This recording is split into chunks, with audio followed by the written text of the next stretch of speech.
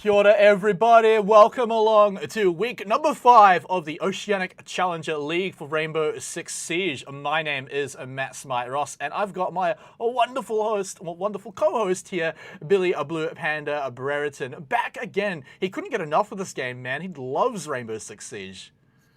Yeah, absolutely. Believe it or not, this isn't even my first cast today. I had one earlier with North America, so I'm doubling down here with a bit of Rainbow Six Siege action. But coming into this week number 5, we've just passed the halfway point, and so far we do have a fairly decent frontrunner. Skyfire looking nigh untouchable, but this week, this is the week they get their first real test of the competition. But there's some big matches on tonight. Yeah, but I mean, look, you're throwing out things like team names here, playoffs, what does that even mean? Well, luckily for anyone that doesn't know what all of this means, we can give you a little refresher on how things work around here with the OCL and how we relate to the OCN. Welcome to Rainbow Six Esports for Oceania in 2021. We're proud to share with you the timeline for our 2021 season and the format of our Oceanic Leagues throughout the year. Through a sustainable approach to the region, we now have 2 clearly defined tiers and a proper flow through from our newly created Oceanic Challenger League to our returning Oceanic Nationals. Both leagues will meet for 3 stages in the year-long season, with participating teams accumulating points based on results from each stage. So how exactly will each stage be played out? We have 8 teams per league, playing single round robin best of ones with overtime. A regular win is rewarded with 3 points, while a loss gives 0. When the 2 teams fight up into overtime, the winner gets 2 points, while the loser gets 1. At the end of each stage, the top 5 teams will qualify into our new Gauntlet format playoffs, while the remainder of the teams will have their placements and points locked in. Playoffs for both OCN and OCL will be best of 3s, with best of 5 grand finals. At the conclusion of each stage, teams will be allocated points based on their final standings.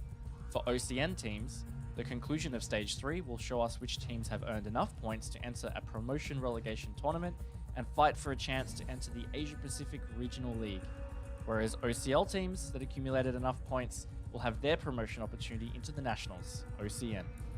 For both OCN and OCL, the top teams from each league will compete in seasonal finals to be held on LAN, where we will crown a champion in each league. This will be a great opportunity to celebrate Rainbow Six Esports in Oceania and come together as a community. We will have more information on these events later this year. Ubisoft's commitment to the growth and sustainability of esports in the Oceanic region is higher than ever, with 2 exciting leagues of 8 teams, broadcasting over 9 months of the year, and direct pathways through to the coveted APAC League and ultimately the 6th Invitational. Opportunities are abundant for players in Oceania.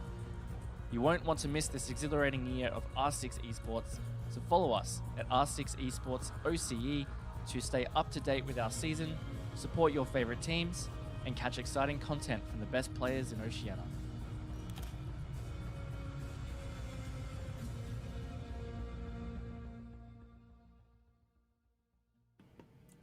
And there we have it. Now everyone should be nice and up to speed with how things work. But you know, Panda, every time I say I'm a big fan of those overtime changes, but this time I'm going to say it in a similar way. I'm actually a big fan of the fact that we've got 3 stages. I think that's another one of my favorite parts, is that if things don't go so well on stage 1, yeah, your points matter, but hey, come back strong in stage 2 and 3. Yeah, I mean, there are certain teams in this competition that I know for a fact that will be treating the rest of the stage as a rebuild phase. They're going to be looking to go into stage 2, stage 3 strong. But this point system, it's something that I've been working with for about 8 months now. I've experienced it in its first iteration over in North America. Such a great format, rewards the teams that work hard and can still bring it back to overtime. So even then, you're not left empty-handed at the moment. So there's a few teams that have got points that way so far. Take their opponents to OT, get some points on the board. One of the teams at the moment who is relying on that a little bit more is the likes of Fury. 1 win, 3 overtime losses. They're still getting points on the board, which means they still have a position to contest for top 4. Yeah, I mean, we'll get into it later, but they've got something crazy like a -3 round differential, losing 3 series. But let's move on before we get into anything else like that, because players and teams, they're not just competing for that position, a good amount of points during stage 1. They're also competing for all of that cash that comes with each stage as well. So here in stage 1, $10,000 all up, but right at the top, first place, almost half of it is up for grabs for whoever snags that one at the end of the playoffs. But it does go all the way down to 5th place as well. So Panda, hey, look, as long as you make the playoffs, then you're at least in the money. I mean, you can say that, but the difference between 1st and 5th is, I mean, 5th you walk away with $100 per player, 1st you walk away with $900, so there is a pretty decent incentive to keep working hard throughout the rest of the season, make it through playoffs, take out 1st place. But that's not just it for the year. That's every single stage for the Oceanic Challenge League. $10,000 over 3 stages, $30,000 in total. That's a decent chunk of change, and that is going to go a long way to keep these guys motivated and pushing forward. Yeah, man. I mean, look, super good to have so much money in the Oceanic esports system. It's always very much appreciated when we get it down here and down under. But look, another thing we've got to appreciate is our list of teams. So let's take a look at them and see how they are all sitting on that leaderboard. Like you mentioned before, Skyfire, untouchable at the top. 4-0, 11 points, and that's a sizable gap from them to 2nd place. Where it gets a little bit closer, you've got Big Dogs, Prolific, Exto Gaming, Fury, and Hackuations, all within 3 points of each other. And then you've got that gap down to 7th and 8th, Pride and Swingsman. But Panda, yeah, my eyes, they've got to be on that 5th and 6th place battle because, like I said, that's where the money ends and that's where playoffs ends. Yeah, I mean, in terms of, I suppose, transitive properties, we've seen Fury beat Exto, which, I mean, realistically would place them a bit higher on the table, but, you know, coming into this, there's no guarantees as to how the season is going to round out. There's a lot still up in the air, but I mean, at the moment, yes, Skyfire are sitting top of the table with 11 points. The big question, though, is can Big Dogs secure a win? If Skyfire lose here in regulation time today and Big Dogs pick up the win, they will be first equal, only being second. Well, actually, not quite first equal, second, but only because of round differential. So Skyfire, yes, they're clear, but they're not safe just yet. Well, all right, so maybe you're teasing me with that untouchable, because Big Dogs, yeah, it looks like they can reach them tonight. That's also going to be a real good battle to watch too. So, I mean, I think we need to talk about the matches that we are going to be seeing because we've been teasing them a little bit and what they might mean for tonight. So let's take a look. First up, we've got Pride versus Exto. So this is definitely a win that both teams are going to need to at least solidify their place or make it to the playoffs. Then you've got Hackuations versus Swingsman. Kind of a similar story, right? Hackuations kind of on the cusp of making it into playoffs, but Swingsman kind of similar to Pride. They really need those points to almost stay alive, right? Then later on, our 3rd and 4th match, Fury versus Prolific, and then, like you were teasing before, Big Dogs versus Skyfire. I mean, I think I can guess, but I'm going to ask anyway. Panda, you got your eyes on a certain match here?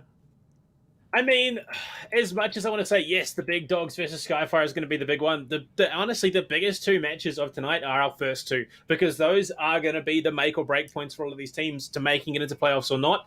So, yeah, they're definitely ones to watch, and I know there are teams that have proved in the past that they are capable of more, but haven't showed up just yet. So that's where they need to be pulling these performances out. Well, I mean, look, you're so keen for those first 2 matches. Let's take a look at the very first one and get things underway. First up, it's going to be Team Pride. Their lineup of Echo, Pluto, Elements, Namni, and Kieran. Now, I know that you've got a bit of a... you like these guys, Panda. You know that they're all mechanically quite gifted. And just as also an update, is that JCZ is going to be subbing in for Echo tonight for Pride. So actually, that's quite big news. Let's talk about that, Panda. What do you make of that one? I mean, JCZ, he's a bit of an unknown quantity. We haven't seen him really play on this roster just yet, but he has been there for a long time with the team, and now he's getting his chance to step in, fill the role that Echo had been filling as that coach/player in this competition. But, I mean, this is a team who, when they play well, play phenomenally well. They can absolutely stomp out any team, I believe, in this competition. Mechanically gifted, while not overly strategically gifted, they have a lot of potential, and they have had lackluster performances on the whole. And, I mean, it sucks to see that so far. Hopefully this could be the week they bounce back. Well, they're going to have to bounce back. against a pretty tough opponent, Panda. It's Team Exto. That's actually Team Us, but Team Exto coming into the battle tonight. Cairo, Tesla, Michi Sawyer, and Geordie. So, like I said, these guys, they do kind of need these points tonight, but they've had some pretty good performances lately. So what do you make of these guys here, Panda? I mean, we've seen steady improvement on the whole from Exeter. Unfortunately, we just didn't get to see last week's matchup due to the fact it was played off stream. And so because of the patch happened, we didn't have the opportunity to go, well, I didn't have the opportunity to go back through the replay and figure out how that went. It was on Coastline, we know that much, and it was 7-3 against Prolific. Coastline. They did some real work. They played at some pretty solid siege from the looks of thing, held Prolific down quite badly. So, I mean, honestly, if that's an indication of the trajectory they're taking, they're looking solid coming into this week. Well, speaking of looking solid, we've got two fine, young, solid gentlemen here in the featured player matchup. It's Kieran versus Kyra. Battle of the K's here. So, taking a look at this one, just a heads up, of course, like you mentioned, Exto Gaming playing off-stream is giving us an extra week we need to calibrate those stats. But hey, look, Kieran's ones are all looking nice and fresh there. So, let's at least talk about those ones, Panda. Yeah, I mean, last week it was an unfortunate match. It was a little disappointing on the whole, honestly, coming out of Pride against Accusations. They had a couple of moments of brilliance. They really just sort of fell flat on Consulate. And, I mean, Accusations were able to play a couple of rounds there in a 4v5. And, in fact, the final round of the map was played out as a 4v5. They actually still won it anyway. Kieran, though, was an anchor for the team, kept them grounded, kept putting up the numbers. As you can see, a 1.29 rating on the whole, 11-7 in the fragging department, was still consistently being involved, trying to keep his team alive for this matchup. So, look, if there's going to be anything that keeps this Pride team moving forward, it's going to be him.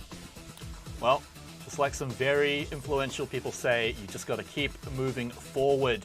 So, we got to keep moving forward ourselves, Pandas. So one last thing we like to do before we jump into the game is find out where we're going to be jumping into the game. And tonight is oh my word, am I actually being treated on my eyeballs today? Coastline is going to be where we're going. I mean, if you don't count the off-stream match, this is the first time we're actually seeing it. I don't think we've seen a team play on it apart from those two games. So this is going to be the first time we put it on the stream, Panda. So Coastline, what's so different about this one? It's not Clubhouse. I mean, this is a map Origin. that it just defaults. You're less relying on the strategic side of things. It becomes about raw gun skill. And if there was any map that was going to enable Pride coming into a matchup, it was going to be this one. This is where they can play those aggressive gunfights. They don't have to worry about going too deep into the strat book. So we could see a pure swing fest coming into the Coastline. Now, in saying that, obviously, Exto, they did beat Prolific on it last week 7-3. And they actually beat down their opponents quite badly in the end. I mean, I think the highest frag count from Prolific by the end of the match was, Tracy, he topped out at 8, and the next highest was 6 on mixes. So, I mean, the boys on Exto went huge. Geordie as well. He went 11-6, so he's right up there with Cairo towards the end of that matchup. But at the moment, there's still a little uncertainty about that. We didn't get to see any of their strats, any of their setups, any of their roam game. So there is some unknown quantities coming into this. Yeah, I mean, it sounds like they crushed it on Coastline, so I'm pretty keen to see what they look like on it. Finally on stream, I think, is going to be the big difference. But, guys, we are just getting the lobby ready. It's taken a little longer than we're used to, so we're going to cut to a quick break. But when we return, we're finally going to go get to Splashdown in Coastline.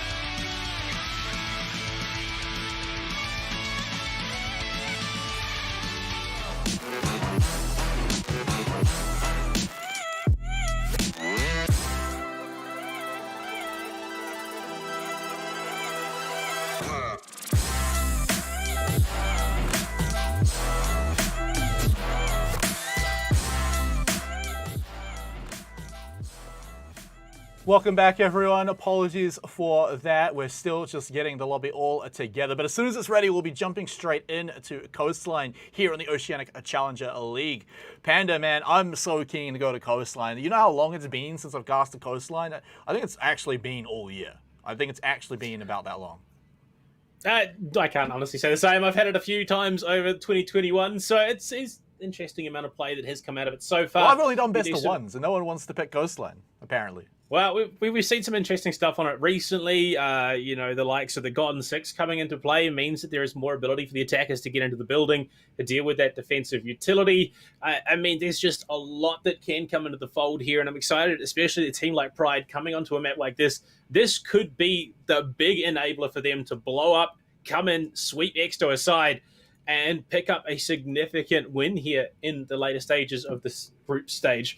But Exto, they've already won it. They've played this already, and they took it 7-3 against Prolific. They're a team who are no slouches in their own right. We've seen the likes of Geordie, the likes of Sawyer go absolutely off when it comes to frags, and this is a map that only augments that fragging potential. So, I mean, operator bans are going to be key. It's going to be interesting to see how they prioritize that roam game because it is such an influential part of this matchup.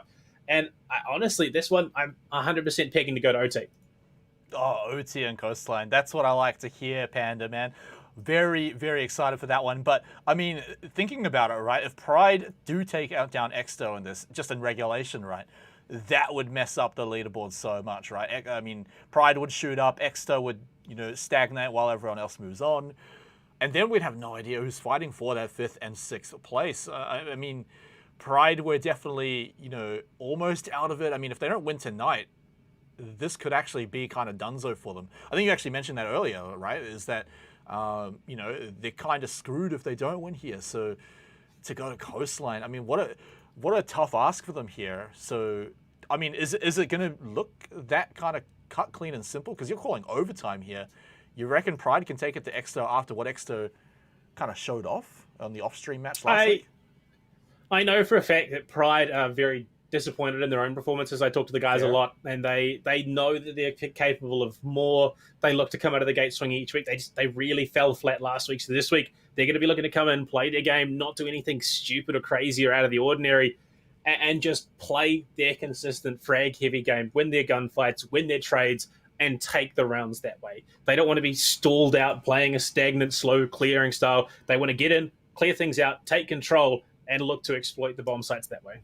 They've got a pretty good map for it too, if you want to go pretty quick and not worry too much about, clearing out all that nonsense utility, then yeah, Coastline's a fairly good map to go to for that one. For Exto though, I mean, their goals tonight, surely it's got to be just crushing this map, right? Obviously, 3 points are going to be, the ultimate goal, but I feel like they want to come in here and make a statement because Exto, I don't think they're a team that wants to be kind of just talk, in the discussion about who's getting into playoffs. They want to be in that kind of top 3 position, maybe even like top 1 or 2. I just don't see a world where they're going to be able to push for top 2 just because of how consistently Skyfire and Big Dogs have been coming into this. Yes, they did take a match away from Big Dogs, but I mean, I've already talked about why that sort of came into effect. They had a sub standing in who'd only scrimmed with them twice. The mental was off. They just weren't prepped coming into it, and Exto had a phenomenal day. So I don't see the likes of Skyfire or Big Dogs dropping another map after today, obviously, given that they're going to be facing off against each other. So I think, Exto, best case scenario, they're looking top 4. Top 5 is just feasible for them. But, I mean, looking at what was banned away, Consulate was banned away immediately by Pride. They don't want to be going back there. It was an embarrassing showing. Enough. I mean, that's the best way to put it. They just were making these big mistakes that Hackies Asians were able to capitalize on.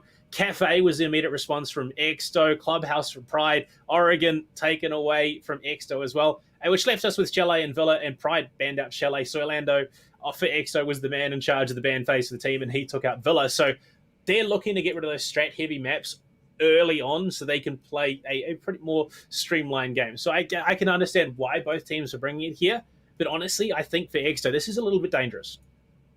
Yeah, I mean, because Exeter is the team with something to really lose here. For Pride, it's everything to gain, right?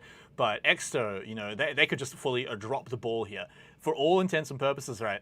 This should just be a week where Exeter comes in, does the usual business, and picks up a dub and gets out of here, 3 points in the bag, right?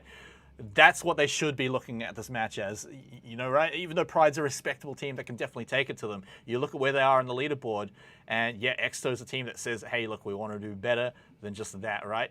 And we've already kind of played a lot of the higher up teams, right? We've got to get these kind of business as usual matches kind of out of the way already. So Pride, unfortunately, is going to be one of those teams. So it's on them. Like I was saying, everything to gain. It's on them to come in and say, hey, look, we're not just a business as usual opponent for you. We need to be a real challenge here. Do you think there's even any worth in them, just cracking into that overtime? Can they be happy with even losing in overtime, even just scoring that 1 point, Billy?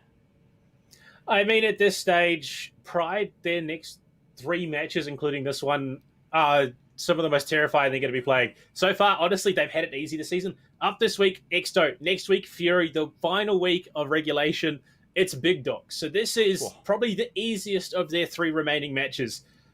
So, I mean, it becomes a question of, do they come into swinging? Do they still continue to push for top 5, knowing that they've got those big, important, top-of-the-table opponents? Or do they say, look, our stage is probably done. They roll over. They just play for a bit of fun, a bit of practice and experience. But I know the guys on Pride. They're not going to take this lying down. They're going to come in, battle it out until the very, very bitter end.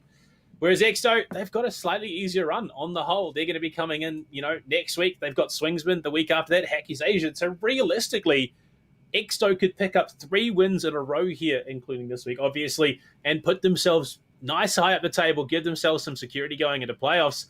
But again, it's still a matter of how this matchup goes, because it still could go either way.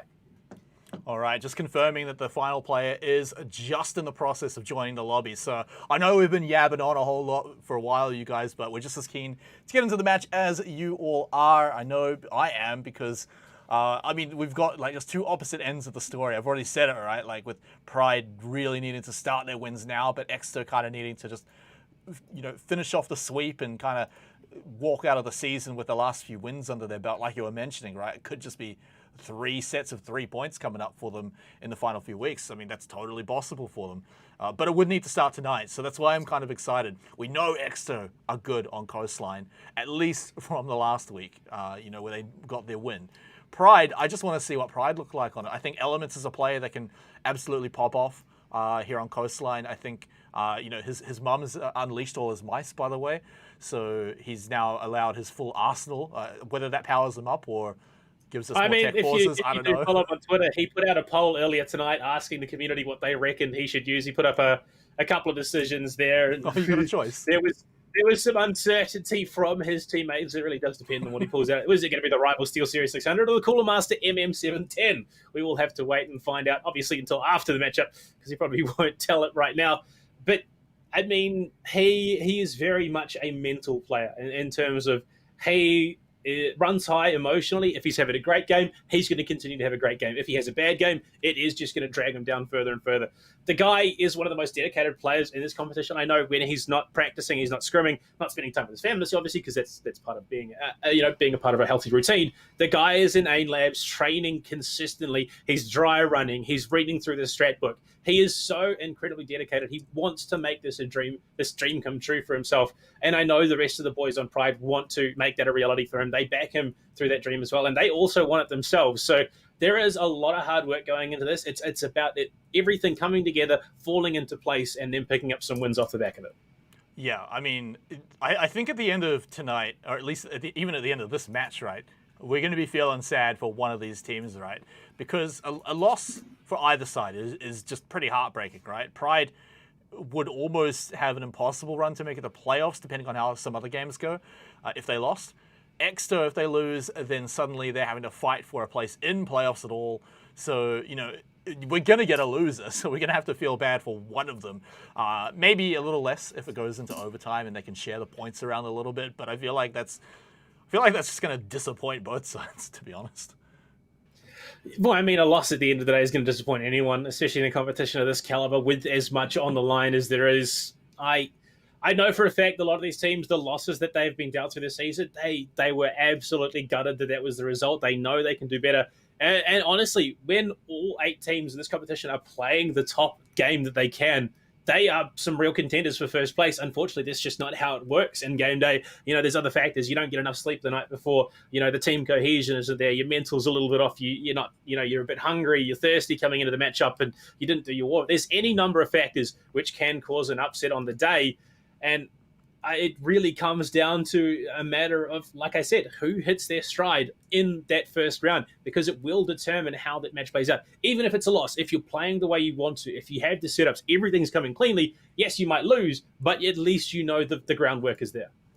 Yeah, I mean, real important for them coming into tonight. I mean, especially considering it's Coastline, right? That's very much going to be a how you're feeling on the night kind of map, right? Where it is quite frag heavy. You can throw a lot of the strategies, not fully in the bin, but a little bit to the side. And, if you're hitting your headshots, then yeah, you are going to be winning Coastline a little bit harder than you would win some other maps, even if you'd be winning them pretty hard, hitting headshots anyway. But man, Coastline, it has been some time since I've seen this map. I'm real keen to see what it looks like lately, because I would have loved to see it last week with Exto coming into it, because we looked at the stats on that one. It looked like a pretty fun game that they managed to pull out. So I'm keen to see what comes out. I'm glad that they do it against Pride too, because like you said, Pride, they're hungry for a win. They've had a few disappointing losses in a row where they just want to come back and kind of, ironically, get a bit of their pride back. Yeah, I mean, on the whole, the Exo boys did have a really, really good showing. 4 of the 5 players went positive throughout the match. I mean, Mitchie was the only one who didn't, and he still went 1-4. And I think that was less a case of him not being involved, more his team taking those kills before he had a chance to get them, and just finding himself in some unfortunate situations. But they're looking capable. They're looking solid. We are just having a couple of issues with Moss. It is a bit of a finicky beast, so it will take a little bit longer for us to get into it. It's Kieran, surprisingly enough, the head-to-head MVP for Exto. Look, sorry, not Exto, for Pride, last week. And I mean, if there was something that was going to potentially upset them, it could be this. And realistically, not these like little things, realistically, it shouldn't be enough to tilt you out of a game, but it's these little things that start to add up throughout a match. Your Moss doesn't work, you get spawn peaked off the bat to start things off in the map, or you get caught in a wall bang. There are little things that do add up and start to chip away at that mental armor of these players. The big catalyst, though, that has to start firing from the get-go is JCZ. He's coming into this. He hasn't been with the team on a game day for, I think, since qualifiers, if I remember correctly. In fact, I believe it was Serge who was there playing for them then as well. So I think this is probably the first real match that JCZ is playing with them. And we saw what happened when, Oblivion came in, played with the big dogs. He'd only scrimmed with them twice. So preparation has to be a big factor in this. I know that the Pride boys will have been scrimming their absolute brains out over the last couple of days to make sure that they are up to scratch with this matchup. But there's still that uncertainty. Yeah, I mean, scrimming as well with the full lineup is going to feel so much better. I mean, you got to imagine the emotional shift they would have as well. Coming in off a few pretty rough losses, they've finally got their full roster back. Now they can say, all right, this is the turning point. This is where it all changes around. We've got the full squad. We can finally go in with the team we planned in 5 weeks ago, which is, it's always such a hard thing to see when, roster issues get in the way of a team performing the best they can. And it may have really hurt Pride in the leaderboard now, but hey, if they can come back in these final few weeks and put on a massive performance with JCZ now on the line, then, I think they can be happy with that, and they can move into the later stages. Maybe they can crack their way into playoffs this stage as well. That's definitely not out of the order, right? You still have 3 games to play. That's 9 points you can rack up. So you can definitely make it up there to at least 5th place. You may have to rely on the results of it on a few other games, but I think Pride, it's kind of the story we've been saying all night, right? Is that if there was ever going to be any change, it had to be tonight, and it would probably only be tonight.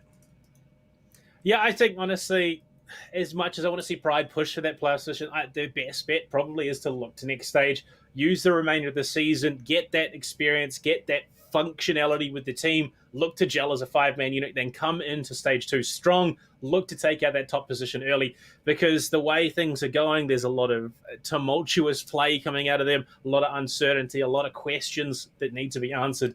And so I think just pushing for playoffs for the rest of the season would be putting undue stress on them, which is just going to cause them mental anguish at the end of the day. So if they take some of that pressure off themselves, say, look, we are what we are at the moment. We are struggling. We're not finding our groove. But if we take this time, look to build as a team, come into stage 2 strong. It's about playing that long game at the end of the day, given, there are no risks of being dropped out of Challenger League until the end of the year when the new promotion tournament does come into effect. So they have that security. They can play that long game and still make it into the promotions for Oceanic Nationals by winning stage 2 and 3. So honestly, that's what I'd be doing. But I know these guys, like I said, they're not going to roll over. They're going to be pushing till the bitter end.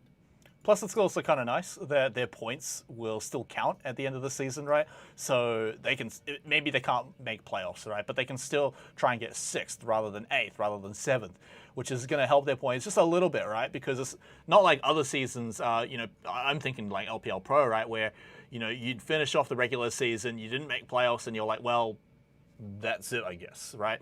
Or even like, that you're not going to make playoffs for the final few weeks, and it kind of kills a bit of drive for some teams. So now that drive is going to be there, we're going to get good matches right until the very end, regardless of if it's like an eighth place team that has no chance of making playoffs.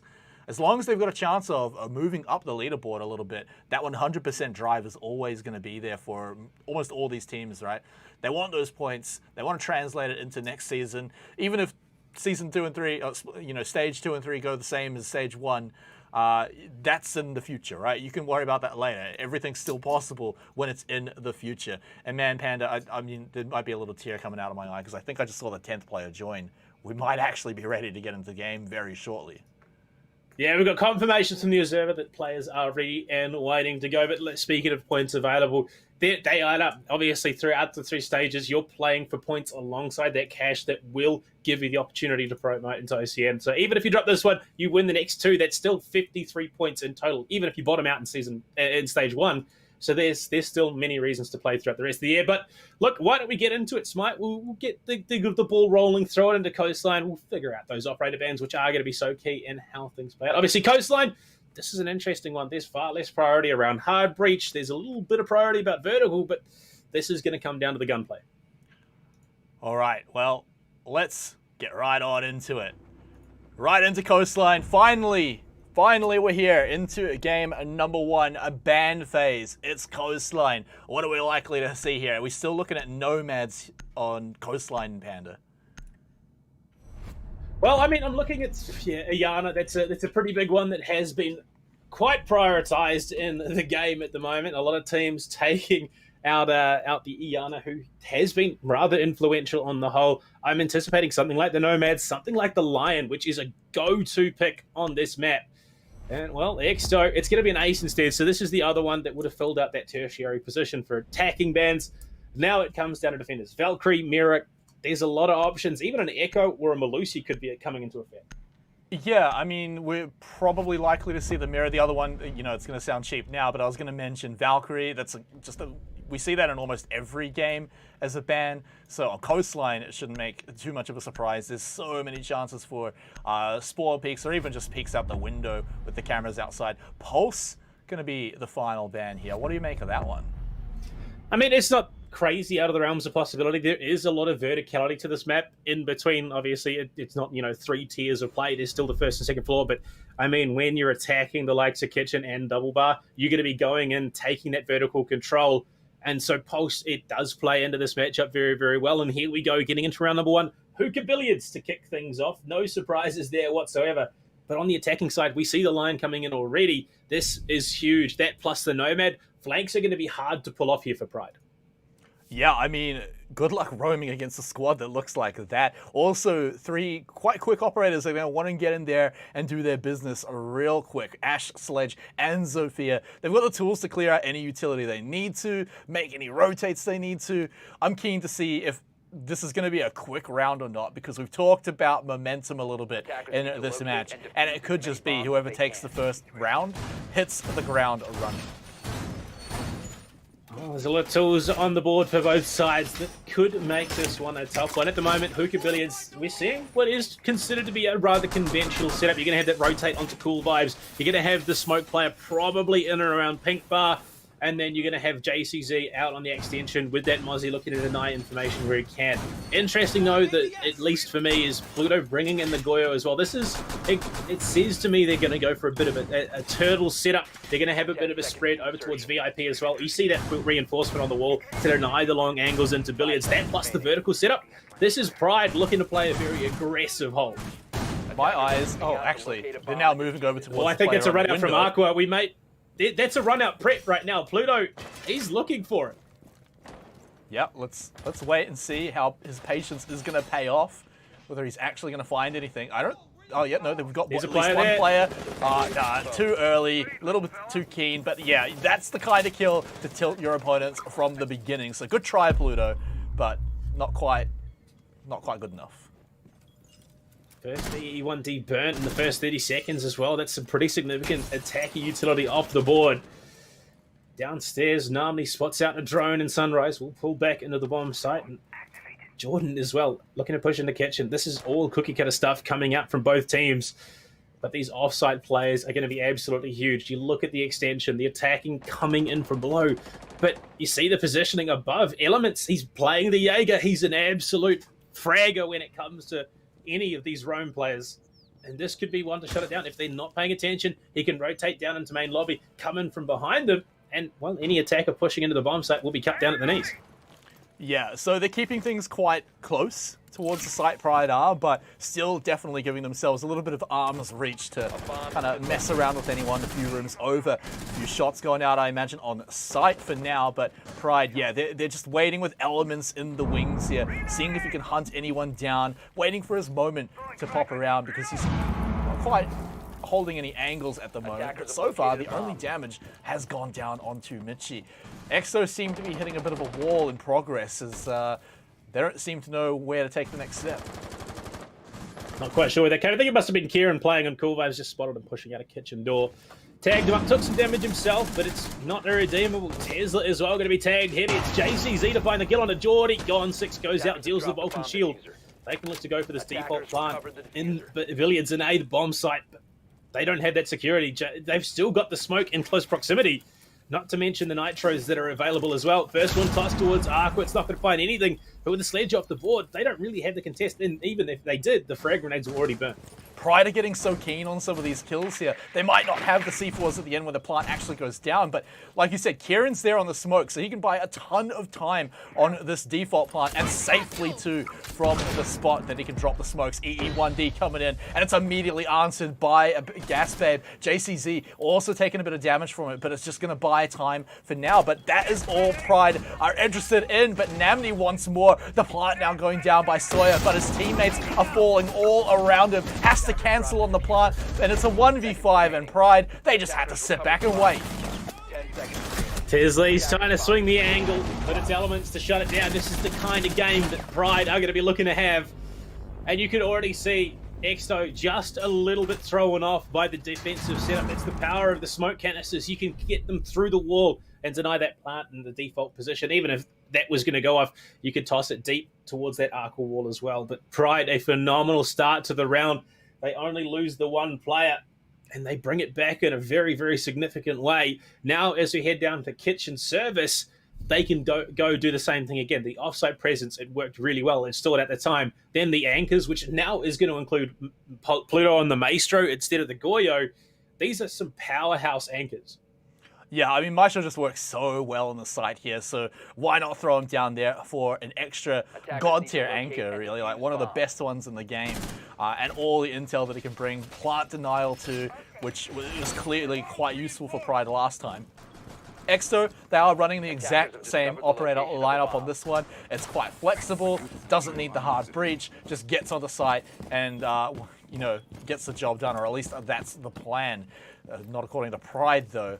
After what we saw in round number 1. They've got so many tools to hold things back here. Plenty of C4 to pick people off. They're able to hold up quite high, even without running a mirror up here. They've got plenty of options to go by, so able to open up the site completely bizarre. I mean, every side Rick spoke to is just going to make a mincemeat, so why not? They've got, again, like you said, the hunkering down kind of lineup, but JCZ is going to be the one that spices it up a little bit. Yeah, I mean, the go-to approach here for Exto, they want to get in, take control of this position that Elements is in now. They need to get control of Penthouse and there to start that vertical pressure up, enable that plant to go down in service because they need to flush out the defenders from those vertical angles. Yeah, this is exactly what we're expecting. They need to catch out Elements here if they can. That's a great way to start things off. Geordie finds the kill. And now they have that freedom to go in and start, oh no, never mind. There's coverage. They have Namni in close proximity. And this is the power of that dual roam setup that we've seen out of Pride time and time again, where Elements falls, Namni can step up, and at the moment, Exto have no guaranteed way to get in concussion throw, and Namni's in a bit of trouble right now, but he's still not out of this gunfight. He can still take out the head cleanly. And that's exactly what he's looking to do. If he can just buy a little bit of time and then get out of it alive, then I think he can kind of call it a little bit worth it. Pluto as well, we've got to talk about him. He's kind of pushed up just a little bit. Actually, no, never mind. I'm reading the X-rays totally wrong. It's just Namni up here alone. And so, yeah, it goes back to what I was saying. Buying all that time, but here comes the flashbangs. Can they keep him out long enough? He just dies before he can even chuck the C4 out, so they do eventually take him down. Half the round burn, Panda. Is that enough for Pride? Well, I mean, now Exo have to start the job up of getting vertical control, breaching charges, and that hammer will be going out, and Pluto and Kieran taking a bit of damage there. Just snaking his way out of the bathroom. Pluto as well, lucky to escape with his life in this situation, which means there's a lot of pressure on JCZ right now. Swinging out, he does take the head cleanly off a Tesla, but it's damage going back his way. All three players remaining on Pride are heavily tagged, but in a game like Rainbow Six Siege, that doesn't mean they're out of it. A clean headshot is enough to win a gunfight, and they still have time to make it happen. JCZ, he's hanging off out quite close to the lobby door, has some sightlines on some of these vertical holds too, but they know that he's down there, so they're just going to rip his head off. Another one will fall. The defenders of Pride, and just JCZ and Pluto now left. It was actually Kieran hiding down there. That was my mistake, but 30 seconds left. Two very tagged up players, like you mentioned. Pluto going to be rotating up to 90, trying to contest that angle across VIP hallway. Does he spot anyone? There's a player in Penthouse, and the shot's going to be there. Tagged in the shoulder, finished off. A 4K in the round. Might even be the full ace if they can find JCZ, who will take down Mitchie as well. A 1v3 situation, plant going down. Nitro Cell tossed towards the floor. It's not enough. Geordie's still alive. He's sprayed from above, and ace coming out for Geordie. Exto take round 2 with style. What a good play to pick up the ace as well. I mean, I don't think we talk about Geordie enough. He had that one really good moment like 2 weeks ago with a double C4, but the man is a solid performer, and when he starts popping off in rounds, that's where Exto really look the strongest. So, Panda, we've had two very strong rounds out from both sides, so I think your prediction of going all the way to overtime, it could be a correct one. Look, both teams have presented strong rounds in the opener here for Coastline, but it's still very early on. And Geordie, bringing something a little bit different, is going to have that 6 pick available. No surprises there, especially given that we are going back to kitchen service. Pluto get a 6 pick off onto the Goyo. So no Maestro this time. It really didn't do much for them. So this one, it does make a lot of sense. Yeah, I mean, if you watched him last round, Pluto was constantly running around on that 3-speed Maestro, trying to get out of every single hole that's being opened up. He was almost useless once the vertical hold was just lost for them. So the swap onto Goyo, clearly they're trying to change something up in there. They're going to be able to hold, I'd say it lets them hold upstairs a little bit longer too. Some of these real long hallways, like you can see here, great spots for the Vulcan shield. So just drop them down there. You can hold this one for ages. And they're already putting a little bit more into the top floor hold than what we saw last round as well. I kind of like this adaptation from Pride because, yeah, once we saw Namni fall, once we saw JCZ, oh, sorry, not JCZ, the Elements fell right after him. That was where things really got into trouble. But Namni, speaking of trouble, steps right out. That's real on the wire, that one. Goes to the dirty pixel angle onto the spawn, but doesn't find anything yet. Standard hold upstairs in theatre here. Elements, at the moment, looks like he might be on his own. Another run-out attempt. I believe that was over towards Aqua, but nothing found just yet. Tesla, so far, fragless. looking to provide that information for the team. He's a great support player, but a great entry as well when he's enabled. Interesting that we see him picking up this role for Exto throughout this stage 1. But you look at that, the setup, the defense is there. Outside of theater this time, it is going to be Elements looking for that angle onto the white window. Does tag up Mitchie. The concussion gets eaten by an ADS as well, so he might still be able to take this gunfight. Upside down rappel is the call, but nothing going for it. And Geordie, again, takes the opener, finds the kill onto Namdi. One of these two key players for Pride off the board. Yeah, well, looking at Namni's position, I think he kind of deserved it. Trying to get a little cheeky there by the door and gets his head popped off, so will not be a contender in this one. So taking a look at where Exto are over on the northeastern side, they're still looking to take that top floor control, get Penthouse, get VIP. I mean, you need to just be able to slam down the floor. Elements, you're living a little longer than last round, but not much longer at all. And it's looking like a repeat of last time, where Exto take control of the top floor and have half the round to play with. Yeah, I mean, this is just clinical stuff coming out of Exto. They're doing their job, clearing up the players, the upstairs presence, and from there they can look to establish vertical control, pinch onto the bomber site, and Pluto. This is a key position that he needs to keep a hold of. There's going to be player walking down white stairs any moment. It will be Cairo on that Ash. I mean, he was the MVP for the team last week, even though we didn't get to see it. Played some phenomenal Siege. Does every week, in fact. Well, droning, they're going to take it a little bit slower. Geordie as well, going for those vertical angle contests, will be tagged up. With a minute left to play, there's no nitro cells. It's all going to come down to gunplay for Pride to win this one out. Yeah, but we know that Exeter are going to start opening up. In fact, the floor is just already open. No one's going to be able to get into service entrance really at all if you're on the Pride side. So Exeter, they've got a nice, easy, simple way to get on in. But again, this wildcard JCC are not going to be around much longer as he gets taken down eventually. Pluto swings one back. EE1D is going to pop on out, and as soon as it's over, he's going to book it out of there, back to the site, try to get through these vertical holes. But oh my word, there's just too many holes to look through. Too many angles to cover here, and now finds himself isolated with an EE1D going out. They have the position to go for the plant, and no nitro cell deny. SMG11 in hand, frag grenade as well, tossed deep into kitchen.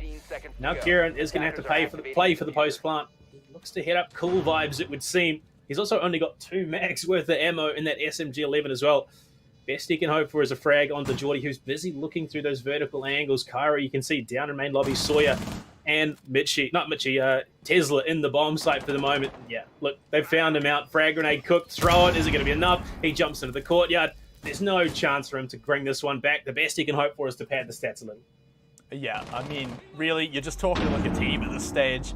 Telling Kieran, get one if you can, because look, 10 seconds left. Diffuse, I don't think he can run to it in time at this point. So yeah, it's just going to be a little bit of a kind of a tactical pause. It's not really a tactical pause where you get to talk about it a little longer with your team. Well, after those 2 rounds, we've seen that Kitchen just isn't the bomb site for the boys here on Pride. They need to go for something a little bit different. But luckily for them, Hookah will now be opened and available. Going into round number 4 from there, they need to ask the question of themselves, what happens if we win Hookah here again? We can't go back to Kitchen. It's just not working. We saw the flash of blue sunrise there, but that might be the answer for them. They're going to be setting themselves up once again. Last time they were on this bomb site, they played it very, very well. They did take some big frags early and were able to establish themselves with a big man advantage. This time around, going into the 6-pick phase, Pluto, does he stick out the frost? Geordie will be going back to his tried and true sledge here. And there we go. Pluto, he's going to be switching off it. I would imagine it's probably going to be the Goyo here again, as it has been working well for them. But no, an Aruni will be coming through. All right, no, that's fair. You know that they're playing reasonably quickly, so you may as well get things like the Sharia gates to slow them down a little bit, and at least give you like that Jaeger-like protection on certain entries, certain windows, and you know, there's a lot of important windows on this side here, so you know, the Aruni makes sense to me. They had a pretty excellent hold last time they were here. It was, you know, flawless, so I imagine they'll be looking to do the same thing again. But last time, Exeter almost exclusively tried to push through Aqua. Anything else that they did, they either didn't do it or it just fell completely flat. And when you've got a smoke player in position, just ready to drop it anytime you try and plant, you need so much time in the round to make that kind of thing work, and they really weren't playing around that much time. What I'm getting to is that if Exeter finds some success just anywhere that's not Aqua, then maybe that could look like a very different round. But Namni, oh man, stop it, man. I mean, that bullet hole is enough to find the frag. He's going to pull off it for the moment, decides better of it, and realizes that maybe the risky play is what is costing them in some of these rounds. Head over towards kitchen, is spotted, or at least heard by a drone. So they know he's there, spray through the window, not going to find anything. It is Geordie outside, ready to go downstairs. Elsewhere on the map, as you can see, Elements on the roam over by this theatre position once again, looking for some big damage if he can find it. Gotta love that 416 carbine. Even though it's getting hit with the nerf hammer in the upcoming patch, that you're still going to look to try and use it to great effect here, and Elements is the player that can do that. Yeah, I don't envy the players that have to relearn that recoil pattern after the change, because that's going to be annoying at the pro level. But I know that these guys certainly will be able to do it. 2 minutes now remain, and Pride, you know, they have not lost anyone just yet. Exto have actually now got a decent foothold, now actually some presence under the site here. This is a difference from last time, so perhaps this is their key to get into the game, into the round again, and take the lead. And continue to hold the lead, because they're currently 2-1. But through these window battles is also where the round can be won. And Geordie, he just scores a complete freebie onto Namni of all people. Well, 3 rounds in a row now where Geordie has claimed that opening frag. It's unfortunate, but it's not impossible to bring back here. They're looking to play those vertical angles. 1.5 minutes already burnt. Oh, just spotted from below, but not quite. Didn't quite make out what he was staring at. There wasn't enough of that helmet, I think, sitting over the side of the couch that he would have been able to find a frag. But for the moment, Mitchie is left absolutely fragless. Spray through is going to give him enough to go off and try and go for that bang through the floor, but nothing found at a JCZ. He's still good for the moment. We head into the final minute, and there are still a lot of tools here for Pride to slow this down. Utility dump. Cairo finds Kieran. JCZ falls. That smoke play that was pivotal last time around is now gone, and the pressure just continues to mount here for Elements and Pluto. Yeah, JCZ dying was bad, but Kieran is so much worse. That's how they just steamrolled around last time with those smoke babes. Now it has to come down to gunplay. Pluto's got to do a lot, but Elements as well. The plant's already going down. They're in the 2v5. We're looking at a very seriously difficult situation. Pluto trying to get the player outside, but will not find him. Geordie will find Elements to clean it up as well. Exto, this time it's them getting a flawless round. That's rough, but I mean, it is Coastline. It is touted to be attacker-sided, so EXO will be having those advantages coming in through here. Be interesting to see what happens once Pride does hit the other side of the coin. Now, though, the question becomes, do they head back to Hookah? And it looks like that is the call that is being made. It's hard to pin down what it was that didn't work from this. Lion has really been a massive disruption factor for the Pride roster. They can't get those flanks off. The way that Exto are utilizing those EE1D callouts, they're positioned around Executes into the bomb site. Executes going for that plant as well. It meant that that post plant was nigh uncontestable there for Elements. So they are reading into this very well. And on the other side, now Pride, they're going to bring a Legion. They're going to bring a Malusi. They're looking to slow down the play themselves, give themselves a bit more room to breathe. Those audio cues as well coming out of the Goom line and the Banshee are not bad by any measure either, but they need to give themselves some breathing room. They've got to be changing up their strategy quite a bit as well, because they 6-picked Kieran off the smoke onto the Malusi. And, you know, Malusi's a great operator. You want her around heaps of times, but smoke is just so pivotal on this site. It's such a powerful denial of the default plant where you can just sit in pink around couches and just basically clip it through the wall. They don't have that this round, and after what we saw last round, they've got to change something up here. And, you know, I thought maybe it would be something crazy like they'll bring a ton of C4, play from below or something, but even that doesn't seem to be looking like the case. If anything, I feel like they're just, you know, with the Legion dropping a few more traps and just hoping to sit back a little bit more. You would imagine it's probably going to be somewhat of a horizontal extension given the lineup that Pride are bringing. They want to play the buffer rooms as well as they can, slow down that push that will be coming inevitably. Especially given that there are direct avenues into the bomb sites from the outside of the building here on Coastline as well. Or frag grenade could have been huge there. I don't think Kieran realizes just how lucky he is to have escaped with his life there in VIP. JCZ as well playing from below. So it's not quite the joint roam, but it is enough that they're in position to potentially go for some refrags here, especially with those impacts. With at least one in hand for Kieran. Could look for the vertical angle, but it's Cairo to open up onto Elements from into main lobby as well. That's rough. You can't be losing players like that. With the drones flooding in, JCZ at least will tag up Mitchie, but they've still lost one of their key fraggers. Yeah, and Elements dying has made JCZ's job a million times harder. He's now got two entrances on one half of the building to watch after now. As you can see, he's flicking between them. They've also got, soft walls between them so they can catch him as he's rotating between them. But speaking of that, JCZ, we thought he was the one being hunted, but he just turns around and gets the frag and stays alive. Can he continue to do so is the question. And he reads them like a book as Cairo tried to sneak up on him as well. I mean, they have been floundering, trying to find that fifth that will round out the Pride roster, and it feels like maybe, just maybe, JCZ is the one that could round things out and give them some real strength coming into the later stages of the group stage as well. But with a minute 20-ish left on the clock, it's a 4 versus 3. They've got the man count advantage for the first time in a long while. So Pride, they need to keep a hold of it. They need to win their upcoming gunfights. They need to clear out these drones as well, deny that potential information. Tesla is the only one with drones. Now he's only got the one left, and he is one of the healthier players on this Exto roster. And with those EE1Ds, he's going to need to be providing some Overwatch and some coverage. Frag grenade goes out, but it's a little bit long-armed, a little bit undercooked there. Jordy missing out on a massive opportunity onto Nam. We still have 3 EE1Ds left, by the way, but Sawyer is going to get taken out. Jordy as well. JCZ, he wants a little bit of that ace action as well as he's picked up his quad. He's just going to hunt down for Tesla, wishing he had an EE1D of his own. Tesla sends it back onto Namni, but quickly traded by Pluto, who steals the ace away.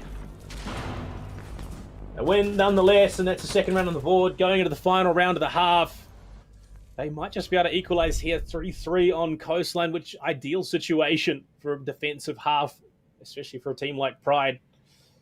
Now, though, the question, there we go. The answer is there. Blue Sunrise, it seems, is the call. And the Elements, he's not wrong. JCZ, that was a massive 4K, just clicking heads, taking names.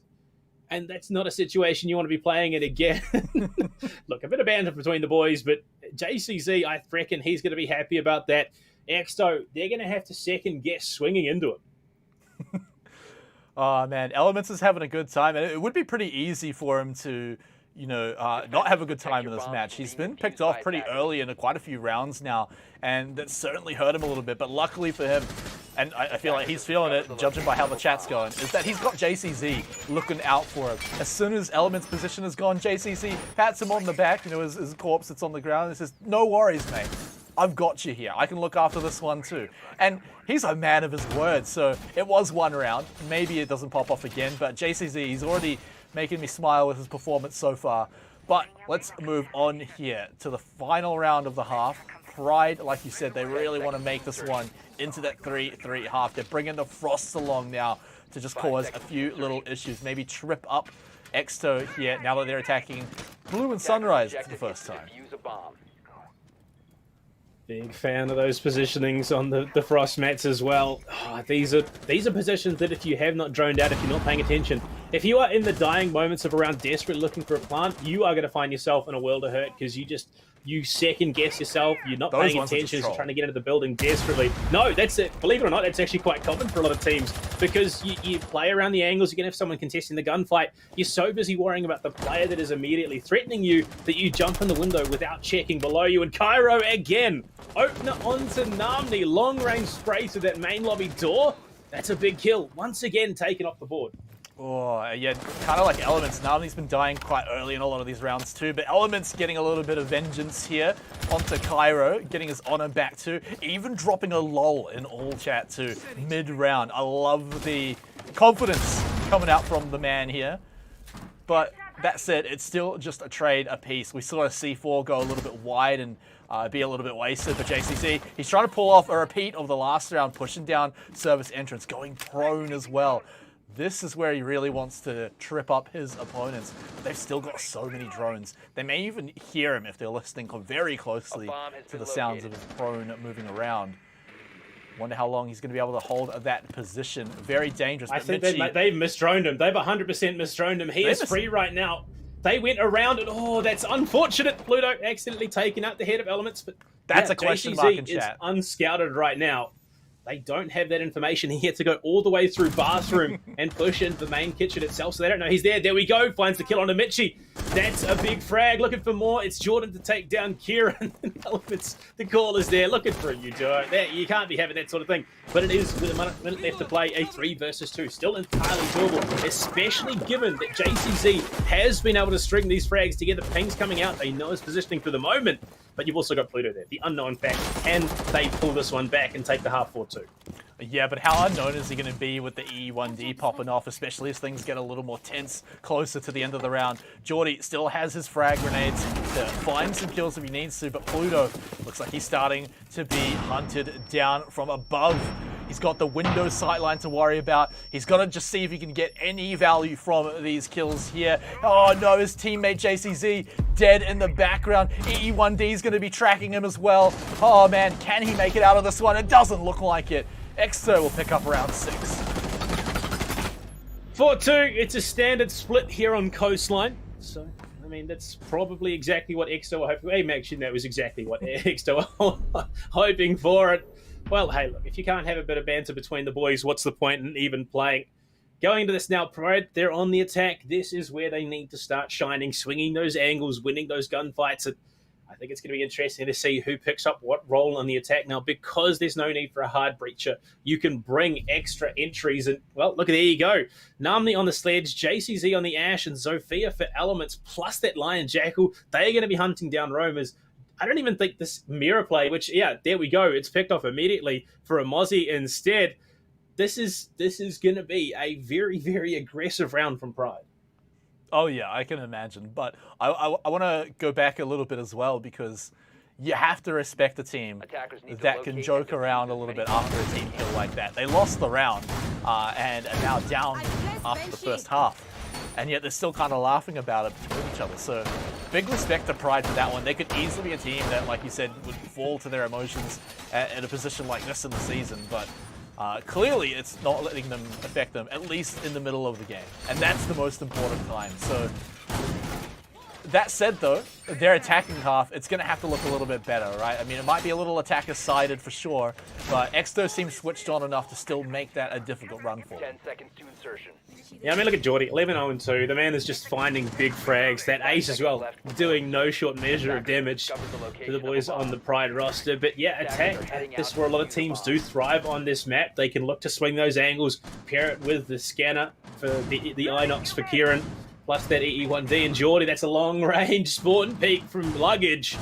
Can he find anything? It doesn't look like it. Don't think anyone's going to be sporting over there for the minute. So, unfortunately, a missed opportunity.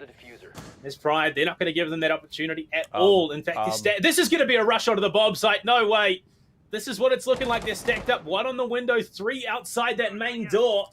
And E1D comes out. There we go. Explosion onto the bomb site behind the chassis. Tesla finds a kill on Kieran. This is looking a bit bleak. Smoke canister as well deters them. So unfortunately, it's not going to be clean cut. They will be deterred for the moment, but they've got time to come back. That was the, for lack of a better word, limpest rush I've seen for a while. They immediately faltered. They have managed to trade one back. It's on the Sawyer, the smoke player too, so pretty big value. Another one will fall though, and that's going to be Tesla on the Aruni. So this diffuser might be in a bit of a tricky spot, but I mean, hey, they're fragging back, so they might be able to pick it up at the end. Well, JCZ still here in full force, takes out the Nitro that Mitchie almost nailed onto him. Geordie going to find the kill onto Namni. JCZ does get wall banged out by Mitchie as well, so it's now in the hands of Elements on this Sophia. Doesn't have any impacts to deal with that Banshee in the hallway, so positioning will be given away almost immediately as he steps out to try and push in towards the bomb site. But with 1:30, they might have the information to bring this one out, and Elements is, ooh, okay, a little bit eager on the trigger, pulls it. He's just trying to bait someone to swing the angle. Almost. I think Mitchie almost gave into that swing, but not for the moment. Elements, he's got time. I think he's just going to play it a little bit slow. Look to burn down the clock, talk with the team, and figure out how they approach round number 8. And even saying that, there's still time that he could flood onto the bomb site and find those 3 frags quickly. Yeah, I mean, maybe he's like a little over-worrying about the Banshee for sure. It's annoying, but you know, a 1v3, not the most impossible clutch to make, but still very hard, as Mitchie proves. So, oh, come on, man. The guy's 1v3 and you're doing this to him. Why not, though? Practice the bullet holes. Always valuable to pull off. But yeah, I mean, a pretty rough one for them. I'm not sure what the plan was with the rush, right? I mean, they know they're going into things like smoke, plenty of operators that have got C4. It's going to be dangerous kind of no matter what happens, right? So perhaps they thought they had the time advantage, but I'm not sure they even really droned it out enough, or maybe the call for Exeter to regroup was quick. It just, yeah, it completely fell flat for Pride. And it's not quite quick enough on the trigger, but at the moment, we're going to be heading down to Kitchen for Exto's second round of defense here. Pluto sitting with the Dockerbeat, and they're running that dual soft breach and the Buck and the Sledge as well. So they're going to be looking to play a very, very vert-heavy game, get in control of Penthouse and VIP, start to flush out those defensive positions. Well, Exto, they're going to have to be playing a very, very competent roam game because you're going to be wanting to contest up towards theatre. You want to slow down the attacking side as much as you can. I think this might be a little bit of why we saw Pulse banned out in that ban phase. You want to deny that vertical information. He's so great on a Kitchen defense. There's still a couple of Nitro cells on the board for Exto, but in the overwhelming face of a Bucket of Sledge, I think you're not going to have time or reaction speed to actually go for that play. Yeah, also because I imagine Pluto is going to be popping that logic bomb at certain points, perhaps when the floor is extremely open, to really catch you out, right? Like, you're going to be constantly heard. They'll be able to find the angle on you. They may also use it, of course, to hunt down some of these pesky aromas that are moving a little further away from the site than is usually seen. Cairo pretty far away, but he has the option to rotate back in. But that's two very annoying Sharia gates down the hall outside Sunrise. So interesting position for Sawyer. He has a very good way to back out of trouble if trouble does come his way. Oh, well, we'll have to wait and see. This roam game has been quite impactful for Exo so far. That offside presence is always going to be a nuisance. It's always time that has to be wasted for Pride to flush it out, those defensive positions. But they get control of Sunrise. They're looking to get control of this entire western side of the building, and they've pushed in one in Sunroom. Is going to be Tesla, it would seem. Not Smitchy, sorry. They look similar, but not quite the same. Oh, ring. First logic bomb out, and he's going to deal with it. This could be brutal if they push in, but Elements has his number. They know there's someone there. In fact, it looks like there's a drone in the room even. The pings are coming out. Elements has to win this into an M59. He has to be straight to the head. Otherwise, they are going to find themselves in real trouble. There we go. Concussion in, and Pluto's the one chasing him down. SMG-12, in fact, the one to find that frag. They spot the hatches open. He's going to try and pick up the cams as well. That's big. And no one there to capitalize. Might even see that drop down white stairs, but now Pride have cams.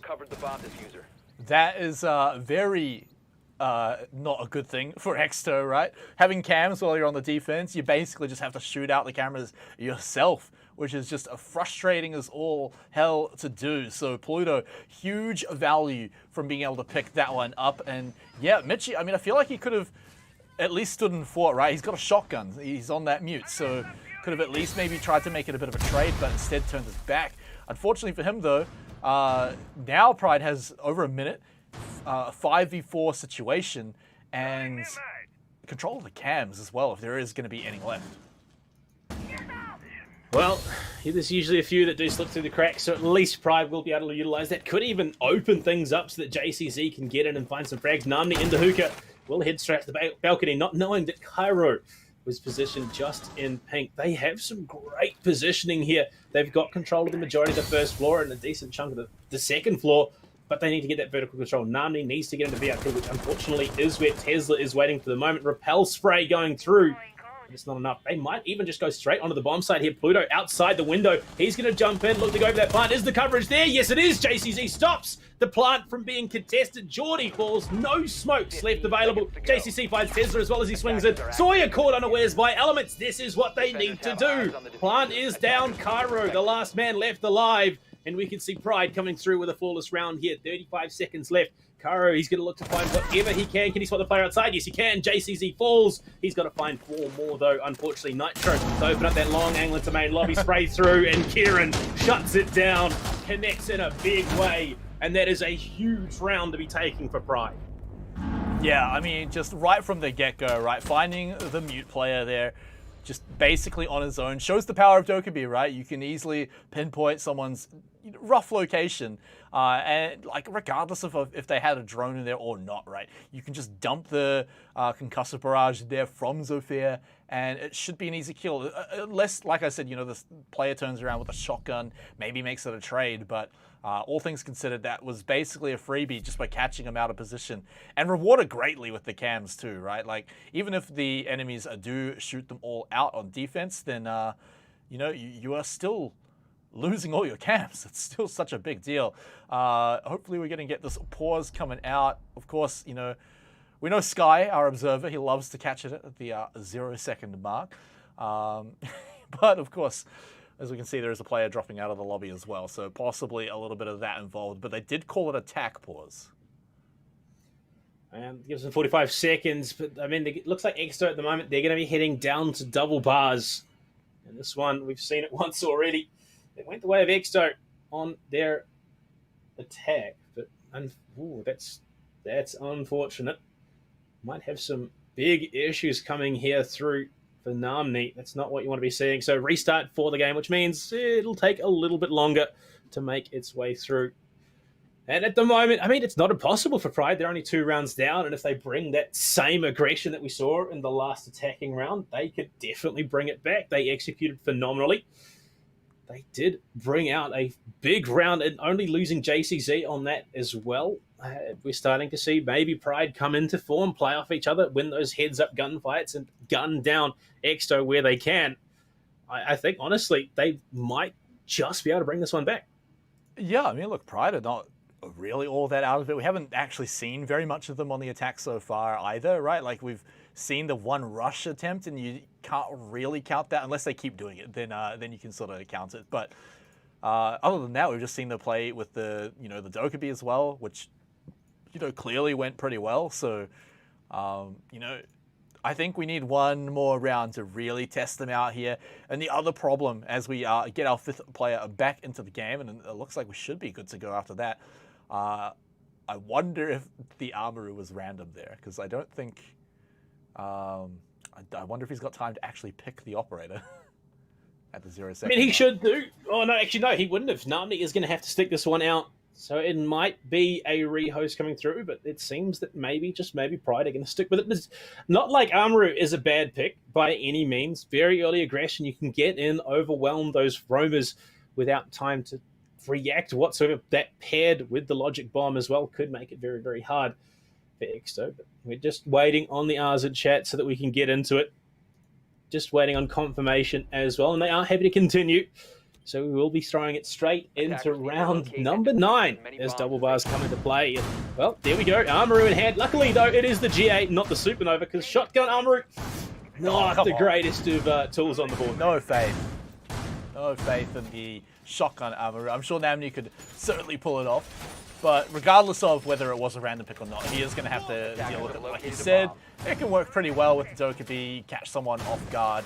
The Exto should be, aware enough that it's going to be a thing.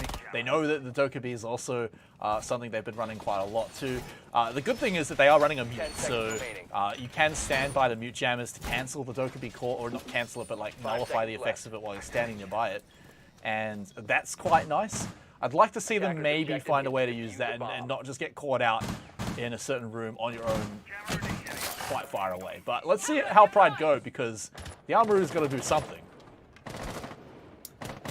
Well, the question is, where do we see the Gara hook going? It looks like, no, it's just going to be a standard repel. Might even just throw it straight to luggage.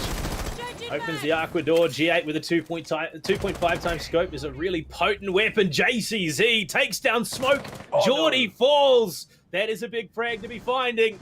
And this could blow the round wide open. Aggressive spawn peek with the SMG-11 from Sunrise window. That is not the play. Namni will be dropped, but he's entirely retrievable. They do have Kieran in proximity to go for it. JCZ with a second. This man is going off. Yeah, he's just finding the shots from downtown. Both SAS players are now taken off for Exto. That's a fairly big deal. Even Cairo can't really believe it. But 3 members are left for Exto to pull off a big defense here. Tesla's got the first, a big job on him as double doors now open. He's already going to have to fall back. The drones are now starting to swarm him. They know his position. He's just going to have to hope he can win the shot. Oh, just barely gets out. JCZ, though, has got his teammate in return.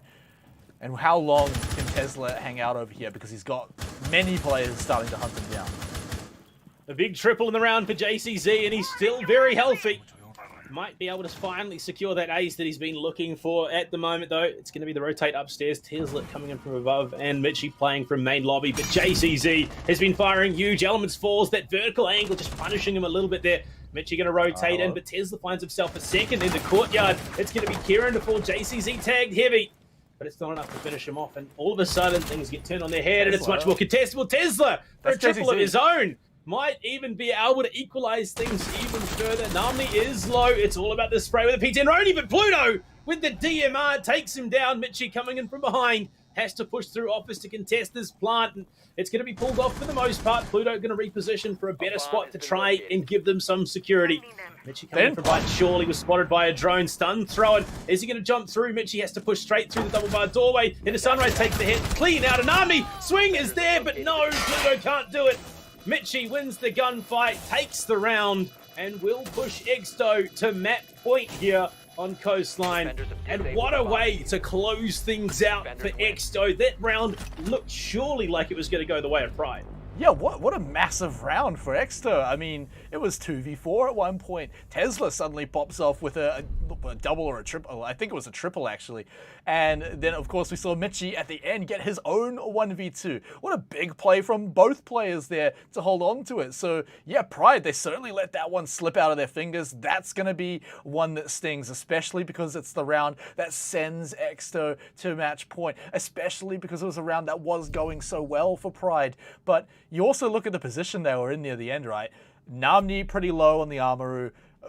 You know, Dokkaebi in close range, pretty rough with the DMR, unless, you know, you've gone back in time and got the C7Z, but that's unfortunate because not going to be pulling that one out again. But yeah, look, EXO cracking themselves on to match point. They've already got themselves at 1 point just for making it to overtime. But they've got to be feeling the momentum now. And we talked about momentum being a big thing in this game. I think this is where it should have the most effect. I think Cairo was trying to shout out the old Brad Rat from Exto, the owner of the org. But that is not at all his Twitter tag. Not even in the slightest. Points for trying. Hey, look, he got the Brad bit right in the Exto. That's about it. But coming into this Exto, they're going to be going back to the tried and true. Hookah Billiards has worked for them. In fact, they have only lost this bomb site once. Twice. They're 2 for 2, sorry. My bad. First in round number 1, second in round number 5. But the last time they were here, their win before this one, it was a flawless in round number 4. So they have looked solid.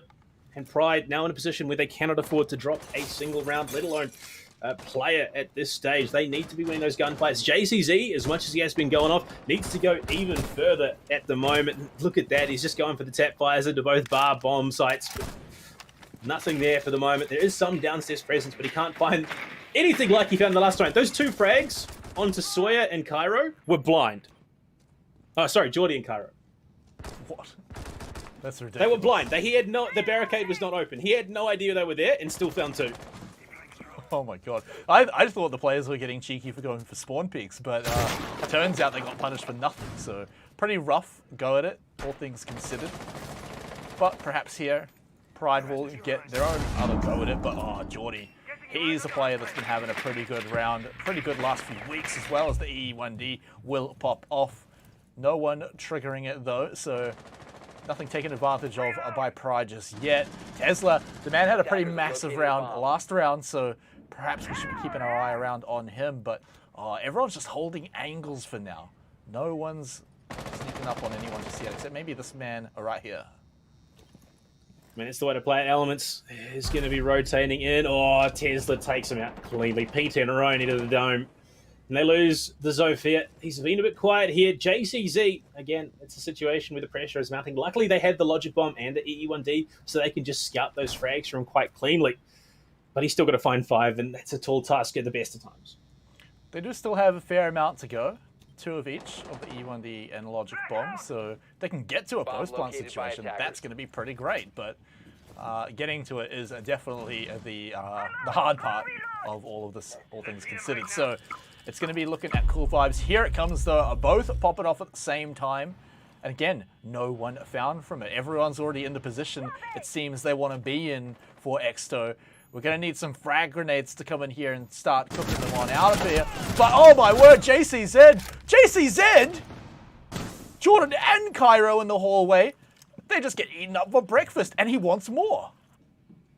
He lines him up, knocks him down. They lose the Mute and the Mozzie Nitros. Key Nitros off the board. And this is the best spot that Pride have been in for a while. They go for the Logic Bomb.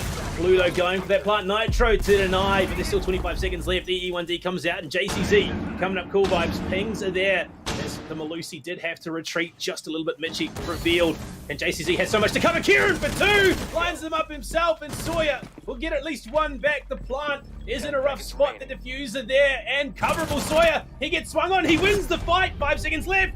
Kieran saves it with a big triple. Just pulling it back from the brink there at the end of round number 10. Pride are not out of it yet. All JCZ on that one here. I mean, that just double kill in the kitchen hall. What on earth was that? He didn't even... He was the one that got surprised by them. He swung out and was like, oh my god, I've got to deal with these guys now. And somehow picked up both of them without either of them really considering that he would be right there. Massive pickup for the man. We said he had to go big, and it certainly helped. Of course, the rest of his team glued the rest of that round together, but would not have been possible without that man bringing them back. That's one round down that they needed to get in a row, Panda, but they still need another two. Going to Hooker and Billiards again. The change that I'm seeing here is Capital. Attackers need to locate and defuse as many bombs. Yeah, it was something that Echo played when he was playing with the team now. It's Pluto to pick it up, and it's such a great pick, especially with a bomb site like this. No Wemite or Jaeger on the board. So this could be absolutely deadly. They've got no way to deny the asphyxiating bolts or those smoke bolts either.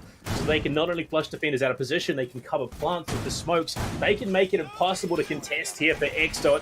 Big fan of this pickup. The Docker Beers did a little bit of work for them, but not nearly as much as a potential Capital pick could do. That paired with the EE1D, it almost guarantees that someone's going to fry it. As they go into this, there's 2 rounds now. Pride have proved they can pull it back from the brink, but can they do it 2 more times? 4 C4s in the hands of Exto Gaming. Absolutely wanting to play vertically here on the Hookah and Billiards. JCZ, this man, I mean, he's making a habit of shooting his windows, and you can definitely see why after picking up those frags before. And just in general on how people have been playing. But very quick to make his way onto the side, onto the building. Would definitely want this position underneath. He wants to get blue and then Sunrise. But I'm imagining Exto are not going to be making that easy. He's also got someone else on the ground floor over on the other side who could very much come and flank him.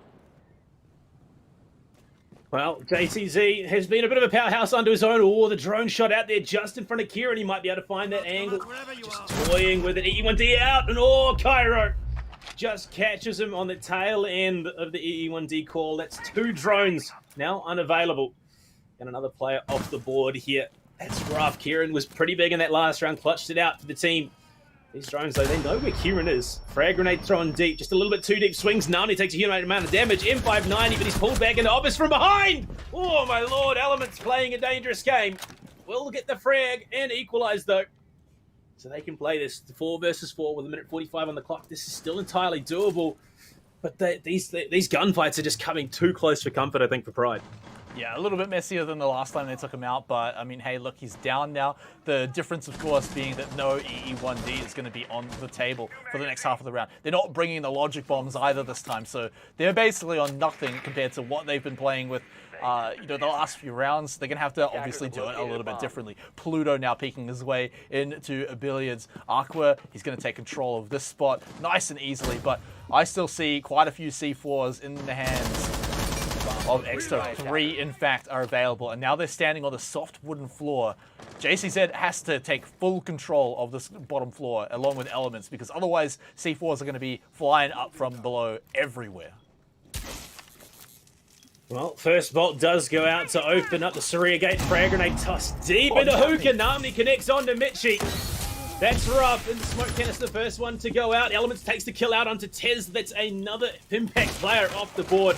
Now it's just down to the one Nitro and the two toxic canisters for Sawyer. Can he find anything? Spray goes out, but Namni, he hits the head and brings it down to a 1v4. Geordie with a deep Nitro's going to find the kill on the Pluto, but he's done his job. Namni dropped as well. JCC, he's going to fall. It's all of a sudden a 1v1. Elements has to go here. Huge here. Pre-fire from Cool Vibes. They know where Geordie is. And it's going to be a big kill there from Elements. Closes out round number 11 and takes us to the full regulation time here. If they win this, they get another chance to win this map. But if they lose, Exo take the full 3. Man, Pride, one step away from denying Exto some much needed points here. Even denying it by 1, taking it from 3 points down to 2 just by making it to overtime would be quite devastating for them. Pride would also really like that 1 point down there, but I imagine the only thing on their mind right now is winning in overtime, and I wouldn't have it any other way. The first step of that, though, is of course going to be actually getting there in this final regulation round, and our Exo gonna pull out anything too tricky. The Rook here for the Rook armor is certainly an interesting one, to say the least, because I imagine they're just looking to win these gunfights, and that extra armor is going to help a lot. That extra resilience in these gunfights, it does make a lot of sense. Geordie, he's been quite quiet in the second half of the match, and last time we were here on Kitchen, it was Pride that won it out. They went massive.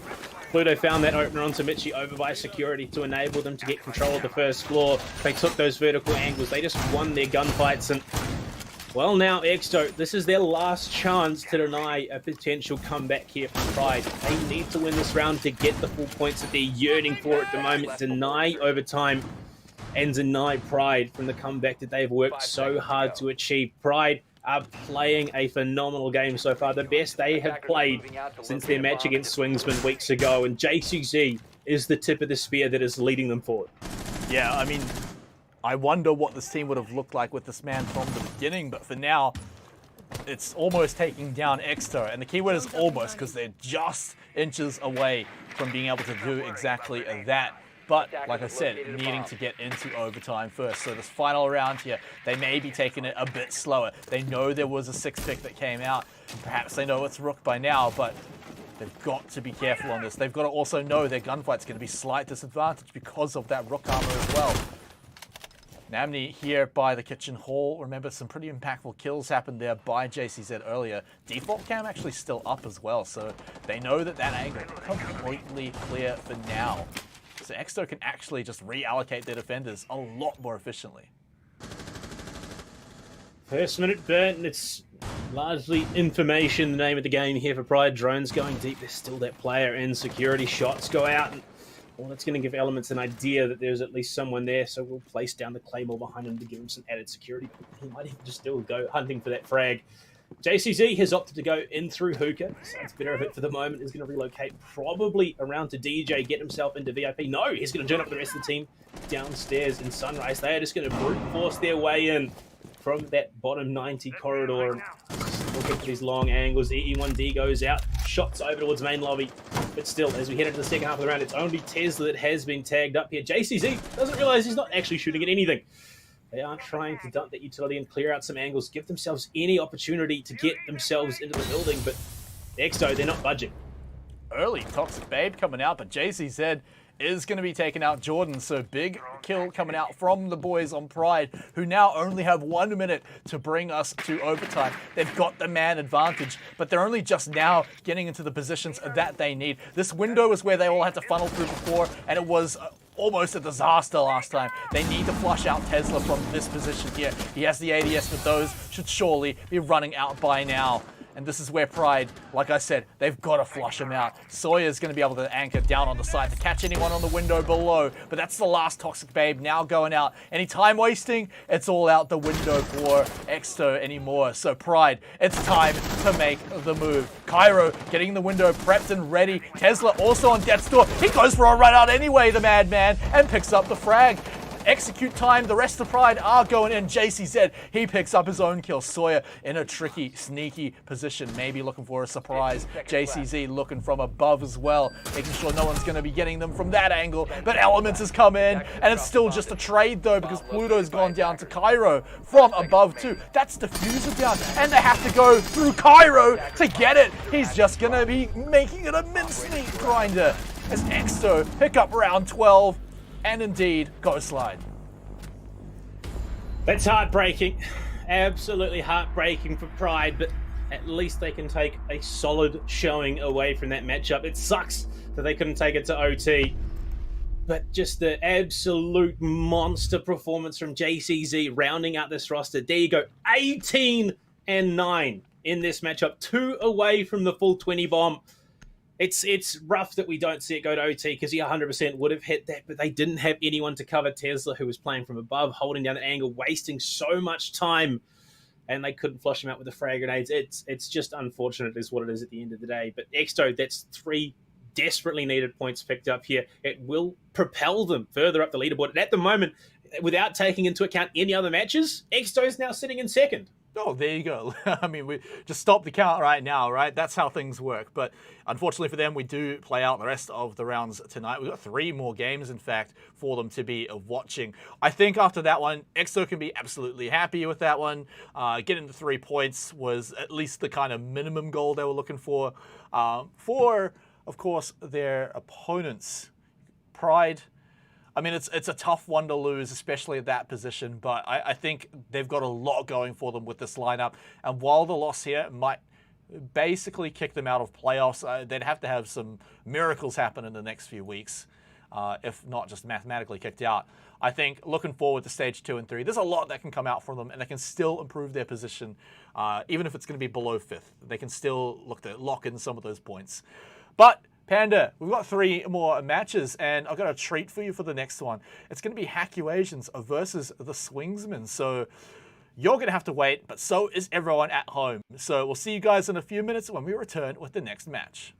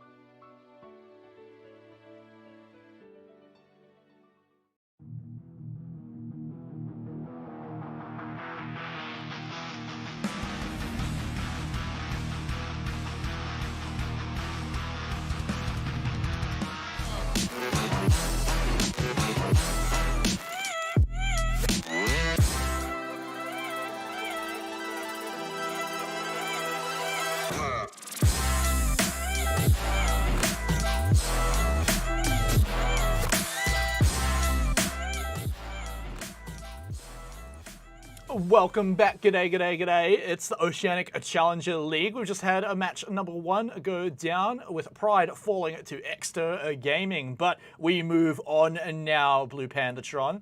We move on to the next match, Hack You Asians versus the Swingsmen. I mean, look, what do you think about this one? I mean, look, we're coming into a matchup which is, Hack You Asians, they versed Pride last week. Unfortunately, we couldn't see that level of showing out of Pride then, but it gives you hope now. But Pride, they did push Hack You Asians a little bit. Hack You Asians had some unfortunate circumstances in that consular map. Raindrops struggling to stay in the server for the most part. And then on the other side of that docket, you've got Swingsmen who are a bit of a wild card. They sort of have been all over the place. They went 7-4 against Skyfire last week, which, I mean, it's top of the table. That's no slouch performance either. So both these teams, they're coming in. It's a matchup of 6th versus 8th. Hack You Asians have picked up one more win than their counterparts in this matchup at the moment. But Swingsmen, they've been taking some big rounds off some big opponents. Yeah, I think there's a lot of promise for them, but here's where they have to make it actually work and complete the win. But let's take a deeper dive here into the teams. So first up, we've got Hack You Asians, led up by Pika, Raindrops, Wazoo, Tester, and Zane. These guys, they've been up and they've been down, Panda, but what do they look like when they're up? Well, I mean, they took a big win against Fury in week number 1, 8-7 on Cafe Dostoevsky. The fact that they've been able to then, they went 3 rounds against the big dogs. They also, they got a little bit monstered by Donut, let's be honest, but they also took that win against Pride last weekend. The final couple of rounds were 4v5, so they have had some pretty solid showings. Again, another team that has yet to hit their full potential, but they still have some solid showings in the process of getting there. Again, it's definitely a situation I'm keen to see what they play like when they are peaking, but we have yet to get there. Well, their opponents, the Swingsmen, are also looking to escape the bottom of the table here. Jeff, man, I just got one of the bingos. Jeff, Kage, Mackenzie, Kinsey, and Lonely Fan's going to be the men for the Swingsmen. So, look, Panda, they definitely need these points here. So how do they get them against the Hack You Asians with this lineup? Well, I mean, we've seen a couple of different iterations of this roster in terms of who shows up on the day. Usually it's Jeff, who is just a phenomenal player so far for this roster. Sometimes it'll be Lonely, sometimes it'll be Kinsey who steps up there to match him and that level of intensity. Last week it was Kinsey. He went pretty well, didn't quite match up to the man in charge himself. But if we throw it over to that head-to-head matchup, these two players that I've particularly chosen because of how they approach the match. You've got Raindrops who, despite dropping out for 2 rounds last week, still went 8-3 with a 1.38 rating on the whole. 2-0 in entries, 90% cost throughout the entire map, which was the highest of last week. But Jeff, he's no slouch in his own right, 1.16 at 1210 KD, 64% cost and a 2 on entry. But the big thing is, so Jeff in week number 1 went 4-9 in terms of kill deaths. Over the last 3 weeks, he's gone something crazy like 44-29. So has been just putting up the big numbers. Double digits hit in every week for the last 3 weeks and has been towing his team behind him to the point where they are starting to step up to match him. So if the team can come in this matchup, step up to the point that he's been bringing to every single week, I definitely believe Swingsman can take this. I mean, I really hope it does get down to that 1v1. I mean, seeing Rain versus Jeff in a 1v1 situation, let's even put them in overtime and, a retake situation. I mean, I really want to see that because these are two very capable players. You put a gun in their hand and, that's actually just what the team's plan is a lot of the time. Put a gun in their hand and just say, all right, go get some big numbers. I mean, especially Jeff. When you look at his main operators, Lion, Vigil, the man just wants to hunt people down. And, I mean, can you blame him, really? I think that was specifically because of the strategy that Skyfire brought last week. They target banned him out, Iana and Mute, with the 2 bans that they opted for, specifically targeting him out because they are the 2 operators that he plays the most on his respective sites. I mean, the fact that they were on Cafe, of all places, and they shut him down in such a significant way, I think that maybe if Hack You Asians, go for that same approach, target ban him out again, because he is such a key figure in how these play out, it makes it that much harder for him to pull off. He struggled when he was on the Valkyrie. He played a couple of other operators here and there. but unless he's playing the likes of the Mute, the likes of the Iana, or even the Maverick if it's available, it's just puts him in that out of his comfort zone, and he doesn't quite know what to do. Well, you did mention Cafe in there somewhere, so I think that's a fine point to turn over to our map pick tonight, which is going to be a Cafe for this matchup between the Swingsman and Hakuation. So how do you make that one up? Because you said that there were a few bans that went Jeff's way, when they went to this map. So if you're banning out against this guy, what are you doing? Well, I mean, look, it's interesting to have a look back at the bans. So Chalet, Oregon, and Consulate were the 3 maps, that were banned out by the Swingsman. I think purely off of the performance that Accusations had last week on Consulate, that was the reason that was targeted. And Oregon it really hasn't been a map that works phenomenally well for the Swingsman so far. They've been taken there a few times and, well, quite honestly, beaten up quite badly on the whole. But you look at Accusations, Villa, Clubhouse, and Coastline taken away. They want to play a very strategic game. And given, Clubhouse and Coastline, they're not overly strat intensive. You can just rely on your gunplay more than anything. That's why we see that coming. Cafe, you need to be playing with a decent strat book. They need to be coming into this prepped and ready to go. And I wouldn't be surprised if we see some more target bans coming out. Yeah, I mean, the ban phase actually is going to be quite interesting because you've got a lot of operators who have kind of been popping up as almost must bans, right? We see Mirror and Valkyrie banned like almost more than anyone else throughout the season. On attack now, you're getting Iana being banned out. That one's, I imagine, going to stick around as a ban, particularly on a map like Cafe, where just dropping into the hatch with your hologram is just unbelievably valuable, right? So I definitely predict that one being banned out, but it says, like, what is a team going to sacrifice to give a target ban out, right? You want to target a certain player and they're not playing something like Iana, then, are you giving up the Iana ban to throw that out? Is it worth it in this match?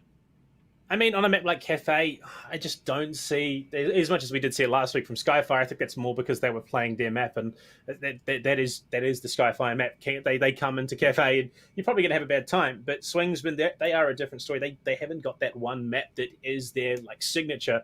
So I think, honestly, Accusations, they could get away with a couple of target bans, but on a map like Cafe, your defaults are pretty much going to be probably a Nomad, something like that, a Thatcher, because just teams seem to default that way, Valkyrie, and then potentially a Cade, Malusi, Wemai even to round things out. So I don't think we're going to see anything too crazy in terms of target bans. As much as it did cripple Jeff, he still topped the leaderboard for his team in the fragging department. In fact, was tied for the most kills with Dragos in the server at the end. In fact, he only had 1 kill more than Dragos by the end of the match. So as much as teams have tried to shut him down, he can still bounce back. He still does have a reasonably deep operator pool.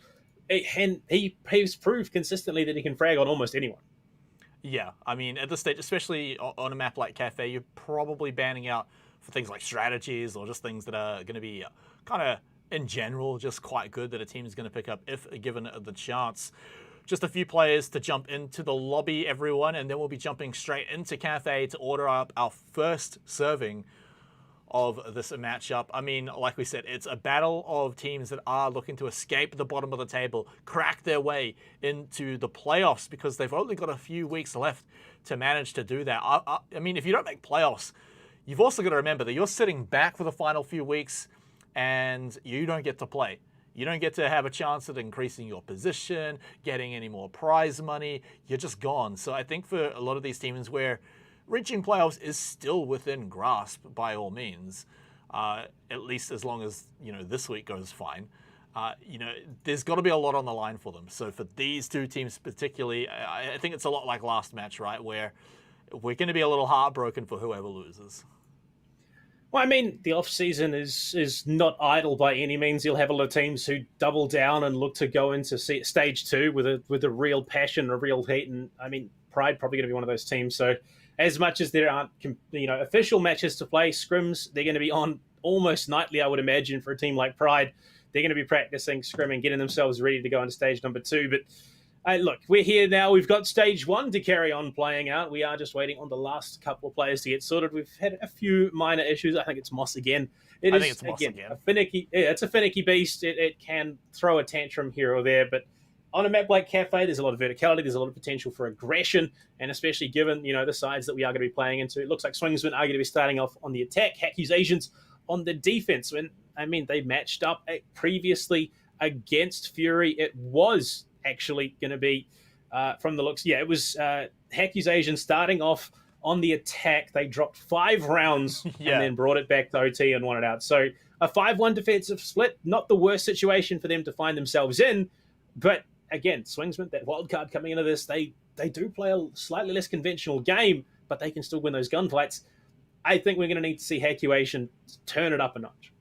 Yeah, but I think particularly on, the side that they drop so many rounds to Fury on, right? Like, you can't just do spectacularly well on one side and then expect to have similar results when you go into the map again, right? So I imagine they'll have tidied that up a little bit, right? That was also their very first match in the season. It was against Fury. That was back before we even had the leaderboard. So, everyone was just saying, yeah, Fury, one of the favorites. So Accusation had like a pretty rough go at it from the very beginning. So, to put much weight on like their first 5 rounds, it can feel a bit mean, but, maybe that just is how it ended up. Maybe that is just what's going to happen every time. But perhaps they're going to look completely different on that half now that they're coming in. I mean, A, against a different team that's a lot lower down on the leaderboard. And B, now that they are 5 weeks deep into the competition now. So they're feeling pretty fresh, pretty warmed up. Yeah, I mean, look, we do have confirmation in chat that things are ready and good to go when we are. So why don't we throw it in? We'll get into Cafe, see how those operator bans do play out. And look, I'm honestly expecting some flank watch being taken out early. I'm expecting some maybe utility denial being taken off the board as well. But, I mean, it's anyone's guess. Yeah. Unfortunately, I think the confirmation pushed the player out of the lobby because I see it's not quite full anymore, so we have to wait a little bit longer. But that's totally fine. Of course, I'm real keen to get into this one, like you said before, just finding out who's going to be clawing their way out of the bottom of the table, right? Because they're going to be fighting teams kind of like Pride off that are going to be trying to steal away that position below them. Although Pride not getting any points this week is going to be quite nice for both of these teams. But then, yeah, you're still going to be fighting teams like Exto, even like Fury, depending on how they go tonight, to try and sneak your way into the playoffs. So still tough. But again, if you're picking up the matches as they come for the final few weeks, then it should be all right. I mean, talking to strength of schedule, right? Hacky Asians have already played, like, I think all the teams in the top 3 by now, plus Fury. So, maybe not all of the ones in the top 3, but they've got a lot of them out of the way is what I'm trying to say. So at least a few of their matches remaining should be a little bit easier, but they definitely need to pick this one up. I mean, they do have Skyfire next week and the next or the week after that. So there's probably still a couple of maybe a little bit lopsided matches coming their way in the coming weeks. But I mean, from the sounds of it, we do actually have a sub coming in. I would imagine this is Tester, who I did say a couple of weeks back. He's had a bit of a change in scenery. He's moving towards. He's moved to help accommodate his job, so he can't step in every week. From the sounds of it, it's going to be Owen, the coach here for Accusations, that is stepping in to fill that role. Not Jumpstream, who was another player that could have filled that void. So, I mean, Owen, he's no slouch in his own right. He was a part of the 3rd place team in the Australian University League last year, Monash Onyx. So he's consistently sitting diamond. So he is a very, very solid player in his own right. But it's that difference, a coach mentality to a player mentality. Yes, he can play the game in a ranked environment, but does he still have that skill when it comes to a comp? So again, it's one of those situations where they don't have one of their main roster players that could potentially cost them some rounds. Last time it was Pride bringing in JCZ, who had one of the best games I would imagine of his competitive life. Yeah. So maybe just Owen, old prone win as he's known in competitive circles, might be able to pop off here and again. I think it's a bit different though with JCZ, is that he was meant to be on the roster from the beginning, right? So for Accusations, bringing in a coach is quite different. Maybe he does pop off and, we get all surprised and that's great. But yeah, it's definitely a rough one. And you've got to hope that Accusations are not going to be feeling it from the beginning, right? Because if they step into the match knowing, oh man, we got to play with a sub, we really need to win this match. Like, they need to make sure that that's not going to be an issue from the beginning, right? And that's a tough ask for a team. I know a lot of the players are quite young as well, so it's going to be probably a real test for them coming in today, because this is, like I said, one of the more important matches for them, just in terms of, it's pretty vital that they get this win for, any hope of playoffs. But, you know, also getting those points into the next few stages and kind of showing where they are in the leaderboard, right? Because they've been dropping off, and it's been pretty rough to see for the boys. So, you know, I'm hoping for them. I'm hoping that they can get their groove going from kind of round one-ish. Because, yeah, I feel like if it doesn't really get going for them then things might look pretty grim. But then again, you know, that's how it looked against Fury for Accusations. So you can never really tell with these guys. Well, I mean, look, we also have seen a very subtle role change within the Accusation as well. You know, Pika was traditionally that entry when it came to attack. He played the Zofia or the Ashe, gets himself in, gets aggressive early. Now, last week we saw him playing the Nomad, which is, you know, that flank watch role. He has transitioned somewhat off it. And we got to see Zane bringing in something a little bit different as well. The Lord Tachanka making his first appearance in the Oceanic Challenger League down on that basement bomb site on the defense. Didn't really achieve much, but maybe not so brilliant, but, you know, good to see. Yeah, look, we could see some more pocket picks coming out their way again. Yeah, so obviously we are still just waiting on that last sub to jump in, you guys. We're just waiting on a bit of communication there. We've broken down the match basically as much as we really can before actually seeing it play out in action. We know it's going to be on Cafe. We know the stakes are going to be high, but we've talked about the stakes a lot for Haku Asians, right? For Swingsman, I think, is going to be a pretty big deal because they themselves have also been having a bit of a rough time in the season, right? I feel like they also need that kickback, but oh man, it just comes back down to, like, I want both teams to win. I don't want anyone to lose out in here, even though they can come back in stage 2 and 3. You just want them to do well in the first stage, but unfortunately, you know, someone's going to be down there at the bottom of the leaderboard. I think I see that full leaderboard, so that full lobby, Panda, and I'm given the R call, so hopefully that means I will be jumping into Cafe to order up our flat whites.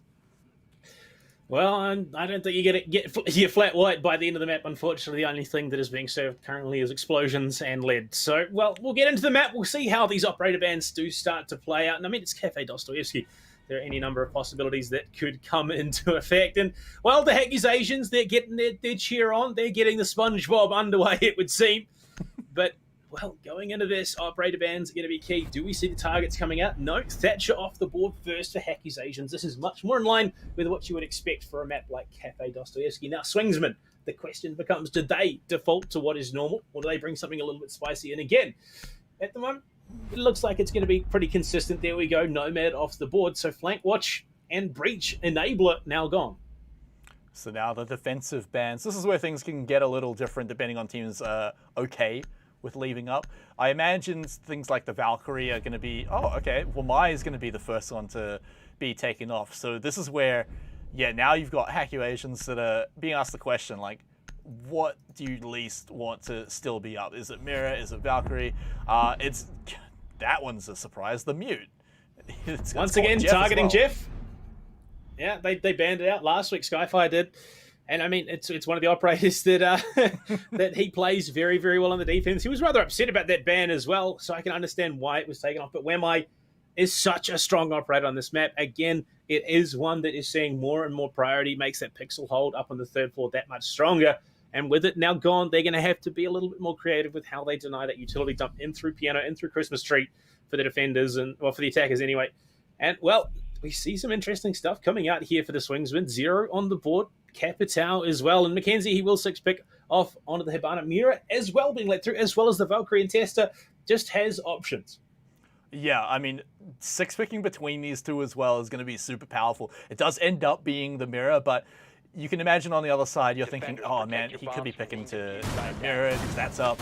But Valk's also just as good. We're going to worry about that. They're not bringing an IQ or anything to dig up those black eye cameras, but you know, they should be expecting the Mirror. And with Mackenzie picking up the Hibana, that should be easy enough to deal with it, right, depending on how much protection it's going to have. But yeah, you can set up some very dirty mirrors here on the top floor of Cafe Dostoevsky.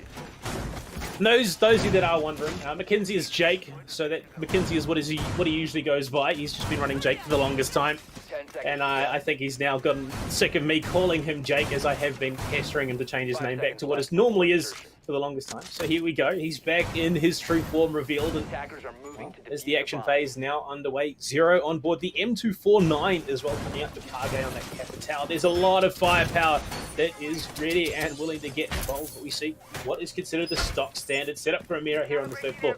Into backstop from Con. You look for those aggressive angles, deny someone pushing into Cigar Lounge, and you can make things very, very hard for an attacking team. Yeah, very difficult, but this is a very quick ascent coming out from the Swingsman. So let's see how they approach this one. Dropping down, already having the drones in. Definitely looking at entry through a few of these hatches, perhaps the skylight. But of course, as we all know, that big ol' piano room is going to be where they've got their eyes set. And I wonder how much attention they're going to be placing on it. Kinsey already a little bit in, poking his head out of the red stairs. Going to leave that flank drone, very important. Actually, he's going to move it around just a little bit further to catch out anyone who may be trying to catch him with a C4. This is where we've seen a lot of casualties go, where the C4s come out from below, particularly even in this exact spot here. Kinsey, though, sneaking through, trying to challenge Pixel Angle, but Pika, he's feeling it right from round one. It's an interesting setup there to try and get themselves in. Wazoo takes out the second. It's Kage, and that's asphyxiating bolts and smoke bolts off the board early. Not to mention the breaching rounds that could have been available to enable that push in. Raindrops, the big player from last week for Accusations, takes down Jeff as well. Swingsman, they are crumbling under the defensive prowess of the Accusations. And I mean, they took this map away from Fury, who were one of the top 3 teams, or at least pegged to be one of the top 3 teams. So they are pulling out some big stuff.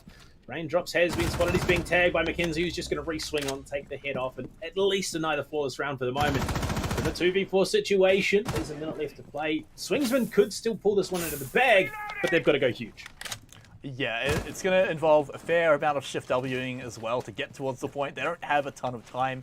Perhaps maybe finding a few gifted kills through the floor, but Zane, I mean, he should be ready for that one. And in fact, was ready to pick up the kill himself, dropping the diffuser down too. That should be all but impossible to get back up here for Lonely Fans. Accusations, pretty solid round to kick things off. I mean, look, once Pika popped off that first frag, you kind of felt like the round was going to look pretty good for Accusations. Well, 30 seconds left on the board. It's almost a done thing. Lundy has found some big frags in previous weeks. 4 foot spotted. No, unfortunately, the middle bar was in position. Just saves the life of, I imagine, was probably Pika swinging out on the cocktail, but Loney's going to take even more damage. But the time's just not there. The best he can hope for is, again, pad the stats, find some frags, just use that time to communicate with his team. And at the moment, yeah, look, it's not looking good. But it is looking pretty good if you are the Accusations. Picking up your first round on Cafe Dostoyevsky. Took us a while to get here, but now that we are here, things are looking fab for the boys in orange. But that's round one. Let's see if they can continue to do that. Things could look very different if Pika lost the fight at Pixel Corner, or even just one of those kills was traded back. So, Swingsman, it fell a little bit flat here in round one, but it's time to get back up and give it another go, because that's certainly not going to be over just yet. Let's head over to Fireplace and Mining. Well, I'd be surprised if we see that one stuck out. Usually it's Fireplace and Reading, but no, okay, obviously, no. I'm very, very interested to see how Accusations will be setting up, because this is a bomb site rarely, if ever, played in the competitive scene. Usually it's going to be Fireplace and Reading. Even Kitchen is usually the secondary bomb site for most teams. This is bold. They bring a pulse to try and set up with it. And it is going to be Shotgun Pulse as well, which seems to be a fan favorite here on Cafe Dostoyevsky. Channeling his inner MT Jacks. I mean, obviously they're top of the table, so why not bring him in, channel his essence, and pick up some big wins? Yeah, I mean, look, if you're going to take inspiration, may as well take it right from the top. But hey, look, interesting sight, I think, is the key here, is that there's plenty of defensible holes. Now, they haven't made a rotate on the side of either of the on either side of the actual fireplace yet, so I want to see if they do end up going down there, because that's a position that teams have been focusing from the window quite a lot lately, right? So yeah, right there, to the left and to the right, teams usually make a rotate, and I guess that's kind of a rotate if you like get real small and crawl through it, but yeah, nothing caught there, so they should be looking to hold this either fairly far from the site, or they'll get caught out by that window. Well, we'll have to see. As we are in the action phase, these cameras are going to be huge to try and enable that defensive win here for Accusations.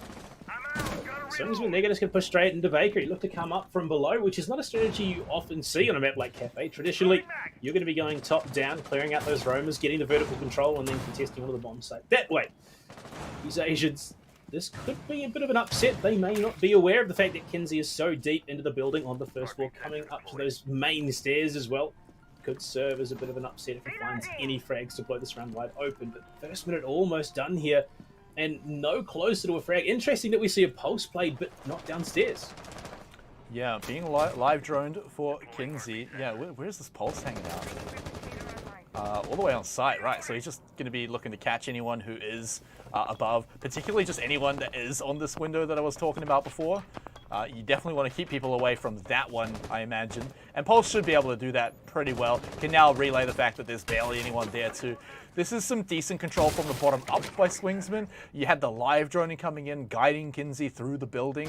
Now they're about to move up even further as they're now against a soft wall, by the way, of mining. So they can make their way in there pretty easily once they clear out anyone who is looking down these angles.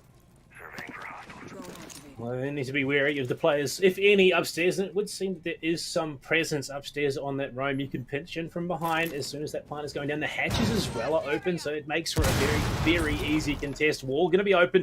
You can duck into mine and go for that plant, but it's McKenzie to find the opener onto Zane, taking out the smoke early. That's all they needed. That plant is a little bit more secure, and they're going to be going for the stick here. Kinsey finds a kill onto Raindrops. They drop yet another peeker in a bit of trouble, and it's McKenzie to be taken out by a team kill.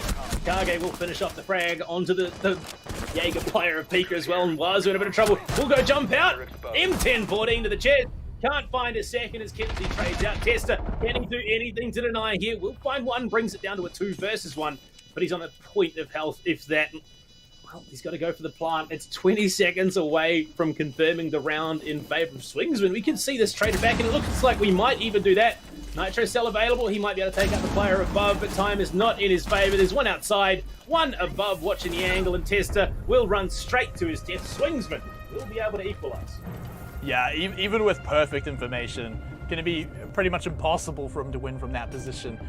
Picking off Zane, nice and early-ish, was, I mean, the one frag that they needed. The Swingsman had so much intel around most of the building just from all of that live droning. And I feel like they were just sort of let up red stairs. There was no real contest there. Zane was the only one looking. Surely at some point they'd call someone else. They had the rotate holes, the bullet holes even, to maybe contest down the hallway, but it just seems like none of that was used. And as soon as Zane went down, the plant was just free. Well, he's the main anchor on the bomb site, well, between them rather, with that setup that they had, and a lot of the deterrent onto the bomb site as well. Interesting, though, that we see Kage, the one to pick up Maverick here, given that it has been such a solid operator for Jeff on the most part for this season. Well, Kitchen coming into effect. This is an interesting one. I like the pulse stick here from Accusations. They want to be able to contest vertically, especially with those 2 other Nitros on the board. Jeff is going to have a hard time keeping himself alive while opening up those vertical angles onto the bomb site. We also see that aggressive VIP setup as well. This is what a lot of teams are running at the moment. You can test that VIP entrance and make it that much harder to contest into Freezer. And, well, paired with a pulse, there is nowhere safe for these attackers. Going to be gathering 10 seconds to go. as much intel as you can on that pulse, right? You want to definitely make sure you find out where they entry from, right? Like if you find out they are coming from VIP side, you can just dedicate tons of defense, tons of utility over there. But Pika, I've got my eyes on this guy, right? Because he got one frag early off in round number 1 and then didn't really do much else since then. So round number 2 here, I'm looking for some multi-kills from this guy on the Jaeger here, or at least a very impactful roam where he drains a ton of time, but no one's coming upstairs to visit the poor guy. He's going to have to go back down. Yeah, I mean, look, Swingsman aren't wasting any time. They realize that it's a first floor bomb site. It's pretty much guaranteed where they're going to be going. They're going to go on reading, not the call that has been made, and with mute off the board, it's only those pests that aren't denying any entry off the drones. And so look at that Wazu just tucked into the corner, feeding that information through. They will be able to get that service wall open, or just the tight hole for the frag grenade. Is going to be able to throw it deep into the bomb site. Doesn't find anything other than that electro claw, so they will be able to breach into it. Second one is there. in pocket for Tester, and it becomes a matter of whether or not he can trip this exothermic charge frag grenade being cooked. Does it land behind the bomb chassis? Oh, he's underarmed it just inside Bakery. It got caught on the debris. And Mackenzie's going to take heavy damage because of that. Now they're going to have to use that breaching torch to find that follow-up electro claw.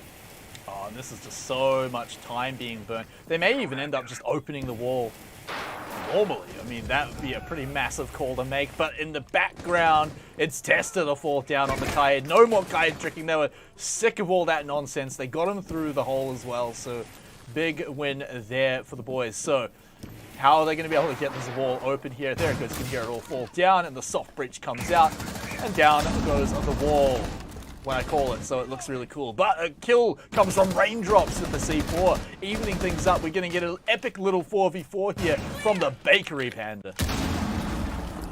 Well, no Zephyr on the board means that those breaching rounds will be destroyed by the electro claw, believe it or not, so they can't open things up. We'll just shoot it into the floor, try and blow open a prone angle if they can find it. For the moment, with a minute left to play, it's a 4 versus 4, and there's still no clear avenue into the bomb site. Wazoo just watching them with the scanner, spots one on the bomb site, well, on the same level as the bomb site, and one above. Two in Bakery now spotted. In fact, Nitro Cell prepped and ready to go through that breach. Should he find the angle? It's tossed and finds both of them.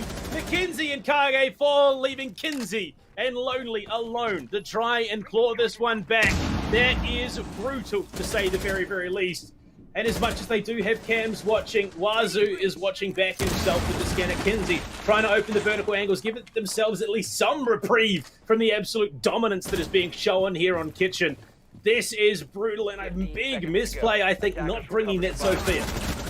Oh man, I mean, look, 9 seconds left. This round would have to be a miracle for Swingsman to pull off. We'll give them the final few seconds here as they run through the toxic fumes, but to no one's surprise, it is Hackuations to pick that one up on the defense. So, that Nitro Cell, we got to talk about that because things were already looking in shambles, to say the least, in the Bakery for the Swingsman, right? Their breach attempt was taking so much longer, they barely got open, and then when they did, they were met with a pretty big kaboom. Well, it was two kabooms, actually, that hit Mackenzie. First was the frag coming out of Kage, and then the second was the Nitro Cell. So just unfortunate setback after unfortunate setback in that round. They did start off reasonably well. They got service open. They got that first electro claw with the frag grenade. They couldn't follow it up with the second one. Now we're going to be heading to third floor once again now that it is open, and Tester bringing the mirror in once again with that Goyo and the Aruni signifies an aggressive hold into Cigar Lounge. Lion, though, the change up here for Kage. He's not going to be bringing that Maverick again. So this is, they understand the real threat that Hacky's Asians Roamers present. Yeah, I think their focus this one is certainly going to be on Pixel Corner, and then, you know, to extend on that, the entire white hallway and the stairs, because that was such a strong hold for Hackuations last time. It's where they picked up 2 of the kills last time we were on the site, and they were both in quick succession, both quite early on in the round, and it really set the pace for them to just easily pick up the round from there. So if you're the Swingsman, you're probably looking over there. You want to find out how you're dealing with it. You've got the frags to get in there. Even the E1D coming in from Lion is going to make it so that you can just focus on that and not really have to worry about any other kind of wild cards popping out from nowhere. Set themselves up well. The defensive utility is going to be quite well utilized on the side of the Hackuations. Wazoo downstairs. This is exactly what you're going to be expecting the Goyo to be playing. Around fireplace, around mining as well. Raindrops down there, paired on the roam. But no, Wazoo decide to be holding white stairs instead. There's a lot of utility that could be utilized downstairs, especially with an... Oh, Wazoo could be prepping a bit of a run out here onto the white window. Nitro Cell. Not... Actually, no, that wasn't Nitro Cell. It was a breaching round used onto the hatches. It was Kinsey instead. I got a bit confused. Explosions are explosions at the end of the day. What, did Jeff get lazy? Have Is the hammer too heavy? He's got other jobs to be doing. I believe he's on the rappel looking for that angle to try and slot through a frag grenade. Exothermic onto the cigar wall. Jeff actually he's finally teamed up. He was droning out into bar itself. And there we go. They have an avenue, and last time Kinsey walked in, got absolutely destroyed, but it's Jeff to find Raindrops this time, caught down below. And that is a significant chunk of flank now gone from the Hackuations. Yeah, that's a big deal now. They can again focus on the pixel, but this is where it went badly for Kinsey last time. Oh, Pika, what are you doing, mate? He's moving forward past the shield, and he's just trying to get a bit of a surprise. He won the fight last time, but he just wants to do it differently. So how are Swingsman, and particularly Kinsey, going to deal with this? He's going for the peek. Oh, Pika goes down, gets one. He's looking to make it two, but now is trying to just get out alive with the E1D pop and a slither of health. Can he make it any more? Can he waste any more time? Can he make the Swingsman pay for this one? And it looks like they pick up their due, but how much was it worth? Oh, Mackenzie dying to a C4 as well. Things are looking grim for Swingsman, but hey, they have evened up the numbers. 3 versus 3. Pika and Raindrop down the MVP for last week, and one of the big fraggers they're starting to deal with this defensive utility that is set up around Pixel. They do have the option to use those Argus cams as well, give that information deeper into the bomb site, and they have some great guns on the board too. 1 minute left in play. The biggest deterrent is obviously going to be these mirrors windows. One set up in Con, looking through in the backstop. One, I would imagine, set up in Cocktail as well. Kinsey just going to swing out, look for the spray. Can't connect on anyone. It's more a deterrent than anything.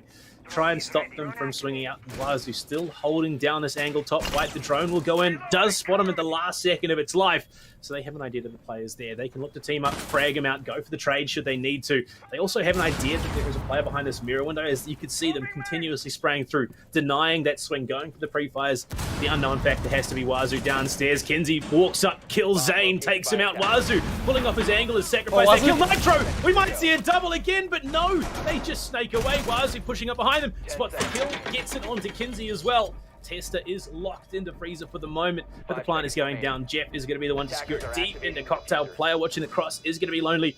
We saw them in this position a couple of maps ago under Oregon, and Lonely didn't have the angle that he needed to enable that plant to go down safely, but this time he does. Tagged up Tester is going to be not long for this world, one would imagine, unless he can hit that crisp, clean headshot spray dropped, and it's all on Tester. He gets the trade. It's back to a 1v1 effectively, and time is not on his side. He's going to be able to get the pickup, but Jeff does big damage to him. The bait is there, playing around the mirror window, and Jeff has the advantage. He's going to finish off Wazoo, who's Testy's going for the aggressive rotate. Jeff shuts it down and swings, but they will equalize off a very coordinated late round push.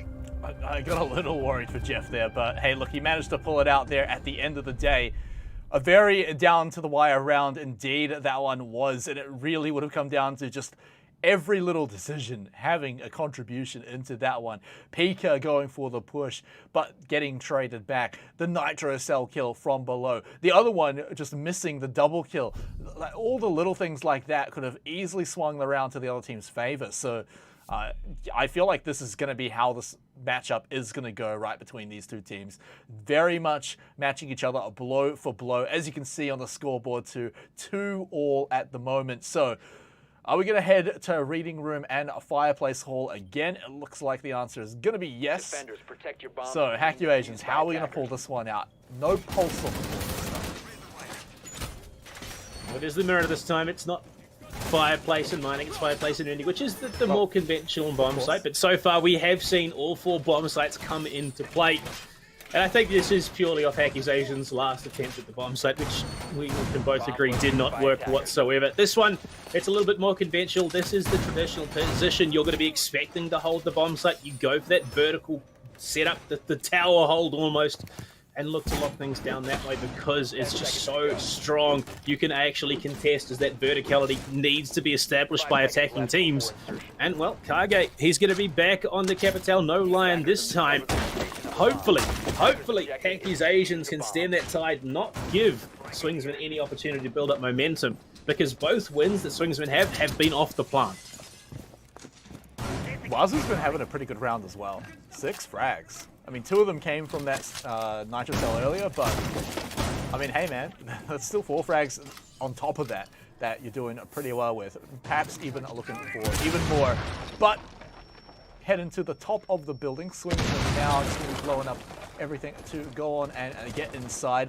And it's going to play out pretty similarly to the last few rounds, right? You're going to see Kinsey try and sneak his way into Piano somehow and then basically challenge Pika at the pixel corner. But this time, Jeff's going to be ready in case he does try and sneak up and get a little bit aggressive. But there it goes. The ping comes out. They've confirmed, yes, Pika's there again. Well, it's less utility now required as, I mean, Cigar was left soft, frag grenade going in, Pika just going to tag the front of the shield. Oh, that's a dangerous game, but McKenzie falls. That's your thermite off the board. That's your hard breach gone. So no possibility to contest these hatches other than the secondary from Kage. But that is a huge frag to take early.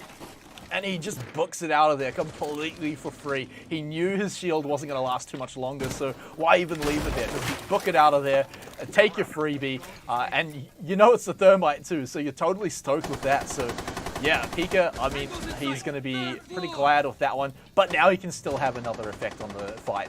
Wazoo and Tester, both still having C4s, both having some pretty solid ones tonight. Tester, he really wants a pretty good one here, but I mean, if you're not breaching that hatch in piano, what are we even doing on the soft floor?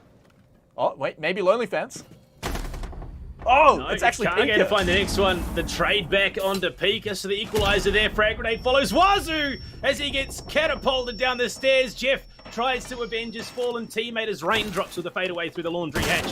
Will escape for the moment, but it is neck and neck, 3 versus 3 once again. Swingsmen were able to bring it back from the brink last time they were in this position, but given that Test is still available with that Nitro Cell in hand and Zane has the 3 toxic canisters, Zane is an absolute phenomenal fragger with these SAS operators with that SMG-11 in hand, so I wouldn't count him out just yet. Frag grenade throw. Oh, that's big damage. He couldn't quite escape it without risking his life, so he's just going to have to face tank it, and that is putting him in a far worse situation than he could have been.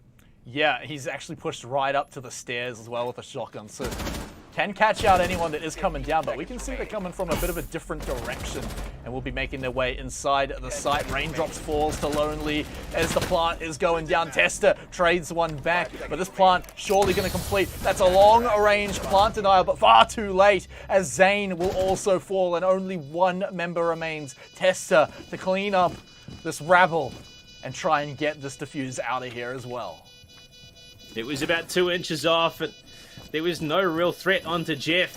When he was going for that plant, he's going to swing over the pillar door, go for the shots, and anticipate someone above, but that's not the case. He's going to swing wide out into pillar, and Jeff is the one to finalize. Swingsman will take the round lead for the first time in this matchup.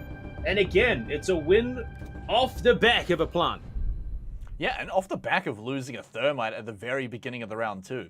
So very impressive for them to manage to pull that one right back. Very coordinated on their push to actually go for the plant as well. So, you know, very, very proud of the boys here for the Swingsmen. Like you said, taking the lead as well. And that's got to feel pretty good for them. Both teams are really just going blow for blow and just stopping each other's momentum. No one's able to get the ball rolling too hard. But Hackyu Asians, they'll have one last chance here to even up the half, make it a 3-for-3. Or they'll have to go over to attack. And who knows what the game could look like when we swap sides. So let's spend one more round here in familiar territory where we know how things work. It's back to Hackyu Asians being on defense here in Kitchen Service. Well, I mean, their more successful side last time we saw Hackyu Asians on Cafe was their defense. They picked up 5 rounds, only dropping the single one. And now they've so far only picked up 2 with the prospect of only getting 3 against Swingsman. That's a big difference in matchups so far. Swingsman, again, they just seem to find this ground out of nowhere, find these wins when by no means should they get them. That's why they are this dark horse team who out of nowhere can make magic happen. Let's hold our breath though, because we've got one round to hold this half over. And Hackyu Asians, I imagine they'll be a little bit salty after that last round. They'll want to get their honor back because all things considered, they had a pretty decent advantage last round. So let's see if they can maybe use some of their energy here and pull it back. On the flip side, Swingsman, a 4-2 half would be excellent. So they're going to go for what looks to be another top-down clear. A little different to how they did a few of the other rounds, but this is just like a very standard move by a lot of pro teams, so this should feel very comfortable. Yeah, I mean, they're going to get themselves in early. Kinsey, again, the tip of the spear, looking to run in, but Jeff will take that position. look to progress even further, opens the wall into the box, looking all the way to backstock, but doesn't find much of anything. Kinsey as well on the charge. Pings coming out that there might just be someone on white stairs, but they have, again, pulled back for the moment. Don't need to over-aggress, but it's back into Fireplace, it would seem. So Kinsey, if he can get this wall open, which I don't believe he can, I believe that they're going to have a much harder time, given that it is reinforced as well. But even the top of that wall, he could have found something. Just any number of opportunities. Jeff walking into reading. They're trying to pinch onto the player they know full well is in Fireplace. You can see them just encompassing things at the moment. The drop down, it looks like has happened. Yeah, all 5 players now down on the first floor. Accusations, they're not going to risk anything going into the second half of this final round on their defensive side. Yeah, I mean, Swingsman, all things considered, a pretty quick and efficient clear, not losing anyone. They use hardly any utility either, so now they can get to work. Here in Fireplace, they can open up everything. Obviously, they'll have to deal with the Aruni Gate at some point, but other than that, they can open up the floor. They can absolutely mince it up so that anyone trying to anchor below like a coward is going to be flushed on out. Kinsey, he's got all the breaching charges to do that on the floor around here, so it should be easy enough to do. Oh, gotta watch out for that drone, mate. He's gonna kill the drone. Was it close enough? I'm pretty sure that was close enough. Well, either way, I lived. it really matters.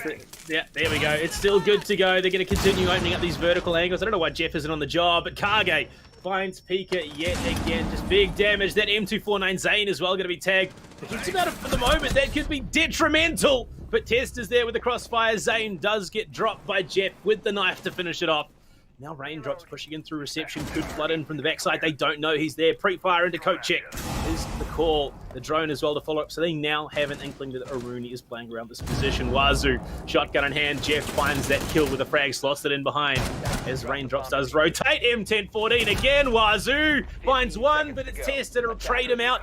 As he can play time. Go down. Lonely finds the kill. C4. Tester might be able to do this. Does have the nitro. Knows that the plant's going down. If he tosses it, it might be good. In between the bomb and the plant. He's going to get it, but the plant comes off. Triple for Tester in the round.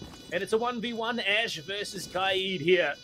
Ash needs to play this smart. Kinsey is one frag away from securing the 4-2 half. And again, Swingsman off the back of a plant take the round. Absolutely shattering way to go. You turn around to get a bit more cover. You lose the 1v1 that you almost clutched back. I'm surprised that plant even completed. It must have been right on the wire. He almost won the round just with the nitro cell, but of course you can't win them all. And Swingsman 4-2 now. Very solid half coming out from these boys, but this is where the questions for Hackuasians really start to get raised. Is that now that they're on the attacking side and they've only got 2 rounds in the pocket, can they pull anything out, Panda? Well, I mean, it's Cafe. Stranger things have happened. We'll be heading down to Kitchen. So back-to-back Kitchen appearances here. We see slight adaptation in their approaches. Raindrop's going to be bringing the gridlock, so they do have some flank watch at the very least, given that Nomad was banned out to begin with. It is an operator that is sometimes played, and for the first time in a while, we will get to see the Australian duo making their way into a round. Kage bringing the castle plus that Saria Gate Filoni would indicate that extension on this first floor into Small Bakery. Probably going to have someone interesting, though. We don't see. Okay, well, we see some interesting stuff regardless of what's going on. But this castle extension with that Saria Gate, usually it indicates a slightly more aggressive setup. Yeah, all right. So they're not doing it anywhere in Bakery, right? Just looking to have that entire side of the map fully held off for them. And of course, Swingsman going to be able to play from above too, where they know that their attackers are going to be coming in pretty early on. Hackuasians gonna certainly be looking to make their way into Fireplace in a similar way to what Swingsman did, open it up, get plenty of angles from above. But yeah, this certainly changes things up quite a lot, right? Like you've got the castle barrier to give them full ground control if they do so choose. But if it's going to be a Bakery push, this is where it's really going to pay off. You got players stacked up outside. They might even just go straight into service, and the Cam spots it. Lonely sees it. He's locking down the vertical angle. Pika tagged and fragged out by Lonely there. This is the detriment of a rush. If you don't deal with those default cams early, if you don't deny that information from the defenders, you're never going to get away with it. Jeff follows up with another one from the P10 Roni. Zane tagged up heavy from a player in Small Valkyrie who will pull off that angle. Big damage done to the Hackuasians. They are looking a bit bleak here. Zane trying to catch the player in Harry Potter. It's Jeff once again on the Mozzie, but he's safe for the moment. Will retreat up red stairs. They do have the traps. Thing is to cut off the rotate, but Zane is just dropping further and further down in terms of health. He's looking less than healthy. Kage, right around the corner as well. We'll be able to catch anyone that does try to move through the breach. This is still quite difficult for Hacuation. Zane is basically going to die if anyone sneezes on him. And Swingsman all looking very healthy, apart from Jeff, who's basically done his job. Oh, just a sea of drones the Kage spots out. Will very optimistically get out of there, but Swingsman, all they've really got to do is just sit back and relax, really. It's all on Hacuations to make the moves now. Minute 20. Just a little bit more on the clock in this again. Camera. The default is still up in Bakery. The pings me. are coming out. They know where Zane is. This is a rookie move, and he's going to be dropped. McKenzie finds the kill onto Wazoo as well.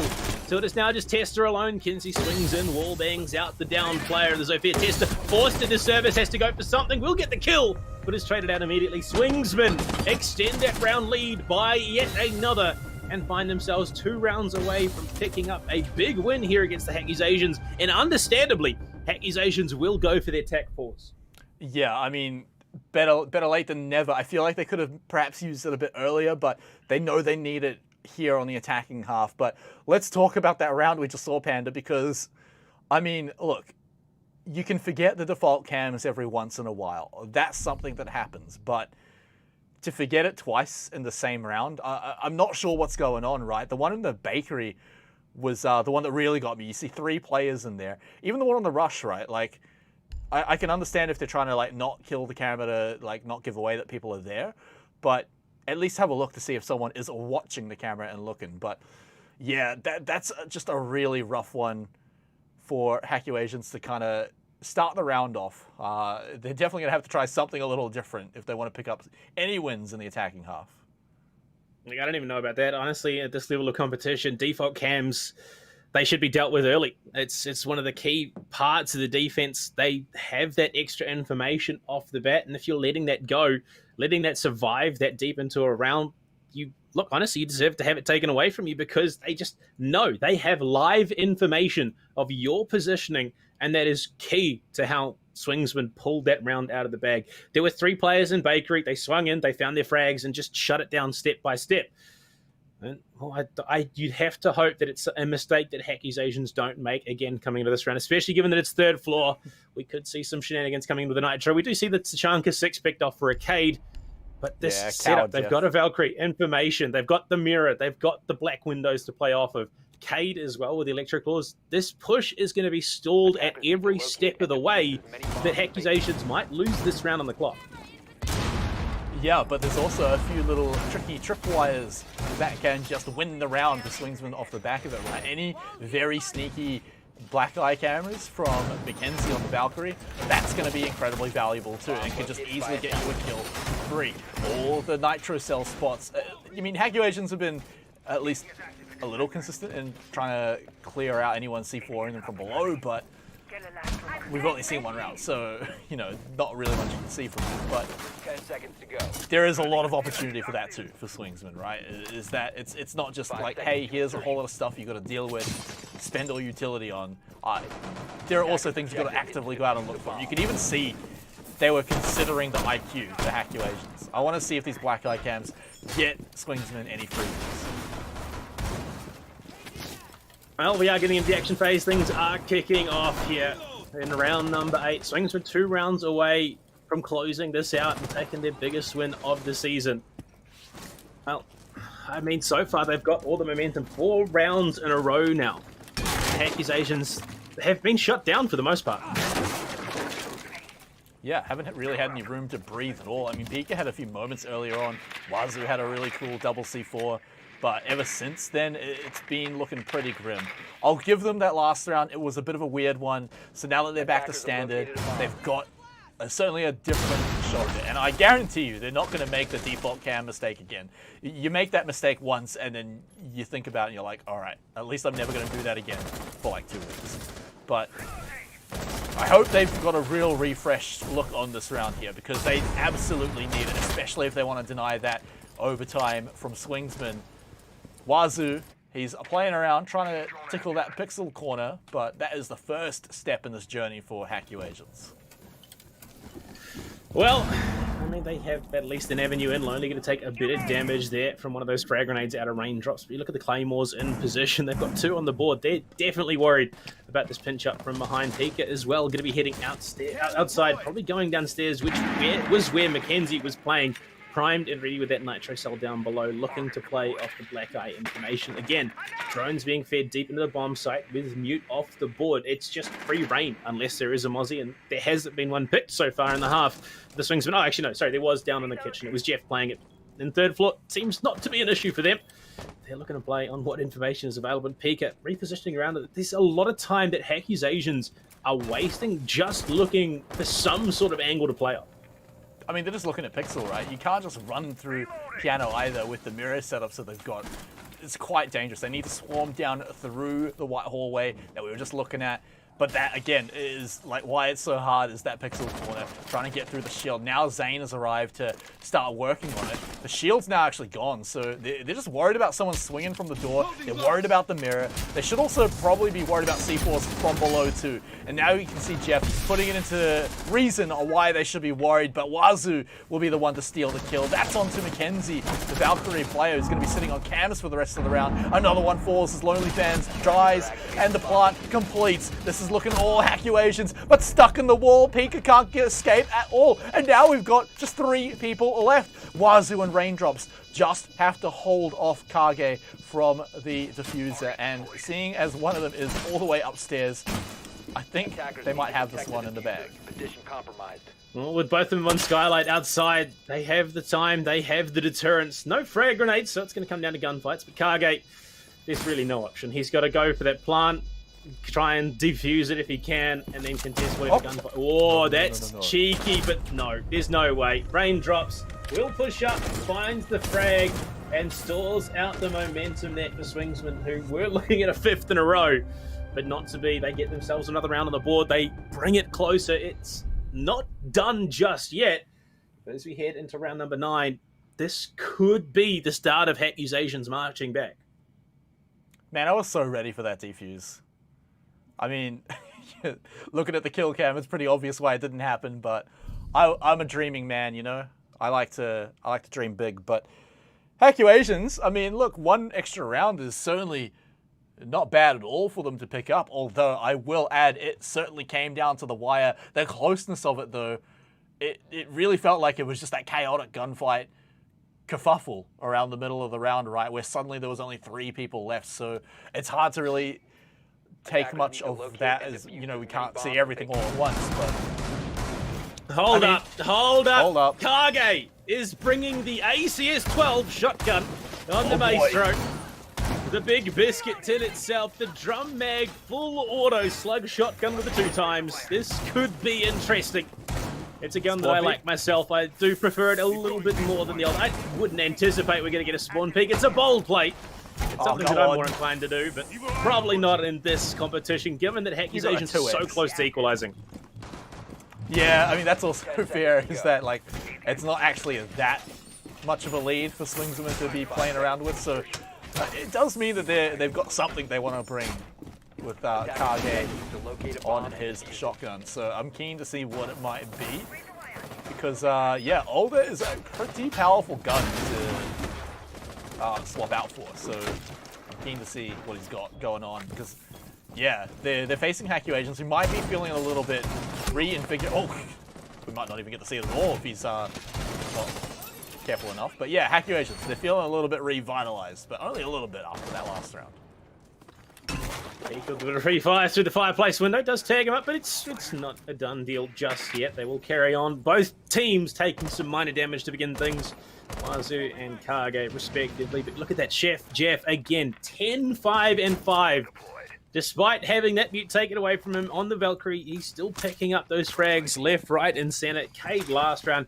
The guy is just putting in work here for the Swingsman boys. Lonely and Kenzie not too far behind, and Kage halving his score at the moment.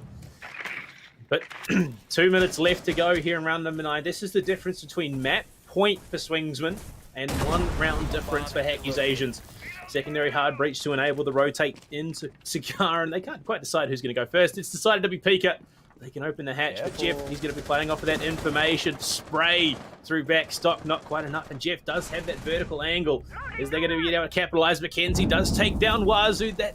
That's rough. Losing your 0 early. Those Argus cams are so good dealing with those flanks and extra information. And PK's playing a dangerous game. Will get himself into bar. Jeff for 2! Tester and Zane both fall.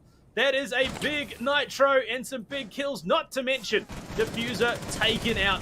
That was a huge nitro, and McKenzie finds yet another. This might just be a flawless. It's all on Raindrops, who repels up to the roof. Swingsman, they are about to secure themselves map point. I'm still just kind of gobsmacked by Jeff getting that one. It was just so clean, and yeah, like you said, it's just basically secured it. Because Swingsman, I mean, they're playing outside. You've got McKenzie running around, triggering the detection the whole time. He wants to see what the outside of the building kind of looks like. Maybe, you know, if Hackuations have been looking after it for them, because they might not be seeing it for a while. Raindrops, I mean, look, he can get one, but it's certainly going to be a monumental task to actually win the round. So this is almost definitely just overtime now, booked in by the Swingsman. I don't think for a second it's going to go that far, Swingsman. They are revving like a V8, and there we go, Lonely. Final frag, shuts it down, and Swingsman will move on to map point here. Only one round destructing their phenomenal run so far. 5 of the last 6 rounds have gone their way, and well, to bring it back after losing one, they have not sought out the momentum. Going down to Kitchen as well. Last time they were here, it was a pretty solid win. No chance that default cam completely undid the accusations. So, well, what does the setup bring here for Swingsman this time around? Castle yet again, so they are going for that horizontal extension, lock down a lot of those long angles, which can be utilized with the attackers with the better sights. Aruni again, so yeah, more utility denial. Jeff on the Mozzie. Zane, this is a reactive pick, 100%. Yeah, and you can tell they're very likely not just going to go for that rush strategy again. And if they do, I'm sure they'll clear out those defaults for sure this time. But the Jackal coming along for the ride kind of says to me that, yeah, look, they're simply just trying to deal with a lot of these roamers that have been swapped out onto, noticing the fact that, yeah, the castle's in play, so they can have a bit of room to play around with and hunt people down, because if you bring in a castle, you're hiding something somewhere, and I'm sure Hackuations are going to want to find it. Attackers have discovered the location of a bomb. Well, at the moment, Jeff, he's looking phenomenal. 12-7-6. He's got one of the highest average kills per round in the tournament so far. Not the highest KD, that's currently supported by Kaken on the side of Skyfire. Yeah, who, along with, I mean, if you saw the stats that I posted earlier today, he was topping 4 of the 6 rating categories. Is just going absolutely huge.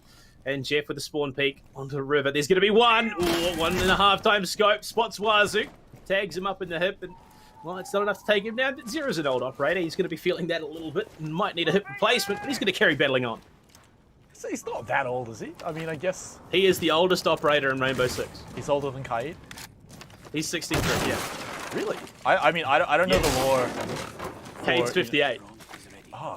Kaid's 58? I swear he would have been older, but I mean, hey, look, all right, I'll believe you. I'll take your word for it, but would not have thought Zero would be it. But Pika going to be the youngest player on the server here, as his life is cut short here in a very critical round for Hackuations. No, actually, the youngest operator is Mute, and he was banned out, so we're not going to get to see him at all. How old is 2 minutes left to play. A man disadvantage and Pika off the board signifies that maybe, just maybe, Accusations will be battling uphill here. They don't have the utility to clear out any defensive utility at all. No breaching rounds for those shields. Tester, at least, will be able to equalize on the McKenzie. Takes down the Smoke, and we've seen so many rounds where Smoke has been taken out early. It makes it that much harder for the defense to pull out anything. It's back to the 4v4. Kinsey propped on top of the hatch, trying to bait them into that push into Fireplace so that he can drop down the hatch and try and catch them on the backside of it. But at the moment, minute 35 left to play. No real clear advantages taken other than the Smoke off the board. Accusations, they might be able to bring this one back. Yeah, the thing is they kind of have to go and clear him out, or at least force him to drop down the hatch, right? Because otherwise, he's just going to stay up there, sneak around, and try and hunt you down a little bit later. So, With Pika down, all the stops have to be pulled out right now for Hackyu Asians. Swingsman on match point. Oh, that's not what you want to see. If your rain drops, Kinsey picking up a freebie with that C4, dropping down to safety. And this round is looking, in fact, this game is looking even more in favor of Swingsman.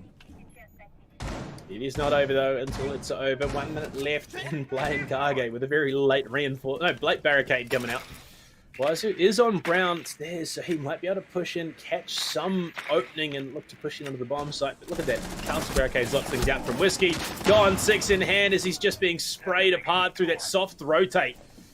That's something that was not calculated there for Wazoo, but Testa will be able to open the breach. Wazoo just 100% certain that something in from behind him. Not to be the case for the moment, as we do see the pull off the angle. Jeff not going to commit to it for the moment. We'll delay things a little bit, but look at that. Just they have control of the hatch. They have control of Freezer. They're going to swing in. Kage takes out Testa. The thermite gone. Zane falls quickly behind. Double for him in the round. And swinging in, Kinsey falls, fells Wazoo and Swingsman. What a map. They take Cafe Dostoevsky 7-3 against the Accusations. Yeah, a massive, much-needed win for these guys. Swingsmen were really looking for it for quite a while now, but this is going to help them a lot when they're trying to escape from the bottom of the leaderboard, right? Like 3 points is going to be absolutely crucial for them. This now puts them in at least contention for getting in the playoffs, right? And that's exactly the goal that they were looking for tonight. Well, actually, that does secure Swingsman 5th for the moment. The round differential will be enough to knock Accusations down into 6th. But it puts them in a great spot to be able to contest going into the final 2 weeks of play. They might just be able to make some big things happen here.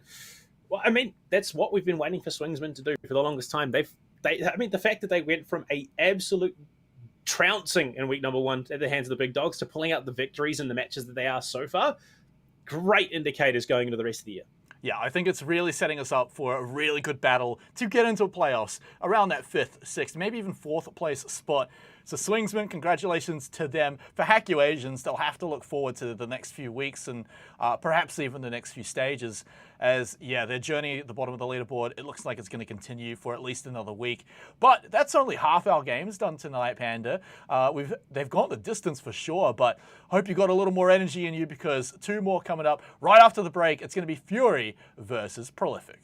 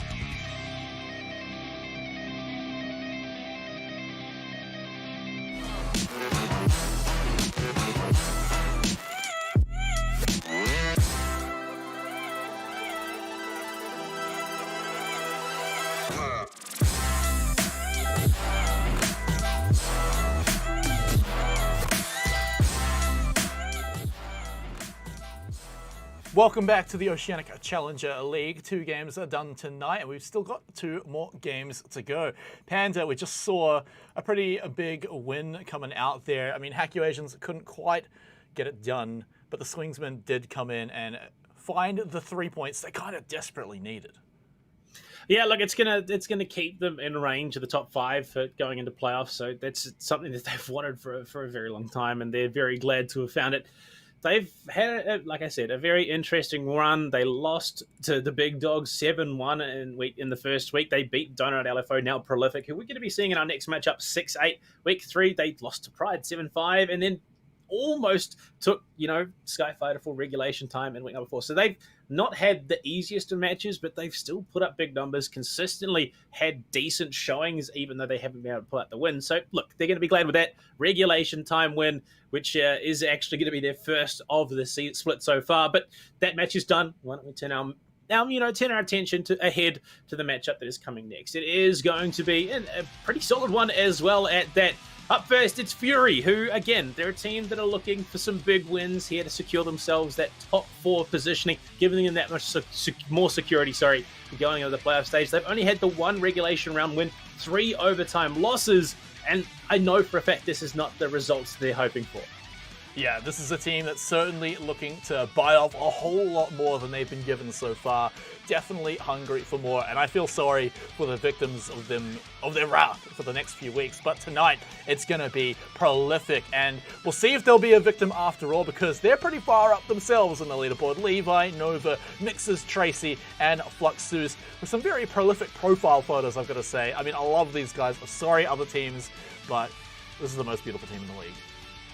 Yeah, I mean, this is the second match for them under the Prolific banner. First match on stream, given them, obviously last week they were played during a patch off stream as well, so we don't have the replay. We don't have any information about how that went.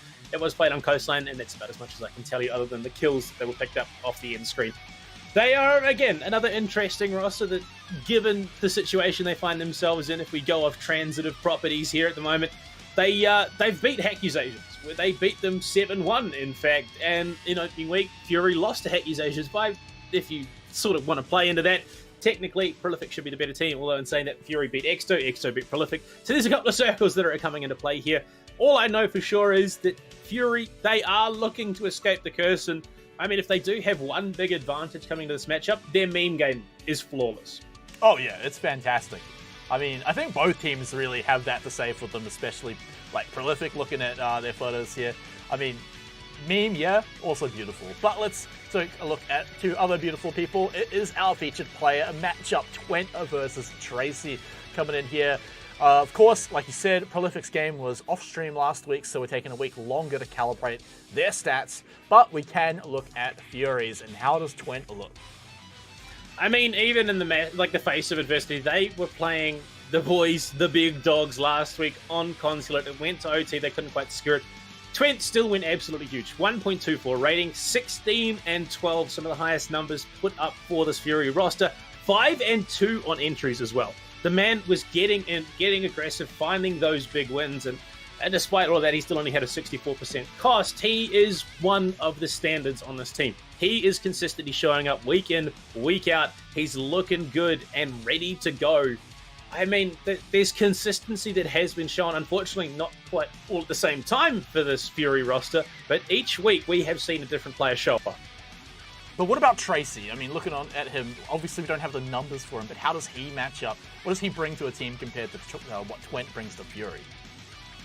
I mean, I only have so much information, on Tracy at the moment, but I mean, on the whole, he's looking good. At the moment, he's sporting, on average about 0.8 of a kill per round, so he's getting in there. 1.3 KD on the whole as well, so he's still finding the frags for the team. He's had a decent season. It's not been particularly standout by any means, but he's been there. He's been doing his job, helping Prolific pick up those victories that they do have. And the fact that, I mean, they pretty much destroyed Accusations in their matchup 7-1. It's the only other 7-1 that we have seen this season other than the Swingsman. And then they lost to Exto on Coastline, which we didn't get to see. So it presents us an interesting position. Like I said in our first matchup of the day, Coastline is a match that tends to favour the fraggers. And they can look to swing, they can take those gunfights. We know Fluxus, we know Tracy, we know all the boys on this prolific roster can find those gunfights and win them. But on the other side of the coin, it is Fury. They're a very capable team in their own right. Honestly, it's about the curse. It really is. It's can Fury escape the 1-5 curse? All right. Well, I mean, you did mention Coastline. Did you get to find out something that I didn't know? Because, yeah, all right, looks like you did. You've been taking peeks. It's Coastline going to be our next map. I mean, well, are we being gifted all of the Coastline maps tonight? Or maybe our team's just picking it up a little bit more lately. Would there be a reason for that, Panda? I think there is a pretty specific reason. Looking back at the ban history, I mean, Fury, they banned at Oregon, Chalet, and Clubhouse. They've been handed some interesting matches on those so far. Chalet, I just don't think teams are ready to go there. Whereas Prolific, they banned out Villa, Cafe, and Consulate. And I honestly believe the Cafe and Consulate were very, very specific to Fury, given how they approached it. They've almost taken wins. They're denied in overtime both matches on Cafe and Consulate. So they've shown that they're capable on it, so I can understand why Prolific have gone. And we've just been left with the remainder, which is Coastline. It is a map that is going to favour the frag-heavy side of things. And honestly, you'd have to favour Fury just a little bit more, given their capabilities in the fragging department. A little bit more than Prolific. Not to count them out, but honestly, you're looking probably a 60-40 split on the whole. But we are just waiting on ours to get us into Coastline. It's going to be another frag-heavy map. The strat book, while not thrown out the window, can be used to prop it up the table because it's not overly necessary on a map like Coastline. We're going to see some aggressive swinging, some aggressive coordination, and honestly, I wouldn't be surprised if we see, again, some slightly less conventional stuff coming into play. Yeah, and, speaking of that as well, right, something that, teams that have been around together can do a little more often. They can actually pull out those unconventional strategies a little more often. And we have both teams that have a lineup that have been working together. If they haven't played on the same team together much before, they've at least played against each other quite a lot. So these players, they all know each other pretty well. So on each lineup, you can imagine, if there's unconventional strats that do come out, I hope there are, then these teams are going to be able to deliver them well because they've been practicing them. They've probably done it before. And they may even be able to predict what their opponents might unconventionally throw at them because, again, they might have seen it before. Well, I think, look, we're probably going to see a little bit more of a reversion to a ranked-esque style of play coming into Coastline. You don't need to go crazy in the strat, but you're not going to see any weird setups. You're probably going to see the most diverse you'll get is operator picks and probably positioning of that roam. And both teams have very competent roamers, especially given, you look at the roster on the whole, especially for Fury, the fact that they have these players in. You've got Edpad, amazing entry, amazing anchor. We'll probably pick the Ash, the Goyo, something like that. Twent plays the Sledge, plays the Mute on the defense. And then you've got Pun, who is just an astounding SAS player, astounding support player on the attack as well. It's going to be interesting to see what he picks up, given that, Hard Breach isn't necessarily an important factor on Coastline. He still might go back to the Ace, something like that, but he does have some freedom in terms of what they bring. So we might not see, the most conventional lineup, but they're still powerhouse players with very, very strong operators in their pool. Yeah, I think you bring up a good point as well, is the bans are going to be kind of interesting, right? Because Ace was banned last time we were on Coastline, so perhaps that might not actually be an option, but that's not something that teams always ban, right? So, especially on Coastline, right? So, it could easily go kind of a lot of ways. On the defense too, right? You've got things like, Valkyrie's still going to be strong. Mirror has definitely seen her uses on the map too. We've seen crazy bans like Mute tonight. That was on Cafe, but, I feel like it can really change the flow of how Coastline's going to look. We are just getting all the players into the lobby, by the way, you guys, so we're not just talking for the hell of it. we want to jump into Coastline as well. I want to see how this results out, because let's talk about what it means for the teams on the leaderboard, right? They're actually somewhat close on the leaderboard in terms of points, but their positions are a little bit awkward, right? But both of them, I feel like Fury somehow actually wants us more. They want to shoot as close to the top of the table as possible to go into playoffs pretty strong. Yeah, if Fury win this, they take third. If Prolific win it, they do take second. So that is until obviously the big dogs matchup versus the Skyfire roster as well plays out. So there is still room for some change, but it is going to give them one of these two teams potentially a top 3 spot, which, I mean, at this stage you are desperately looking for. We are having some minor issues, it would seem, with one of the players. Nova's internet is struggling a little bit for Team Prolific. So what we might do, we will throw it to a break, give ourselves a bit of time to get him sorted, get him in so he can have the best matchup possible. We'll see you guys back soon.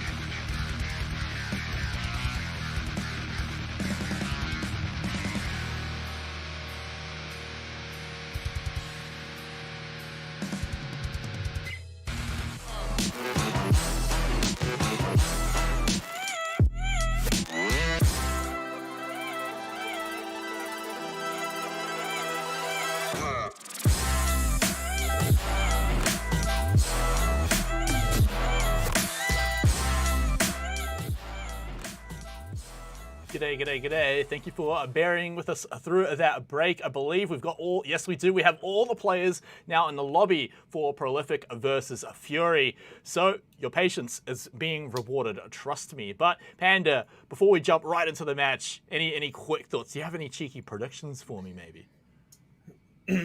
Look, it's hard to call, honestly. I just think we're going to see some conventional stuff with maybe some aggressive swinging in certain situations. It's coastline, that's how it sort of happens.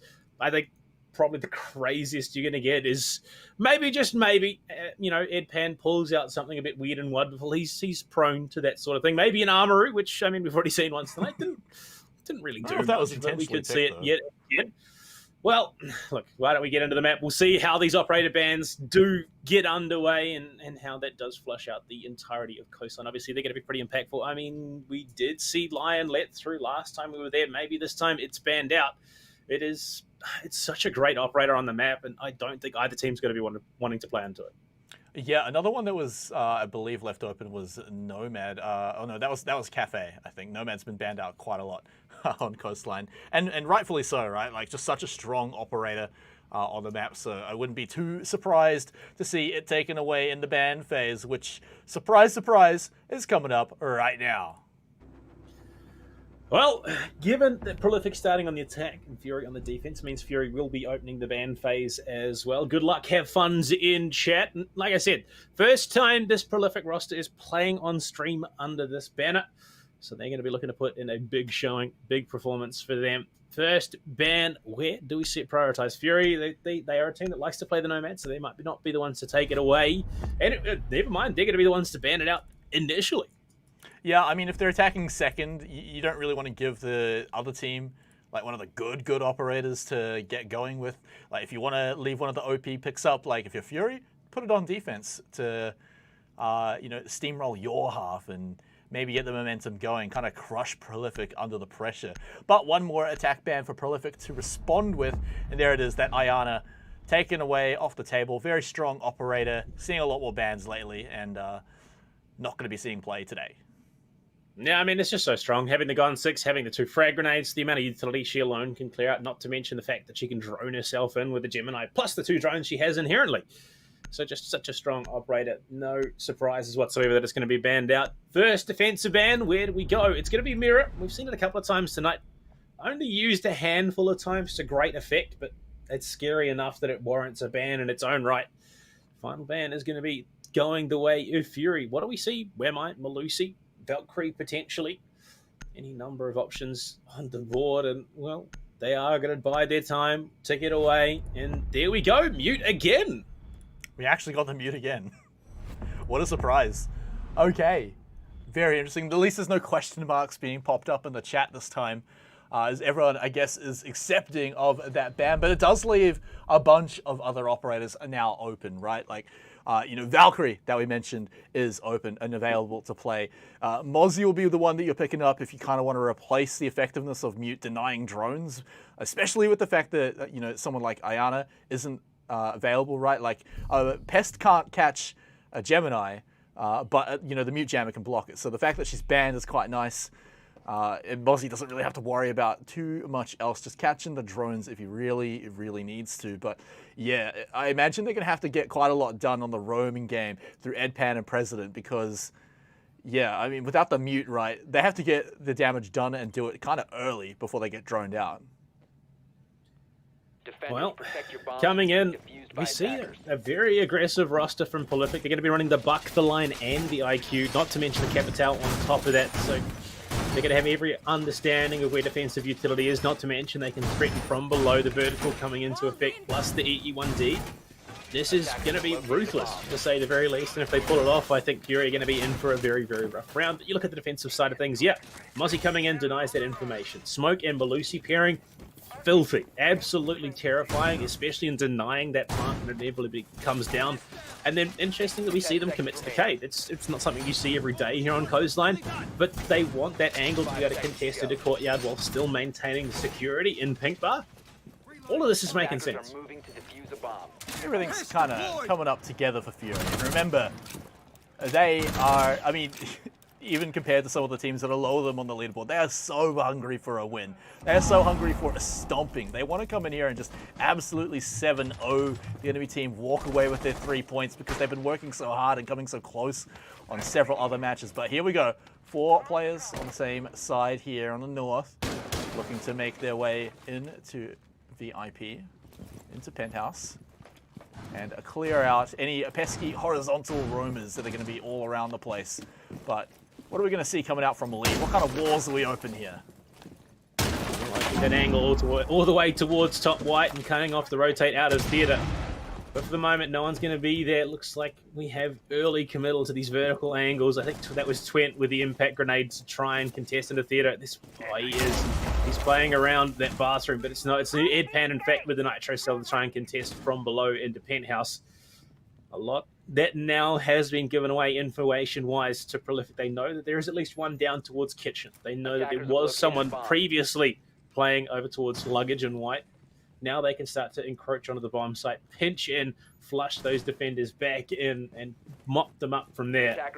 But unfortunately, there's so much defensive utility, there's so much firepower coming out of the side of Fury that as soon as they get in that position, there we go. Some of that punish coming through. Mixers being tagged up in the ankles and punished heavily. Where was that even from? I mean, must have been... No, actually, it was the drone hole. That was the drone hole into penthouse. That one there. That is... You forget about it every now and then, but you can see all the way through to the corridor. The feetsies, that's all it needs. Yeah, I was thinking it must have been something like that because, yeah, the way Ed Pan was proning on the stairs there, it's a nice little bit of free damage. He would have loved it to be a frag, but hey, look, he can't win them all. It has forced him out of that room as well, and now Prolific rotating all the way around to Aqua. Angmo's playground. Does he have any nitro cells left? But I think it might have already been used. There's one for the team left, so he might be able to chuck it out at some point, but they might be hunting him down. I think they're trying to sniff him out. They don't have much time to do this, but they're definitely saying it's worth it anyway. Swinging him now as the E1D pops. He's pinged out, and that's going to be curtains for him. 30 seconds left now for Prolific to clean this one up. No denial from below in the form of that nitro cell. It's an unfortunate loss for the Fury boys, but President just holds down Mouse 1, trades out, and gets revenge for his teammate. Fox the canister in position there for Pun through the wall, going to deny the standard plant.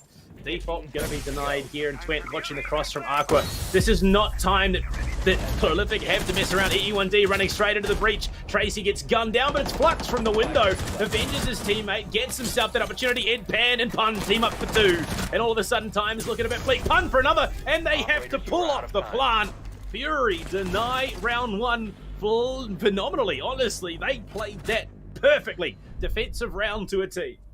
Yeah, I mean, they had everything that they needed. They had Aroma wasting time. The only thing that they probably would have wanted on top of that is, you know, their Aroma's just catching free frags. But they don't even need that, right? They did their job perfectly well. Angmo as well later on their Kaid.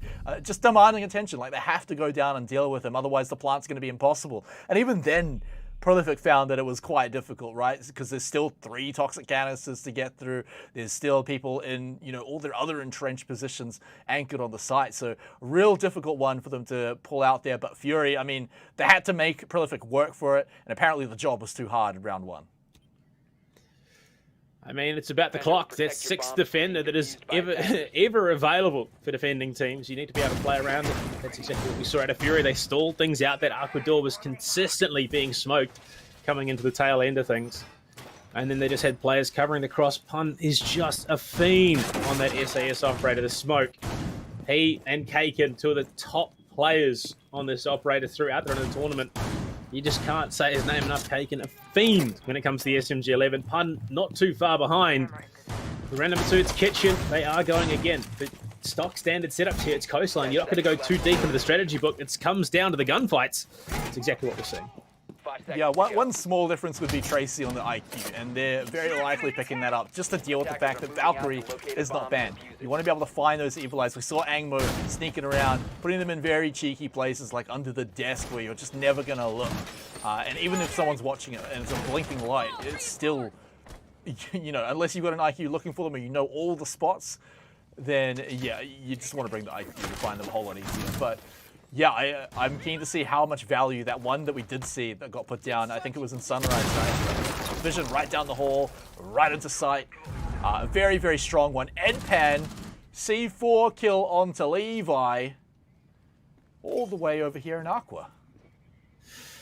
That's the information game. Having that available. Pre-placed Nitro, I wouldn't doubt for a second that's exactly what it was. And taking the buck off the board, that's crippling to Prolific. They now will struggle to establish that vertical control because as much as Mixers has those breaching rounds, or breaching charges rather, there's Nitro cells that need to be worried about.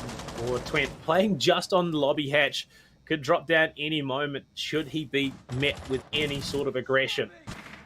He's just playing that theater angle. As soon as he hears the footsteps, he's going to be right down, ready to go back to the bomb site. This vertical threat is almost going to be non-existent. At best, you're going to have Mixers and Tracy who can provide it. But that's a long time in the grand scheme of Rainbow Six Siege that you are spent in that animation. Yeah. Putting down several breaching charges, just so vulnerable, especially if there's an evil eye peeking you all the time, which there very likely will be. E1D going to be popping out again, but it's going to be Angmo to find Mixes with a nitro cell of his own. Oh man, Prolific. I mean, they're just falling to nitro cells. I mean, that's why they're bringing them on this match. You want 3 on board and 2 already connecting. Nova, nah, can't go toe-to-toe. Such a tight angle to be playing around, and Angmo is always going to have the advantage given the positions of each player's head. Tracy and Flux now find themselves in a rough spot. Breaching grounds, the breaching charges will go out. Tracy starting to open things up above Sunrise.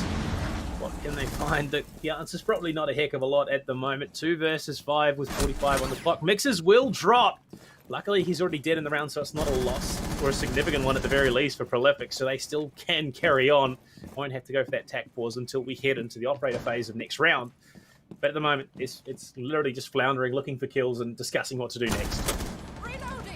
But you never know. I mean, 25 seconds, so we do kind of know that things are not looking likely for them. But yeah, it's the feel-good frags, the exit frags. But mostly just the time to discuss, maybe the time to have a player reconnect and get their internet sorted. But other than that, yeah, this is another one in the bag for Fury. I think one in kind of a different way to how they won round 1. Is this one, they just got real up in your face with nitro cells, and there's not really much else to it. Yeah, and unfortunate that, I mean, the Mixers did drop. Luckily, he was dead already, so it wouldn't have mattered. Yeah, game crash there. No surprises. It does happen from time to time, but will probably mean that we have a pause so that he can get back in, hopefully with enough time that he can get his operator picked. And Blue Sunrise seems to be the play going into the next round. Tachanka being hovered here by President, but I highly doubt that we'll see that one come through. It'll probably phase out in the 6th pick position, but I mean, already you're seeing some interesting stuff, some aggression coming into round number 2. They came in swinging rather than playing off the back foot like they did in round number 1, waiting for their opponent to come to them. And, well, they took it handily. Yeah, I mean, it's just looking like it's going to be very hard to take them down, especially if Prolific are going to be sitting on the 4-man squad. We'll assume that Mixers will be able to rejoin fairly shortly. That'll be quite a nice. But yeah, look, Fury, I mean, what else can we really say? Round number 2, again, won kind of differently, but through a lot of their intel usage. Even the IQ trying to sneak out the black eye cameras, still not enough. Like, they still weren't able to find it. It was one step into the building and they'd already lost. I think it was Fluxus, or no, it was Levi on the Buck, who got nitrocelled out of this dimension to just start things off in the round. So big value coming out from them. And, you know, Panda, I think this means it's sticking around. We haven't mentioned it, but that Tachanka, it's been locked in by President. It's not the first time we saw it. Zane pulled it out last week against Pride on Consulate for the accusations. So it's not crazy out of the realms of possibility. I think the priority was get something a little bit better for Angmo in the end, and it is going to be the DP27. I mean, honestly, this site is probably the one to play it on Coastland, sorry, because it requires so much heavy editing. That DP27, the fact that it can shoot and open those walls, it's going to be great. You can open the angles from blue in the courtyard. You can open up those head height rotates as well. There's just a lot of work that this gun can do, and interestingly enough, that's not what it's being used for. They are doing something wildly. Okay, this is a complete lockout of kitchen. This is, hey, look, I said unconventional is the name of the game. That could be enough to push it over the edge and pick up the win here. Fury, they're doing it. Maybe they're trying to funnel them over into the southern side of the map, force them to go, like, maybe even... No, never mind. There he is. Yeah. He'll He's get it helping eventually. Good thing about it is that it can tear up the wall pretty quickly. You can leave it till the very end of the round for sure. But yeah, I mean, another thing as well is the mute span. That's another shotgun that they would normally have as well. So, yeah, the Tachanka's making a little more sense in terms of how much you want to rip up the site. This is quite close, as we can see now. The mudroom being open on up. Are they going to be jumping on in? Because they've got a lone defender here sitting on the site behind the shield. How long are they going to be able to hold out here? Here we go. The MI asphyxiating bolt does go down, plus the Candela Flux will just remove Edpan. They've got full entrance available to them, but there's no guaranteed plant position. Tracy going to take some more damage from that asphyxiating bolt. Toxic Canis is not going to be able to connect. Tracy's still alive for the moment. Levi finds one, but he's traded out by Angmo immediately. Looking for big gunfights across the board. Plant is secured. Pun just not able to thread the needle. Going for the shots towards the player behind the bomb chassis. There we go. The Shamika coming into effect here. Can it deny the player, but it's Pun to do it instead. 31 seconds left on the clock. President might be able to lock them out here from pool entrance. EE1D, Angmo tucked in behind that shield, trying to lock out the angle. Almost catches Fluxus. They can look to go for the plant here if they don't have some way to deal with the shield. Mixers finds two, and it's Angmo alone. Player jumps in. He's looking for the frags. Oh, taps the head of Flux. Can he find another one? Super Shorty drops one. Almost drops a second. Yes, he does. Oh, my Lord. Angmo from the brink of defeat. I don't know if he has time here. Oh, this is going to be a close one. He's just going to be able to pull it out. And Fury from the brink of disaster, pull it out of the bag and secure a third round. What a wild ride of a round that was. I mean, just from them gathering up right at the mudroom, you knew it was going to be an exciting one. And immediately it was. My question is going to be to Prolific is, why on earth was that shield left up for so long? I know the idea was get in, plant, get out. That's all that really matters. But that shield certainly helped them defend there at the end. I mean, I don't know if old Angmo could have done it without it. I don't know. That's Super Shorty. I mean, that was pretty good. In. He took him out. Well, what a hell of a round, and what a way to deny Prolific's first. And off the back of that, we will be heading back up to the standard, the old gold-trusted Hookah Billiards. And last time we were here, it was on the clock that they were able to win it out. That is going to be hugely detrimental to the mental game of Prolific. Angmo, I mean, this is why he was in Tier 1. The guy is a fragger and a phenomenal player to boot. He's looking to get himself back into that position. And now we get to see him on, personally, my favorite operator. I know I tend to change my favorite operator like every few weeks, but this time it's Alibi. I love what you can do with this operator. I mean, we see him right now opening up, not even rotation holes, just feet holes, sightline holes. But it's, of course, the Prisma that makes it so much fun. How creative you can be with it. You can just go for very safe, standard Prismas that are just going to block line of sight or force the operators to make some noise to get rid of them. Or you can get creative with it. We don't usually see it, but when we do, that's when I love seeing Alibi in Pro. Well, they have the setup. They're looking to go for their fourth here on Coastline. It's not every day that you see a defender-sided Coastline at that. This is Fury. They're looking to break free of the unfortunate run that they've had so far in this tournament. 5 rounds is the threshold that they need to break free from. That's always been their undoing. They get 5 on the board and things start to deteriorate. This time, they're looking to just power through, break the glass ceiling, as it were. And drone stops in security. It's going to reactivate at the worst possible time there for Ed. He's spotted.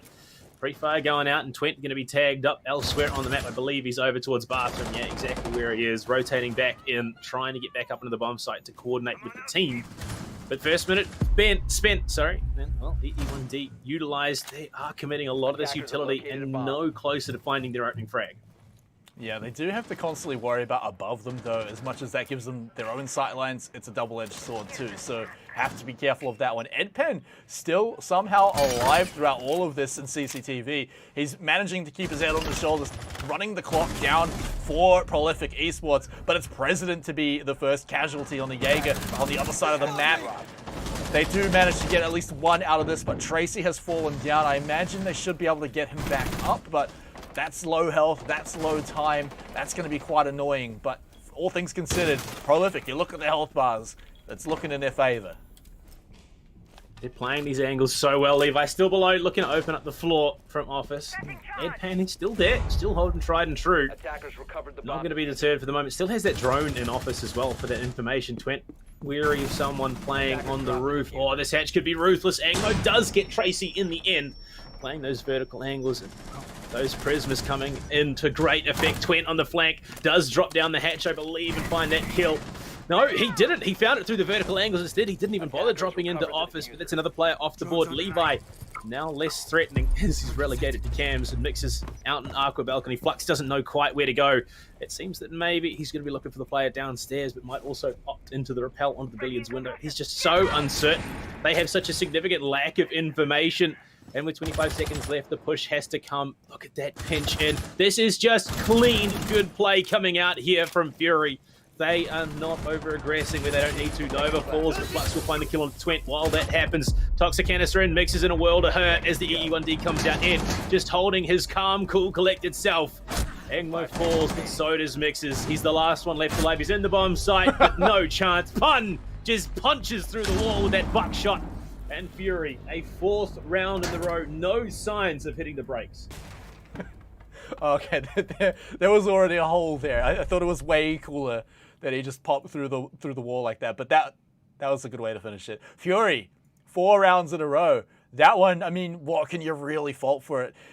You know, obviously losing President right at the start was probably not great, but everything else cleaned up nice and well. They held their position. Prolific couldn't really do anything with the space that they had gained. Edpan was down on CCTV for the longest time. No one dealing with him. So, I mean, yeah, it just allowed the rest of Fury to really just basically chill out and hang out because they still had a smoke. Pun had all of his toxic canisters still ready to go. Protect your bombs from being defused by attackers.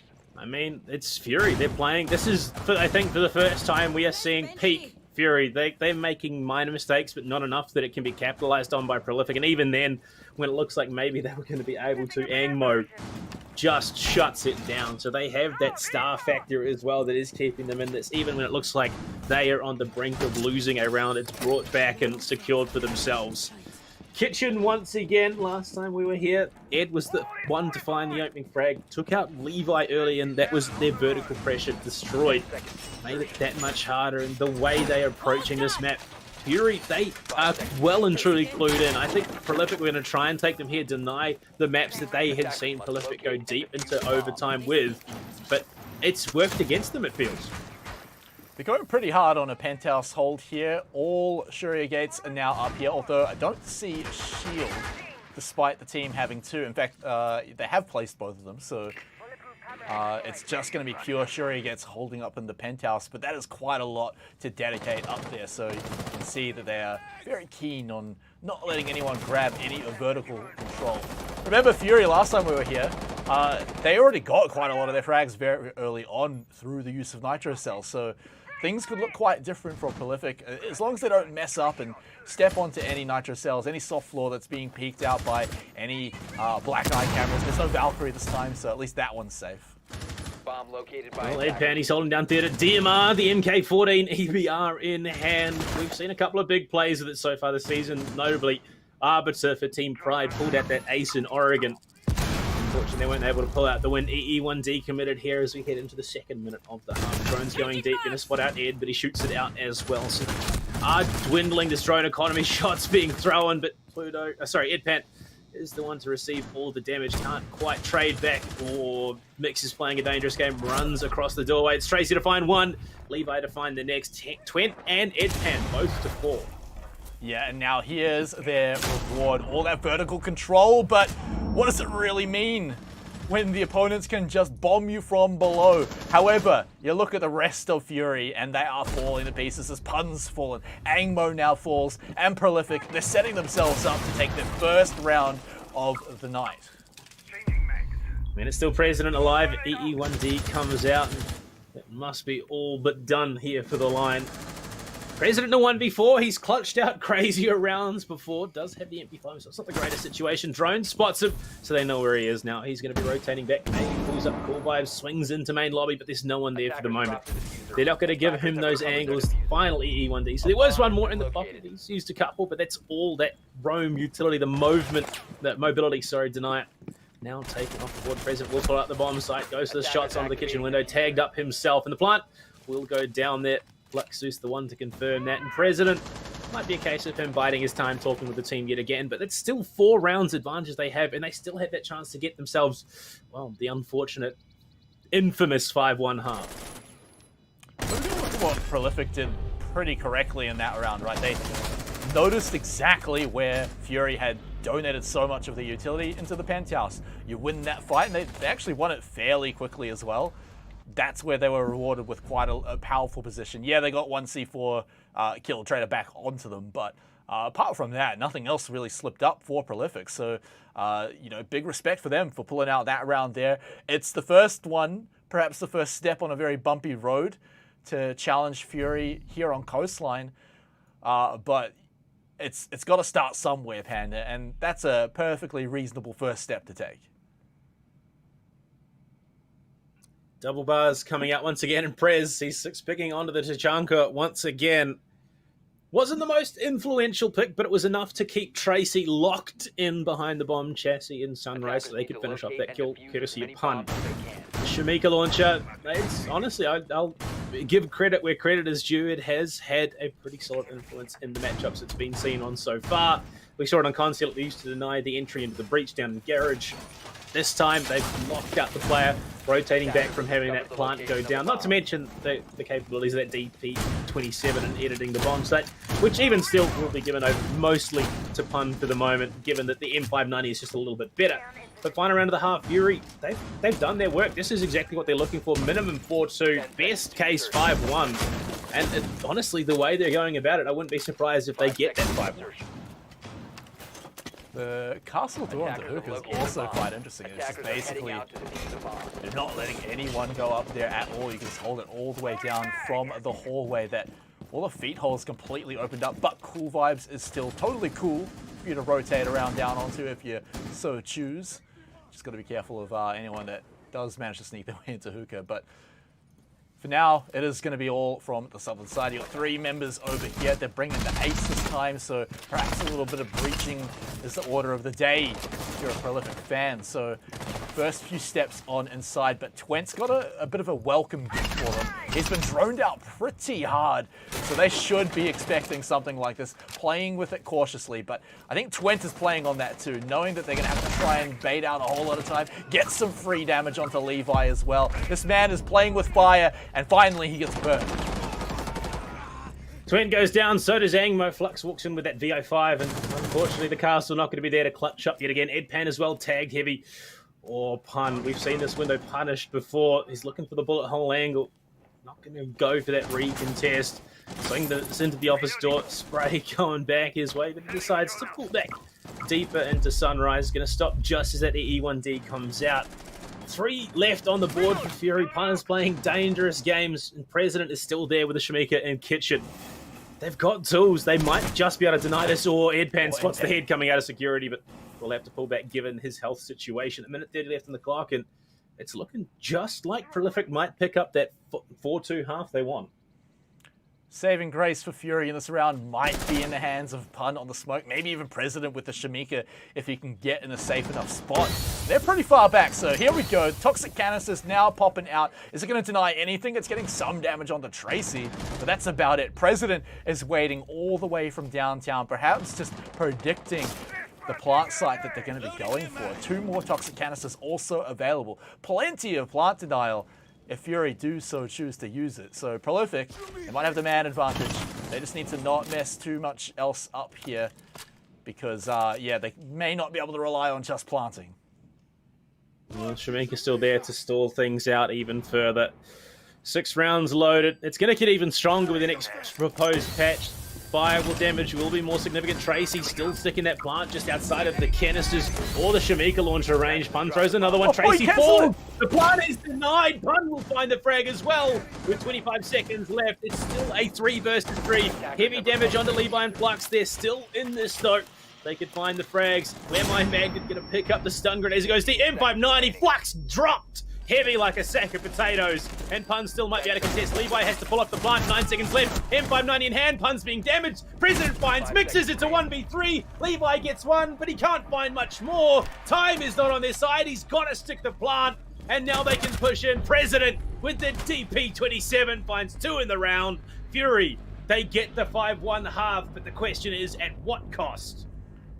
Oh, no, don't say that. Don't say that. Not after a beautiful round by Fury pulled out like that. I mean, yeah, maybe it wasn't so beautiful in the first half of that round, but the fact that they could pull back 2.5 members because their third man was on basically nothing. I think Edpan on the OMI on a slither of health, but the two plant deniers, Pun and President, on the smoke and Tachanka, just holding off that diffuser. The one toxic canister that landed on Tracy's head a split second before he completed the plant. If that plant completed, that round could have been there for Prolific. So again, what a tilting round to have slip out of your fingers for Prolific. But hey, you did bring it up. The 5-1. Is the curse really that real?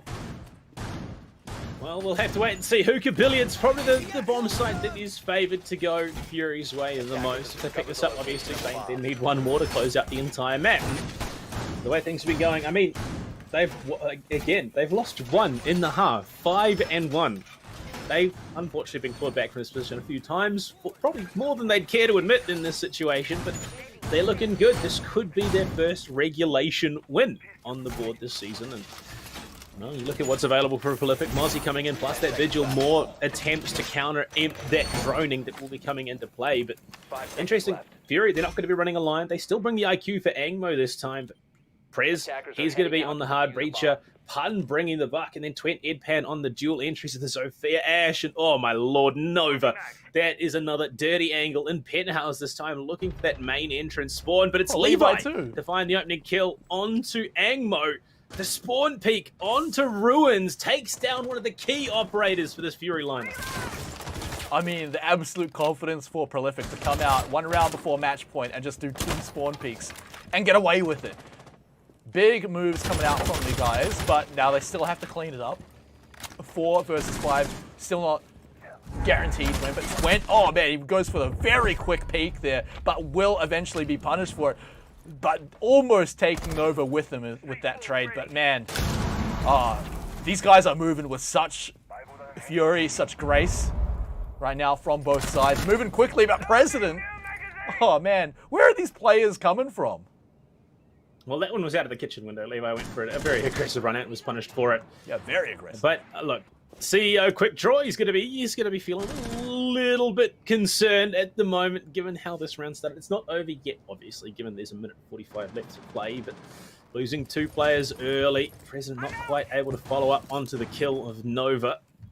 But it is only a 3 versus 4, and given that Nova is low, the shotgun from below Pun might be able to capitalize on this. But this side's better of it for the moment. Those vertical angles are so punishing. If you're not clicking heads immediately, you're going to go down yourself. But Pun, he's just not quite sure where to open things up. This is key in setting up for an execute onto the bomb site. Key in finding those vertical frags. Will open the floor just out of the range. Oh, spots the feet of Tracy there.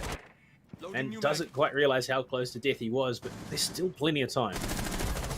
Yeah, eventually though, Nova will be the next one to be found. Mixes from behind the bar, goes for the swing. Diffuser sitting there out in the open in the doorway. Perhaps they can just hold that down for the rest of the round. 2 versus 3, Fury needing to grab that diffuser or frag the heck out. And it looks like they're not going to choose either as Prolific. I mean, they get it dropped in an even worse spot. So Pun, unfortunately, he had a few problems before, but the round is looking a whole lot worse for him at the moment. Perhaps he'll find some surprise feet shots, but this should be another one for Prolific to survive a little bit longer. Well, I mean, he has the option to try and go for the contest, try and find some frags, and for the moment, he's not going to do either. He's just going to try and find anything through those vertical holes. Not a great round to kick off the half here for Fury. By no means are they in real danger for the moment. They still have 2 rounds that they need, and 3 rounds after this one before the score is equalised. So there is some leeway at the very, very least. Hopefully it doesn't go any further than this next round and they can start to claw back, get in that point, get the victory, and this curse doesn't come into effect again, because as much as, realistically, it probably has nothing to do with any curse. It's just unfortunate their opponents step up when they need to, but it's something that can play in the back of players' minds. Yeah, I mean, I even said it in, I think, Fury's second week when they just had come from that crushing loss to Hack Asians. you know, they got into a similar position, and I said every round in a row is just going to give this like stacking debuff on them, saying like, you know, it's happening again. You know, the casters are probably memeing about it as well, like they always do. And, you know, Fury have just got to stay strong through that. I think they're a team that absolutely can do that. But, you know, you've always got to wonder, like, is that question still there, especially if it keeps happening? But let's leave that discussion until maybe at least 2 more rounds are won out by Prolific, because Fury are still just 1 round away from at least guaranteeing overtime. Well, kitchen service now coming into play, and Angmo will switch off the IQ, go for the Lion instead. I mean, it probably was the play regardless of the situation. Well, it does mean that some of that defensive utility would be a little bit harder to scout out those black eye cameras, plus those ADSs and magnets. Just going to be a little bit harder. It has to rely on direct lines of sight rather than the scanner itself. Well, they are going for a very, very vertical spread, as you would expect on a bomb site like Kitchen Service. More manpower committed than we saw out of Fury's defense. That's an open hookah door that we saw a Valkyrie sitting right next to, but who knows what he's going to be pulling out of that one. I imagine probably just putting the barrier back up. It's Nova who's got the cheeky angle. Didn't get to use it last round, so seeing if it will pay off this time. Just sends out a cheeky little pop shot, and we'll think nothing else of it. So at least Fury, they get all 5 members to start this attacking round. Claymore placed outside the service door, as you would expect, trying to deny any threat of a run out. I mean, look, they have great drone positioning, they have great information to work off. Edpan will will destroy, rather, the utility that was trying to slow things down at full entrance. And Twit just going to go full in. ADS is looking that kitchen doorway. Sees that there is a hole in that wall into blue as well.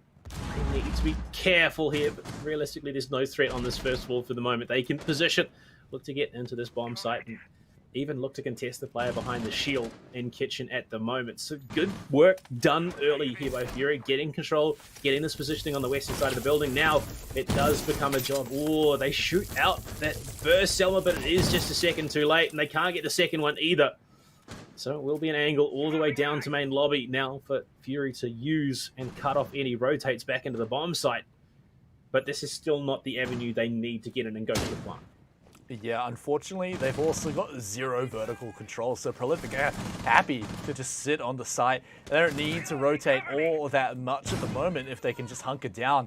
But, of course, as we can see, Fury, they've got plenty more destruction where that came from. So even if the Selmas are going to be all out, they still have Ash, they still have Buck, they can open up everything they need to. And look at that, 3 EE1Ds in the pocket. So when they do eventually go for the executes, they can have a good few chances to lock it down. So with a minute to go, I imagine we're going to see at least the first EE1D start popping off. Utility dump into the site. Edpan opens up on a Tracy. President is the unwitting sacrifice at the other end. Levi just removes the head of the Ash mate. Pun finds one, but Twin falls as well, and over. Pun caught out in courtyard. And all of a sudden, it's Angmo alone in a 1 versus 3 as Prolific mop up 4 huge frags in the round. Default Cam will spot him, but he's got a full bar of health and 2 more EE1Ds available to him. Player in courtyard spotted, but he can't get the kill. Flux is still alive, and they are very aware of his position right now. Even though he was seen moments ago on the default, they've got so many angles to cut him down from. Anglo is going to have to contest at least one of the Nitro Cell toss, but it's still just inside courtyard. Lands at the door. Ang can't do anything. Levi rotates in. The coordinated pinch and a bit of a teabag there at the end coming out of Prolific. And they will get themselves another round. Look, the BM, that could be their undoing. I mean, maybe, but I will respect. That was a very clean teabag. Did you see the mechanics on it? He got in there very quick, swift little crouch, moved straight out of there. A lot of people waste their time on spamming it a little bit, but that one just looked real smooth, like a true gamer, so respect to that one. But one more round on the board now for Prolific, so things are looking a little bit better for them. They're going to be heading upstairs to Penthouse and Theater with what appears to be, at least a 3-man anchor, I guess, a 3-man anchor squad, and then the Gag and the Vigil to mix things up here. We know they've been playing around with spawn peaks, and I would be very surprised to see at least one not happen this round. Penthouse Theatre, it's not a bomb site that you see all too often. But given that they've won hookah and kitchen, the alternative was double bars. They obviously didn't want to really go there. This one is so abusable. That's the unfortunate nature of it. Buck gets in, gets control from below. That double window, the rappel is so strong. Not to mention getting control of VIP and Hall of Fame is just easy. It really is. There's so many avenues in to be able to contest. There's so much that defenders need to worry about. So I think a linchpin in how Prolific play this one out is going to be their Bromers. I would imagine you're going to see Fluxus and possibly Levi going downstairs. Mixers might even just float around towards Aqua and Luggage. But look at this, long angles established, head height, holes open up so they can go for those toxic canisters and the nitros. They're opening footholes as well. This is an off-site, well, majority off-site hold, it would seem. Well, it could all come down to this man here, or Mixers on that Jaeger, trying to get those kills on entry, because it seems to be quite all in like that with how aggressively they are positioned. But they'll eventually work out that Fury are going to be moving around the map a little further away from where they were waiting, and so instead it is going to be indeed the windows to be the play of the day, where they try to make their way through on the balcony. That's going to be the point of entry for Fury. Again, they've got the Lion. They've now brought the IQ as well, so if there were any Valkyrie cams, they could deal with them, but unfortunately, it's not really going to find too much else. Well, play that IQ bro. It's a direct counter to the Vigil as well. If you can spot him out, you get that heads-up advantage on his positioning. You can shoot him through the wall with the pistols every now and then. You just get that clean tap to the dome, and it's enough to take him out. But Headpan going to pull out. Go look to push in from Hall of Fame, VIP potentially, even maybe even through that shower hatch as well. They spot the utility. There's so much information being freely given now that Mute is off the board, and I mean Ed Ping's coming out for that utility. Pun as well, playing from above, has the hatch open. Is going to start to open up that wall into Hall of Fame. They're just covering their bases. It's going to come down to aggressive execute. Nedpan, they've opened it so that he can get that Evil Eye as well. No real denial on the site other than the toxic canisters now. So it's going to come down to just how long Tracy can keep himself in this, just how well he can utilize those toxic babes and mixes. Spots players and VIP, goes to the wall bang but can't find it. Will pull back towards top white. So we are establishing those lines in the sand for the moment, but still no big advantages gained. Still making progress on getting through a lot of this utility, right? I think that's almost all the breaching rounds for Edpan now used, and actually used on something, whether it's a wall or like a shield or an Evil Eye. So they are actually getting a lot of this done. They've also opened up a fair amount of floor, unfortunately, below them by Prolific. So that means that it's going to be quite difficult to move through a lot of there. But the execute seems to be coming in with the smokes all coming out. The grey smoke, the yellow smoke, it's all there. But they've retreated off into the bathroom. So what are they going to be trying to pull out of this one here? Fury going for the plant right now. They've got all angles covered. It looks like President should be able to lock this one down. No toxic babes on his head. And they can all just book it back outside to complete safety. That's it. The plant is down. Post-plant in the 4 versus 3. President just lines up mixes. At least Levi will get one back, but the EED does go. You have your Vigil, though. You can run straight through it. You don't have to worry about it with that ERC7. Nova with that older 5.56 looking for the player on the VIP window, but Fury, they're not going to give any advantages if they don't need to. Gun barrel will be spotted momentarily, and unfortunately, the VO5 is just that much better. And President lines up the first and the last one in theater, and no surprises that we see the attack pause coming out here from Prolific. They are on the verge of being shut out yet again on Coastline, this time by Fury. And that would be rough. 2 7-3 losses on the same map 2 weeks in a row. Yeah, I mean, the hype train for Prolific Esports was going pretty hard in the first half of the season, but, well, things seem to be taking a bit of a turn, particularly this week here against Fury. It's been a good few rounds from Prolific, don't get me wrong, but now that Fury have locked in that overtime, we can stop memeing about them losing in overtime, and, Prolific, it's now going to be all on them to try and pull some of this out. I feel like they just kind of let Fury walk into the positions that they needed to last round, so perhaps maybe a little more aggression, or Levi and Mixes getting those flanks a little bit earlier, perhaps. The pulse will probably help a little bit with tracking, a lot of the intel tracking their movements and where the push is going to come from Fury. I think that's going to be a real important one, because if they can catch that one out, then they're not going to be left kind of hanging with, half the team on the other side of the map when the plant actually goes down. I mean, they're still hovering that IQ for Angmo, so no surprises that we see the pulse picked off of. The scanner is great and all, but the advantage goes the way of IQ because she has her pistol out as well. So you could be staring down the barrel of your cardiac sensor at an IQ and she's going to shoot you in the head given the opportunity. Mozzie, he can deny that information with those pests, so much more valuable. Is going to enable Levi even more because there are less drones on the board should he find them. But Fury, this is the best spot they have found themselves in a very long time. And they need to make sure they close it out because that has been their biggest struggle this season. Closing out maps, it has cost them so many times. 3 overtime losses for them this season and only the 1 regulation victory. They're looking to double that out, make it 2 regulation victories here on Coastline. But you've got to beg the question. Yes, they may have achieved the 6th round. Yes, they may have guaranteed themselves OT, but I mean, maybe the curse still has yet to come into effect. There's still a chance that Prolific bring it back for 3 rounds. You really want the curse to pay off, eh?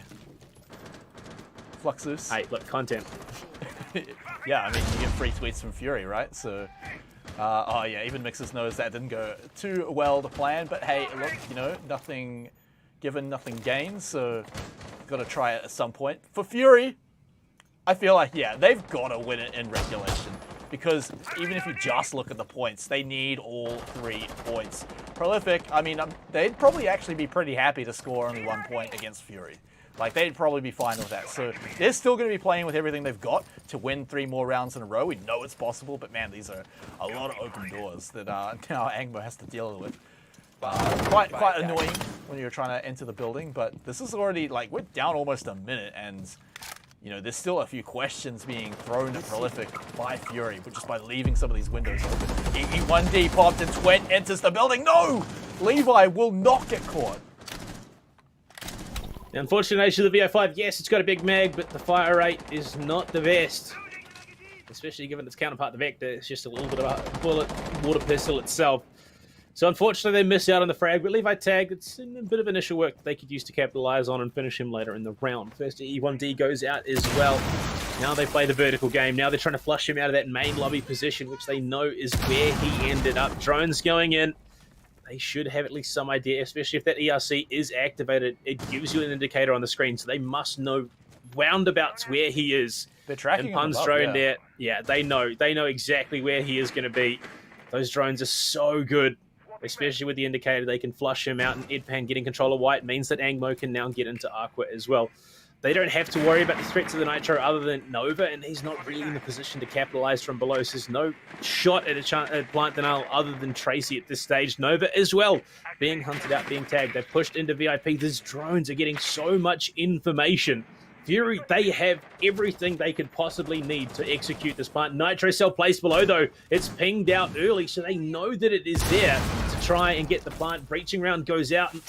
I think just maybe they were able to destroy it there through the shrapnel. They also open up that pink bar. Second attempt, surely that one has to have destroyed the Nitro cell. Now they can look to go for that plant, but they need to deal with the smoke player Tracy. Yeah, that's the big problem. They're even breaching the walls just to be able to reach him. But with 25 seconds to go, he's got all the time he needs to throw out 1, 2 more toxic babes, and then eventually Fury are going to have to go into it, and it's going to be a real problem. They're going to open up a few more extra holes, a few more extra sidelines just before the battle begins, but 10 seconds left. The execute has to come now that the smoke dissipates. The plant now going by President. Edpan has got his back. He'll be watching his 6. Out from the smoke comes Mixers, but Edpan rips him down. But what? They just lost the diffuser, and then Prolific take the round. That's all they needed. All you need to do is kill the guy in the plant, and the round is yours at that stage. The 6th defender, the clock. It's such a powerful one at that. Oh boy, Fury management, they've got to be sweating at the moment. 2 rounds away from OT. Prolific coming in. 3 of the last 4 have been picked up by them as well.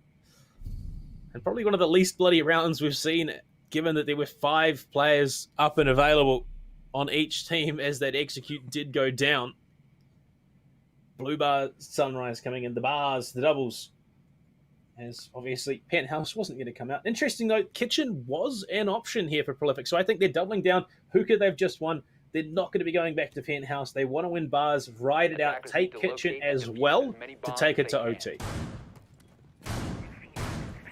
So I said when Prolific win a few more rounds, we'd maybe start talking about it, but yeah, that pressure possibly starting to eke back up for Fury, right? They've been in a solid spot for a little while, but you know, they might even win it in overtime if it gets there, but that is, going to overtime is basically a loss for Fury. They need all 3 points.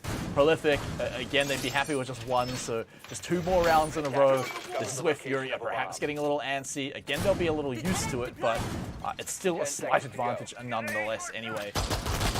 Defenders have been pretty much always right up against the door, or at least in the very first room, so you can imagine that Fury are going to have to be very careful on a lot of these entries, right? They just want to make these last, you know, if it does come to it, the last 2 rounds as flawless as possible.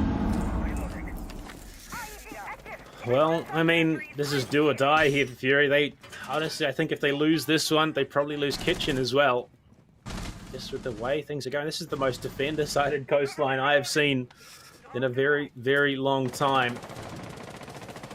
They just, I don't know what it is. Second halves are not the play here for Fury. They need one. They can shut it out here. Deny any chance at a comeback off of this round, and given that it is the double bars, this is a vertical like bomb site. You can look to capitalize on it, and given that there are options available to them, they need to be able to make the most of them.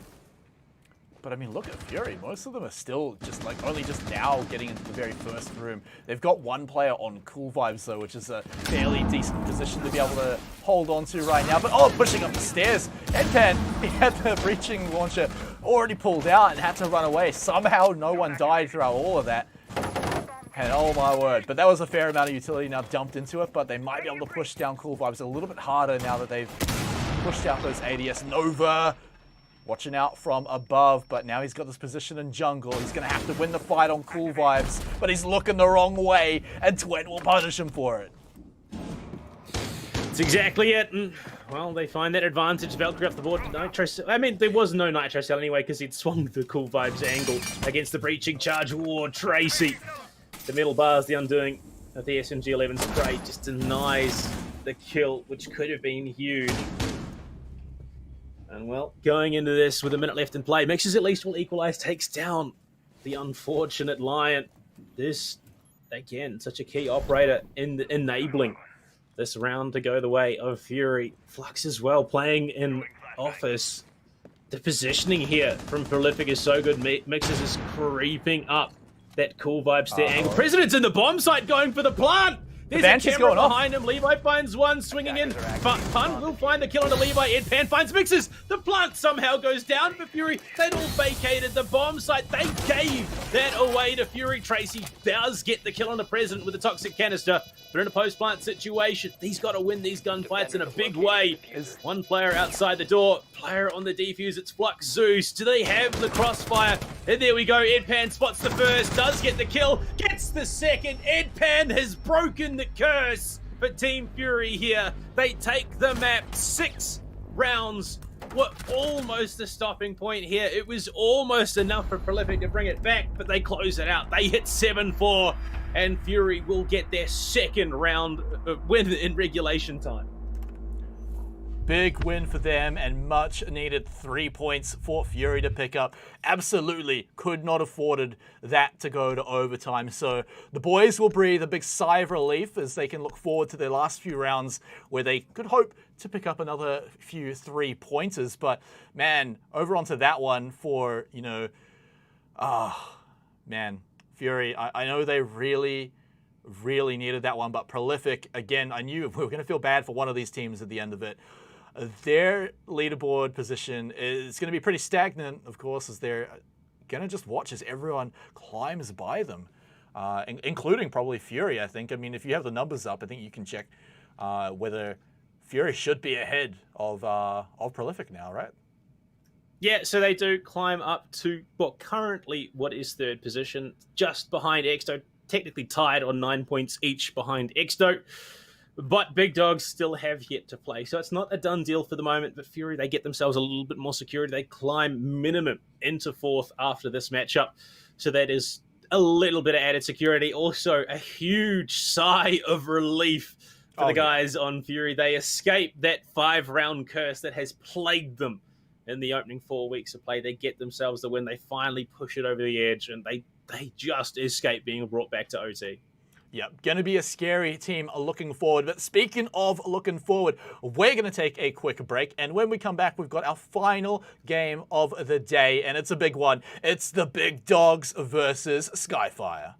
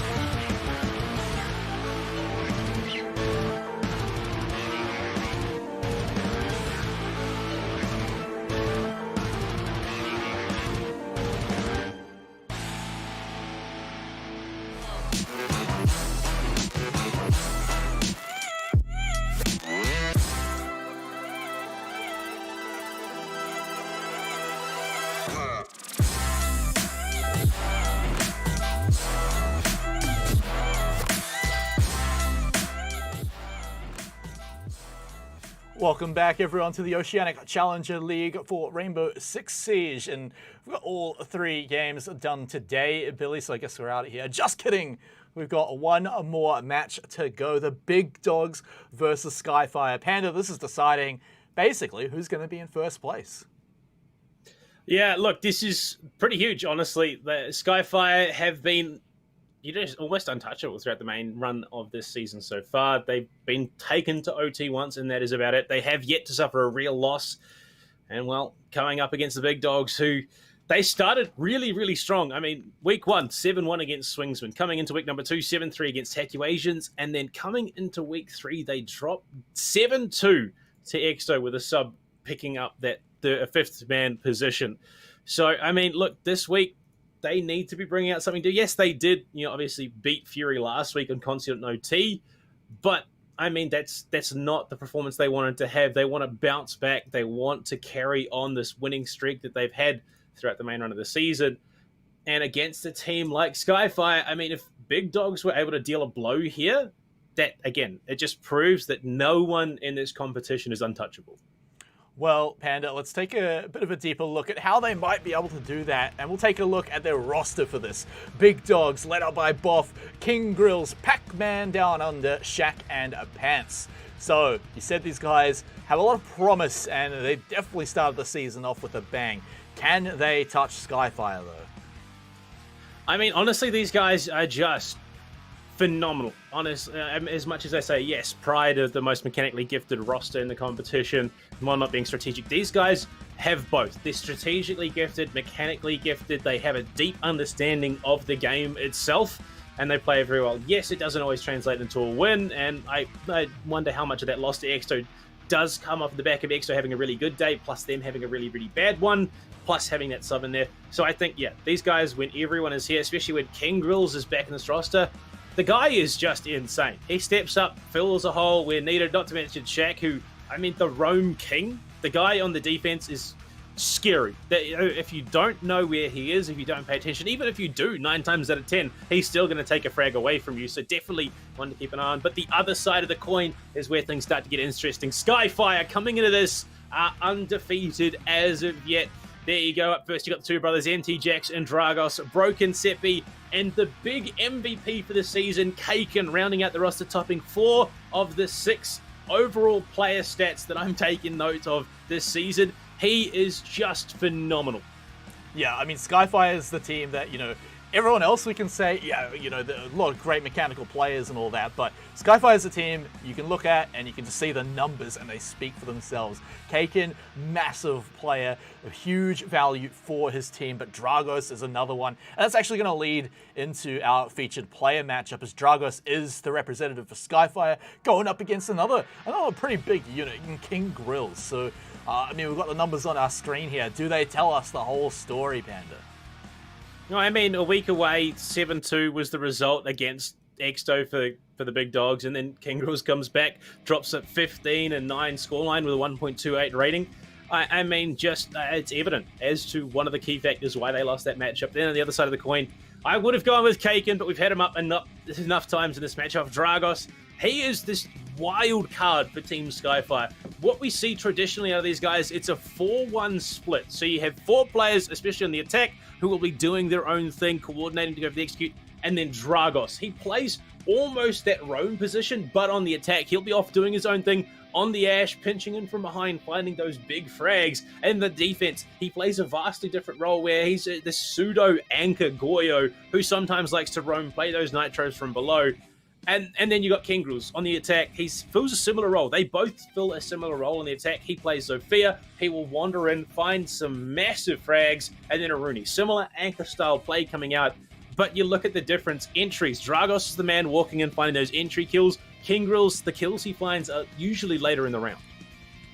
Yeah, two very scary players, honestly. And you'd say, we'd have Kaken up. But Dragos, I feel like he'd be up every week if Kaken didn't exist as well. The man is a very phenomenal player to watch and very exciting. But, you look at the lineup for Big Dogs, King Grills leading the way in players like that. But along with, other players like Shaq as well who play into that style, this is going to be, I might be calling it a bit early, but probably one of my favorite matchups coming into the season. So I'm real keen to see how it does get played off here.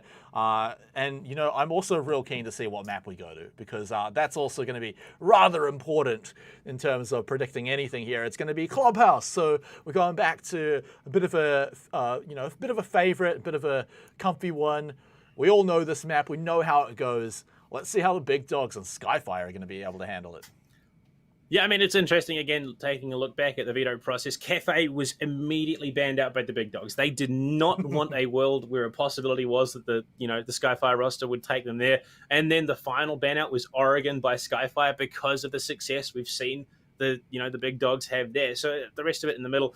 Skyfire also banned out Consulate after last week's performance. I think that makes a lot of sense. And then we ended up going to Clubhouse, which honestly, I think this does just favor Big Dogs a little bit. They play this map well. Yes, they lost to Exto on it, but in saying that, they didn't have their full 5-man roster coming into that matchup. So, I mean, you take a look at how things have played out this season. Big Dogs, they beat Accusations. They're 7-3, starting off in the defense in week number 2. They haven't really, unfortunately, week 3 is what it was, but then.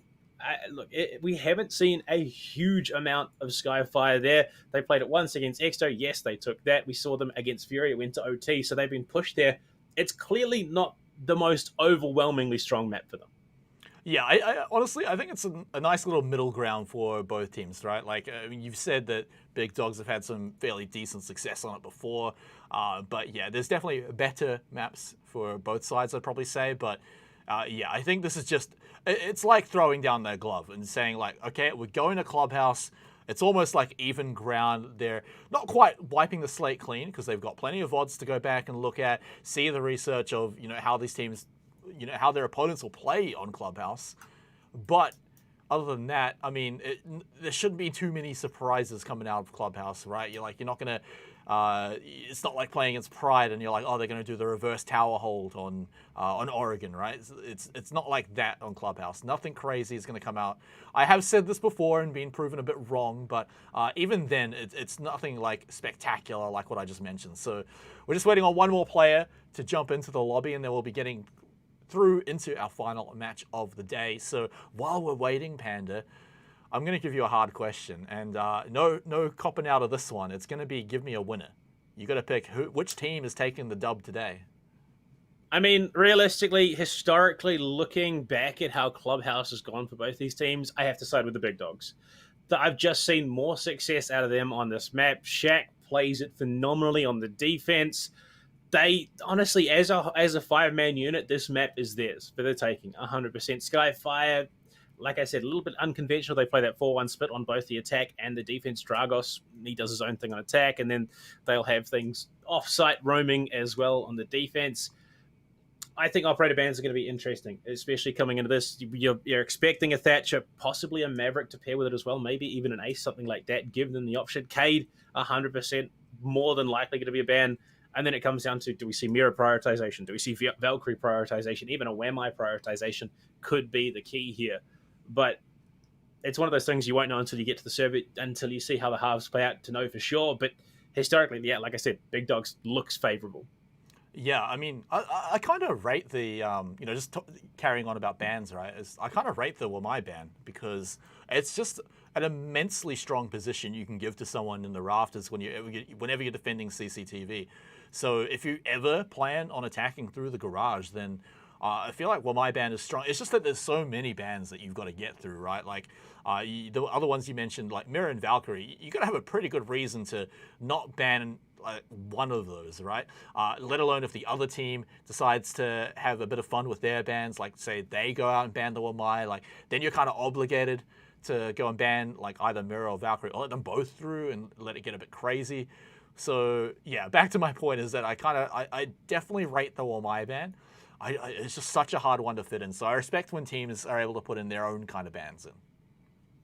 Well, I mean, it is something that has seen a huge rise in priority ever since the changes were made to Jaeger, and obviously the nerf as well that was paired along with Wamai. If you take that out, Jaeger becomes infinitely weaker. You have far less security. There's no time for those ADSs to regenerate up and start to have an effect deeper and deeper into the round. So it is, yeah, there's a reason that teams are starting to prioritize a little bit more. But there we go. In the chat, we do have confirmation that all the players are in, ready to go. So is our observer. So why don't we throw it in? We'll take a look at what those operator bans will be coming into Clubhouse. And, well, given that we are coming in with Big Dog starting off with the defense, this is a familiar place for them to be in. And given that Shaq is going to be there as well, I mean, we saw him earlier on in the season playing that one-man hold in Garage on the Jaeger was almost unstoppable. And there we go. Big Dogs will take Maverick off the board first. Yeah, but this is kind of like challenging your opponents. It's like saying, all right, now you guys do the Thatcher ban, which they will. But, occasionally a team will be like, oh, but we wanted to do this ban and throw something else out. But knowing their position in the ban order, Yeah, they know that, all right, let's just ban Thatcher Maverick. So we're going to be seeing like a mostly standard looking kind of clubhouse. There's the Wamai ban we have been talking about. Again, really strong pick up on the rafters, but also an operator that you can literally just bring to every other site. So for the final ban, what are we thinking? Mira, Valkyrie? Cade, 100% we're going to see a Cade ban here. Otherwise, Big Dogs have some big stuff planned in their opening half here on Clubhouse. It's such a strong pick. So hard to deal with. And there we go, Mira. So Big Dogs will sneak the Cade through, which means that now Skyfire have to find some way, especially on the basement bomb site, that kitchen hatch becomes so much harder to deal with. It's going to come down to explosive play. You're going to have to rely on those frag grenades from the sledge, one would imagine. Boff, he knows this is... look, Boff is a man who is vocal when it comes to victories, and I 100% see... As you should be. Big Dogs, if they run away with it, we'll see the claim that this is their house coming through. Oh, that'd be exciting to see, actually. Vocal players going off after beating Skyfire in a deserved way would be, quite nice to see. But, I mean, maybe we'll see the real juice when we actually get the playoffs. I definitely imagine we'll be seeing both of these teams again when we hit playoffs. But for now, let's see who's going to be the big dog in the kennel here. Attackers need to locate and defuse as On many defense bombs first, we've got big dogs. They're going to go Church and Arsenal to kick things off. You've got the castle, so you can imagine along with the mute, they're going to be heading on upstairs for their SSG-style extension and just claiming the entire house as theirs. No Cade, surprisingly enough. So I think they're trying to play the mind games here with Skyfire early on, play that extension upstairs, play their roam game, which, I mean, is a play style that favors them. Interesting. Jack relegated to the smoke here for this setup. It's not a situation that you see too often for this man. Usually he's on the Jaeger, he's on Vigil, on something that is going to be playing off-site, doing heavy damage. This is a bit of a switch up here for the Big Dogs, trying to catch their opponents off guard. Interesting. They're putting quite a lot into holding the building just purely through gunfights, right? Or at least debating out a ton of time. No Jaeger, so along with the Wamai ban, no one's going to have a really entrenched position. Yeah, the castle barricades might last a little bit of time, delay the enemies a little bit, but at the end of the day, they're just going to bash them down, whether that's with a sledge, if they choose to bring one. Actually, they don't have an ash or anything, so castle barricades might take a little bit of time. But yeah, apart from that, they're going to be moving around a lot, and they have to make value out of it. So the first battle is going to be King Grills here in Cash. He's going to rotate back towards top red. Player going to be there just inside. Oh my lord! Good night, Broken. The spray is good. King Grills will remove out the Capital, and that just gives so much more security to the site anchors. Well, I mean, it was so good it lagged the whole game for a little bit. I like to call it the rainbow, as he just pulled it off in a completely perfect little curve. Picking that one up. I mean, pretty big. You've got the Capital. He's real good once you can get him down into blue, or even in kitchen when you can drop down some of the bolts. But next boss is going to be Pac-Man down under, being droned out, but he's going to quickly back away. He's got the nice escape tunnel down into blue. The next job, though, is going to be forcing Pants out of bar. Skyfire are making a decent time in forcing a lot of these defenders out, but this is the last one that they've got to deal with. But oh my word, they've lost another attacker. So all that decent time, it's kind of down the toilet when you don't even have enough players to make the execute. I mean, this is not at all the style of play that we've seen out of the Big Dogs before. These are not the operators that conventionally played by each of these players either. Usually you got Shaq on the Jaeger, Boff will be playing whatever he feels like, honestly. The Pac-Man on the likes of the Goyo, the Malusi, something like that. But it's a Valkyrie coming in for him. And then King Grills to round out whatever is needed by the team. And Kaken, he plays this ace. He plays it very, very well. He's with the equivalent of an ace for a Fragmite, but I mean, the guy is, the highest KD currently in the tournament, highest rating overall, averaging a 1.44 throughout the weeks. Dragos, this time he's in. MTJX finds Boff, but Kaken is traded on the backside of it. They are losing players left, right, and center. 4 versus 2. Dragos falls in. Only one brother remains here. MTJX above the hatch. Stun grenade does go in. He's going to be tagged in the shins. Drops the hatch. Someone could swing out at any moment. He doesn't know how close to death he really is. So many angles to cover with 16 seconds left to play. Big Dog's going to deal a big blow here. Free fire goes in. Pants He's going to win it anyway. The UMP 45, what is touted to be the worst gun in the game, still wins the gunfight. And speaking of gunfights, I mean, I'm pretty sure that's just how Big Dogs really won that.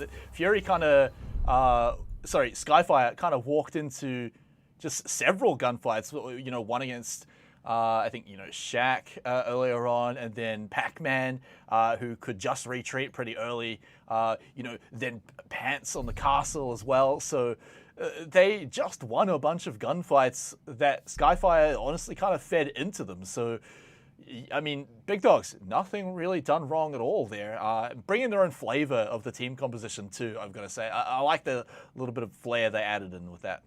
Defenders, protect your bombs. Trying to throw off their opponents. I mean, there's mod work out there that Skyfire surely will have done. So Big Dogs, they're trying to circumvent that, catch them unawares with these less than conventional picks. But we see Shaq, he's back on the Jaeger for the moment. Boff will pick up the Kaid as well.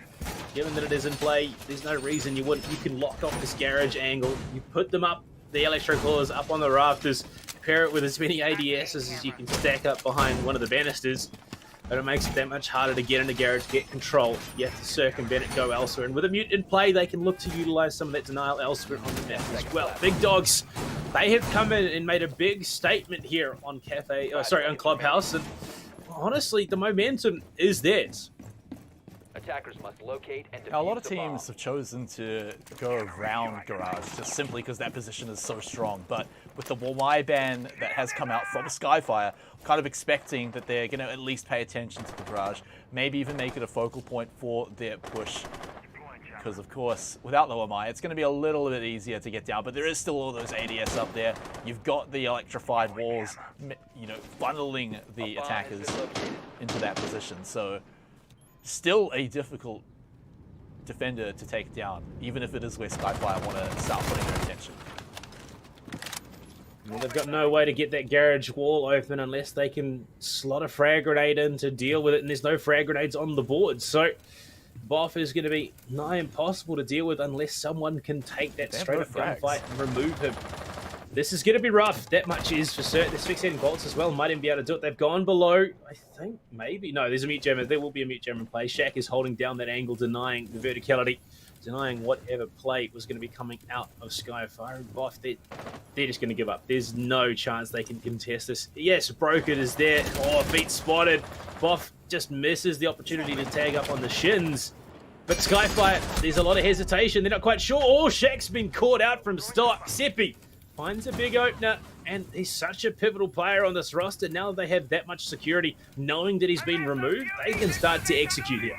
Boff is poking his head up quite a lot for someone who doesn't have to worry about frag grenades. He can honestly just hunker down and be impossible to clear out. There's 3 attackers, Skyfire now starting to make their way out. He does have to worry about the breach on the main wall, but here come the drones. Oh, the asphyxiating bolt's gonna burn him to death, and that's their replacement for the frag grenades. Control of Garage now over the Skyfire.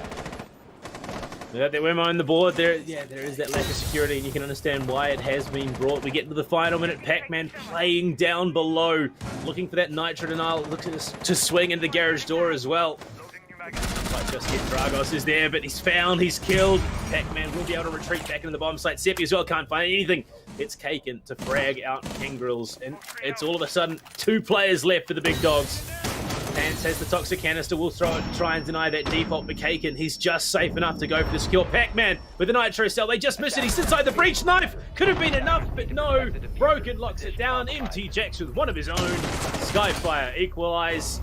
They are not out of this by any means. That was a huge brain play out of Kaken. Yeah, and it looked a whole lot better from Skyfire that round too. Getting those 2 frags without really giving anything back, real good value, especially the player up in Garage. I mean, you know, Boff it was on the Kaid. So taking him out, a big value. They take that room. Once they get into that position with the man advantage, it's so hard to lose there from that point because you can just cut off so many important angles. And from there, the defense kind of just relies on, you know, hopefully getting the C4s or the toxic canisters to deny any plants. But as we saw, Big Dogs didn't manage to get any of those. There were a few frags that you thought maybe they come back, but Skyfire just had such a strong position. Well, here we go, the gym bedroom. They've still got the Kaid on the board, and well, no guaranteed way to deal with it either. You can place those Artilla claws in positions that are unattainable for the attackers, so probably going to see a push through Logi, a push through Con would be my guess as to how they get in. Plus you have that castle extension that you can go for. There's a lot that Skyfire will need to do to be able to contest this round. The full extension, it would seem, over to CCTV. Kaken knows, though, the drone is a great spot to scout that one out. Rather than the traditional cache extension, they've extended fully into CCTV, which is bold. It's more ground that they need to cover, but it's more room and more time that will be burnt by Skyfire to try and contest it. Yeah, I mean, it's just a nice little thing that having a castle lets you do. You're just able to extend much further around the map, a map like Clubhouse as well. I'd love to see something like that too. So let's see how long they can hold it. Boff, hang on, he's playing around bikes and gets the frag onto Broken. Does he get out of this one alive is the real question, because if he does, big value for Big Dogs. But Dragos, he's coming in, but he's the one to get hunted down instead. Boff tries to make the great escape, but Kaken is having none of that. At least Dragos does get traded out, so they do take one Nitro off the board, but very much a case too little to let. Shaq still has time to reinforce off Cash, as they've just burnt a huge amount of utility. Losing out on not only the asphyxiating bolts, which were pivotal in that last round, but the lifeline in terms of the concussion and the impacts as well. That's utility that is going to be much harder to deal with. Those castle barricades, they're going to now have to either commit Selmas or X-Kairos to be able to open them up through Jim. And I honestly don't think Boff could have picked up any more impactful kills off of that start. Yes, there's 2 minutes left to play. Kingrels will find Caked as well. The SMG-11 man versus the Ace King himself. Seppi pushing in through Suicide, looking to get in the CCTV window, but there's a player there. Shaq just tucks his head into the breach and will be gunned down for his trouble. A little bit over-eager, trying to catch someone outside Master or Jim. But Seppi read into that. Oh, the jump out. Pants has been huge so far this map. NT Jax, he's going to drop Logi, but Pac-Man there, read him like a book, frags him out. Big Dogs will reclaim the round lead. Yeah, and just Boff with that hold in the garage, getting those two, like you said, very impactful frags right off the get-go. Doesn't get out with his life, but honestly, bought a little bit of time, but more importantly, all that utility that went down the toilet. Real annoying for them to get to lose so early on. So yeah, Big Dogs, they'll take that and they'll run with it. Pretty big round for them to pick up there, but now we get to go back to Church and Arsenal. And yeah, this one was interesting last time, to say the least, from what we saw from Skyfire, right? Big Dogs, they're looking to bring basically the same lineup. Again, the lack of Jaeger does stand out to me. Perhaps if Skyfire noticed that last time, they might put attention somewhere like Blue, where typically you'd see a ton of ADS. Locate and defuse bombs. I think it's very much a case of play it until it stops working, because no one other than Empty Jax got even remotely close to the bomb site, and when he did, Pants fragged him out anyway. So this extension upstairs, that SSG style roam coming into effect, looking for the deep roam game, plus that Mute Mozzie combo, it just makes it so potent. The question, I mean, look, there's just so many at this stage. Skyfire, this is the most that they have been tested so far. In fact, I think this is the first time all season that they've been at a round deficit. I could be wrong, but from what I've seen so far, 5 seconds left. they are just being completely cut off at the knees. Big Dogs, they're still only a round ahead, but the momentum they're generating, the way they're approaching this, it's unconventional, but it's working very well. So a little bit more control now going to be added around the kitchen and bar areas, where, as we know from last time, they have some entrenched players, particularly Pants in that bar section, just fully castled off everywhere, has the hatch to retreat to. Big player. Boff, again, the garage, a master, going to be on the Mozzie this round. It is definitely able to deny a ton of drones coming on inside if he really needs to. But yeah, he'll have the opportunity to escape. Oh, cut off on the rotate though by Dragos, who was waiting for him and absolutely read that play. Unfortunately, you lose Boff early. Another player who has stepped up in some of the weeks of play here for the Big Dogs. But not only that, Pests, you're not going to be able to relocate any of the stolen drones. Nitro Cell as well. Pants will spot out one in bar, shoots it out, still has the option to rotate back. Kingrels, again, still upstairs on this deep roam. Heading back to the gym. Will drop it forward to Billiards, almost getting fragged out through that master bedroom window. The castle barricades are locking him out. Lucky Panzers there to open the rotate. Both of them chiming in with their shotguns. So they will be able to pull back towards the bomb site for the moment. 2 SAS operators, 1 T2, 1 T3 at the moment. Or T1, sorry. Broken has that angle. Big Dogs, they've sounded the horn. They want to get back towards the bomb site, anchor down, hunker down, and wait for Skyfire to approach. Still half the round to go, though. So Skyfire would have a lot of time if they were able to just jump into position right now. I think Big Dogs want to buy like maybe 30 seconds more if they can with Pants and Bar, but no, they've all dropped down. So looks like, yeah, it is going to be a bit of a hunker down. This should give Skyfire plenty of time to now do all the things you do when you're approaching the church site. Open up the floor, open up kitchen, get that hatch open, and then prepare the drop. Almost exclusively to see players that go through it that way. We're even going to try and concuss them to see if they are down there. Going to concuss ourselves a little bit as well for Dragos, but that's okay. Nobody is around. The drop is all prepared. We've got 45 seconds, so I think if Skyfire want to give themselves some time to play around with, the drop's going to happen pretty much now. Unfortunately for them, defensive utility is primed and ready to go. Ingalls has used that nitro, but there's still toxic canisters in play. Skyfire will be able to push themselves down dirt. I think this is the key now. This is the indicator that maybe Big Dogs need to change up their strategies here. And King Grills, he's going to be the first to fall, or swinging. Dragos and Broken find 2 more, but Dragos gets felled. It's all on Shaq. He's going to deny the flawless onto Seppi.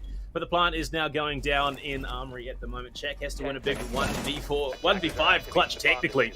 As Dragos is still on the ground, hasn't been picked up. Spray through. Shaq is incredibly low. Next to no chance that he wins this, and Kakin will be the one to shut it out. Skyfire do bring it back here at the post plant. Basement, it's been rough for both sides. The first round, it was very, very much a Big Dog setup. Skyfire, the second time they read into it and adapt appropriately. Now, I would imagine we're going to see a different Big Dogs defensive basement. Yeah, I think that was a pretty massive read by Skyfire, right? Right from the get-go, Dragos cutting off Boff from the retreat from the garage. Perfect little play that's just, you know, this is how things would have gone if it went slightly differently back in round 1, so why not adapt a play like that? So, beautiful reads from Skyfire. I quite love it, in fact. So, now that we move on, we're back over to CCTV, and yeah, this one, it got a bit hectic for Big Dogs, unfortunately. They lost 2 players reasonably early-ish, but importantly, the player in Rafters. So, Boff, likely to be that man up there defending once again. But as we can see, Broken's back on the Kappa Tower. And that seems to be their method of flushing him out because, like we mentioned before, no frag grenades on the lineup of Skyfire. Well, this time around, they do bring the Bandit in, the King Grills as well, so they are making these slight changes throughout this run. The Holden Rafters is the question, especially given that Broken has already proved that they have a way to answer it. Boff was flushed out by these asphyxiating bolts, yet to run towards safety and was fragged out for his trouble. So you got to imagine someone is going to be playing around lounge, trying to assist Boff in those positions. Because, I mean, with the Cade setup, you've got no pressure from the garage walls. Oh, Shaq setting up maybe something a little bit aggressive out of that main door. But for the moment, nothing indicating yet that we're going to see any sort of run out of spawn peak. And, well, there we go. Action phase underway. Boff again holding his position. Will throw out the artillery claws eventually. Ooh, okay. He's just trying to make sure it's... Yeah, it is. You got to throw it right under the numbers and try and center it as much as possible. He's holding on to the second one, it would seem. Yeah, he's just making sure the first one worked. He's trying to line it up properly. And unfortunately, given that MT Jacks just didn't spawn in the right spot, they can't capitalize on it. Yeah, I mean, he's definitely playing with time a little bit here. Boff drops down the bikes again. He wanted to get a little bit of vengeance, but Broken will get it done again, seeing the drop immediately, being ready for it. I feel like that's the deal with Skyfire now. So they've worked out Big Dogs and are just letting them walk into their plays. Well, Big Dogs, they have shown some great adaptability on the fly. Unfortunately, I mean, it seems that Skyfire read into the second time around for both basement and CCTV. Shaq going to be called out by MT Jacks as well. Then the question started to be asked, is it a case of Skyfire really just are that good bandit trick coming in? Pac-Man on the flank from Bar will find Dragos. They do take one. Bandit battery, is it good? Yes, it is. That's massive. Will deny the Selma charge there for the moment. Player in Rafters, it's going to be Broken. Spotted, shot, King Grills lands it with the MP7. The rogue skin going hard for him, and Pac-Man still down below, still looking to pinch in from main lobby. Could catch out someone well and truly unawares. Black Eye Cam spots Empty Jacks just in the elbow of Rafters for the moment. And finally, they do look to get things open. Will open at least one of the panels there. But that's time, utility wasted. And all of a sudden, we're back into 3-3. Skyfire, they might just lose this one out. They got some time to make this one work, but problem is going to be Pants and even Pac-Man as well, if he starts playing below and still has a C4 in his hand, which I imagine he will. Pants can deny the plant, but again, it has to land on their head. And now, Skyfire actually have, you know, 2 different spots to plant in, just to the right of the breach, or of course the default plant right behind the bomb in between it and garage. So there actually goes a bit of a preemptive Toxic Babe, just to deny the entry. They know the diffuser is very likely out on the balcony, so why not just cut off the entrance? It actually basically is a smoke that covers both plant spots if he can never actually walk inside. Pants, is he going to throw another one out? Yes, he does, and it's right on Kaken's head, who has to book it out of there. He does survive, but look at Big Dogs. They've only got one defender left, and it's Pac-Man who's already run outside, so they know exactly where he is. Plant should go down, no problem, and it's Pac-Man to go for this retake scenario, trying to deal with one player in the first gunfight. Here we go. He's got a retake 1v3. He's got no angles to play with. An Empty Jacks will shut it down. Skyfire do bring it back 3-2 now, with 1 round left to play in the half. And I mean, doubling down on these strategies against a team like Skyfire is risky business, and you can understand why now. As Big Dogs, they've lost both reattempts on the 2 bomb sites. They've lost CCTV twice now as well. Basement coming in. Yeah, there we go. Shaq back on the Jaeger. This is all the conventional stuff that you're expecting. Boff brings out the Malusian King-Grills on the Cade. So this is your turtle hold with Jaeger out on the roam. This is more in line with what you'd be expecting. Yeah, and the bonus is that they get to bring the Valkyrie, which is so strong when you're trying to deny anyone pushing the kitchen hatch. As long as you can keep those, you know, the black eye cameras nice and hidden. But most players are always going to be looking for them in the kitchen when they go in there, when they're trying to push down at the church, right? You're going to be looking for any sneaky little cameras. So I guess it's going to be on the job of Pac-Man to hide them well enough, or you just hide heaps of them. Hide all 3 in there. Like, they're going to be thinking, oh, like he's going to hide more than 1 camera. Well, 20 seconds out from the action phase. Yeah, the camera's placement is so key, especially on a map like Clubhouse. Unfortunately, it is, again, a case of it has been played to death, so most teams will know those positions. Not quite sure what the play is here by Pants. They're just opening a lot of waist-height angles. Camera there, just outside main door in the basement as well, so they're going to be able to play around that information. Shaq, though, on the Jaeger, very much silenced rather, in this matchup. We've seen a couple of instances of this Pika for the likes of Accusations has been shut down on the whole. Shaq, this matchup as well has been shut down. Pac-Man, that is a bold punch hole. I don't think he is going to play up. It's going to be Fate. Oh, Broken there, just an inch too high. Broken takes out Pac-Man. Yeah, and now this opens up a fair amount of the map too, but Boff, oh, he caught Dragos right outside the billiards window, and so will be rewarded with a freebie for that one. Can rotate right back on into bar and still play that position. So fairly good trades on each side. Difference being, though, is that Pac-Man, he can just sit on the Valk cams all game now. Well, Kangaroos, he's going to have to go huge here with those artillery claws, and Shaq playing around the stairs with Boff. Oh, catches Seppi on the drone. And that is the vertical threat now gone from Skyfire. That is absolutely brutal. Shaq, he's going to recontest onto that long hallway door. But no, nothing found just yet. Broken. Spots the camera in bar. Will shoot it out. And surely that should be the indicator to Boff that there is someone nearby. Playing just tucked in behind the bar. This exciting bolt could flush him out, but they have no clue. Kaken, where's he going to be going? Oh, he's just run straight past them. They have no idea Boff's here. They could find some big impact frags, and Boff, when does he make the call? He's going to sneak his way out, try and catch out Broken behind, spots the drone, shoots. It gives away the game! And Broken will find his second of the round. Boff, that is a big misplay. Oh, yeah, rough. I mean, it's hard to know what to do with that information, but the second that drone spots you, you want to just jump back into cover. I mean, he tried to go for just catching them out on the wrong angle. But like we know, there was 2 attackers there. So here we go, 1 minute left, and we're down to that 3v3. Skyfire should have everything they need to open up all the hatches and get downstairs. Broken as well on the Capitao is going to have a pretty powerful position to cut off, and he rotates with the Capitao. King Grills, he'll be holding down blue just on his lonesome now, but I don't know if Skyfire have cleared out everything they need to. Pants is still going to be sitting back on the smoke, able to deny the most of the plants that he possibly can. Shaq's a wild card. Where is he? You don't know. You have to find him eventually. You can see how cautious they're being, waiting for any kind of peaks, but here we go. It's got to start now, and they're going through the breach holes as well, and Shaq drops. And empty jacks will fall as well, so at least it's 1 apiece, but with 12 seconds to go. Broken finding King Grills, and Pants from downtown. Skyfire, what a round. A big 4K for Broken to secure the 4-2 half. The big dogs will be absolutely spewing. They had the angles. If there wasn't that hole in Ashwall, maybe Shaq would have survived a little bit longer. And Kingra was just caught on the backside from Jenny as well. But Skyfire, they now head over to the defense. MT Jax has the option to go to his tried and true as we head down to the basement for them once again.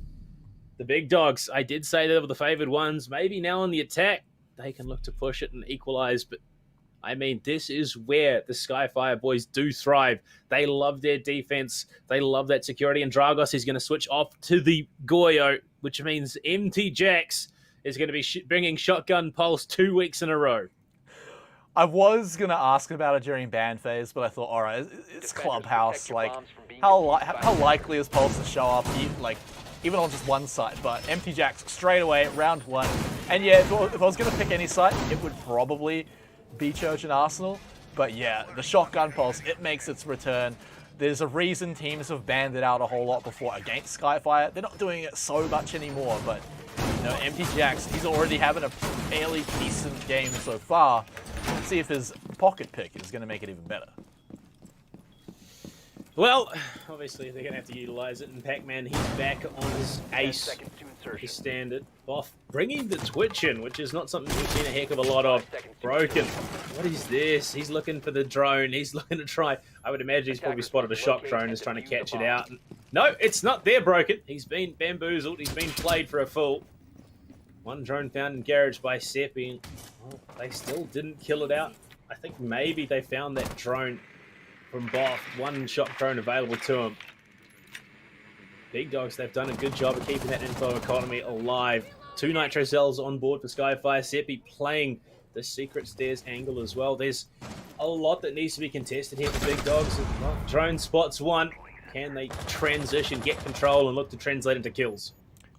And I believe that was, Dragos, the first C4, clipping Boff pretty hard, but still not enough to get the actual frag. But hey, look, you'll take that no matter what anyway. King Grills, he's looking to find his way, well, actually, maybe not so much anymore, but poking his head around Secret, but looks to be a bit of a push over towards the garage to hook up with Boff, his friendly teammate, who does now need a bit of help now that his health bar's dropped a bit, but a blue push seems like it's the order of the day here, at least from Boff.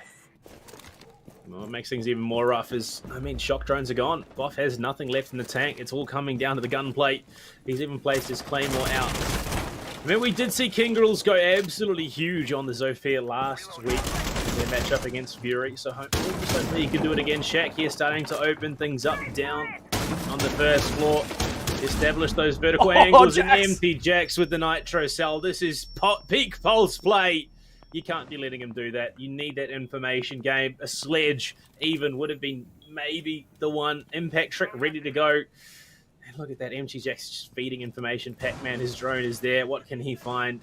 This is just game of questions right now. Skyfire, they're in their element trying to bait out that impact, but it's all audio cues at the end of the day. Broken can just bide his time, given that I would imagine they've already found one. Down bottom main, though, it's Boff.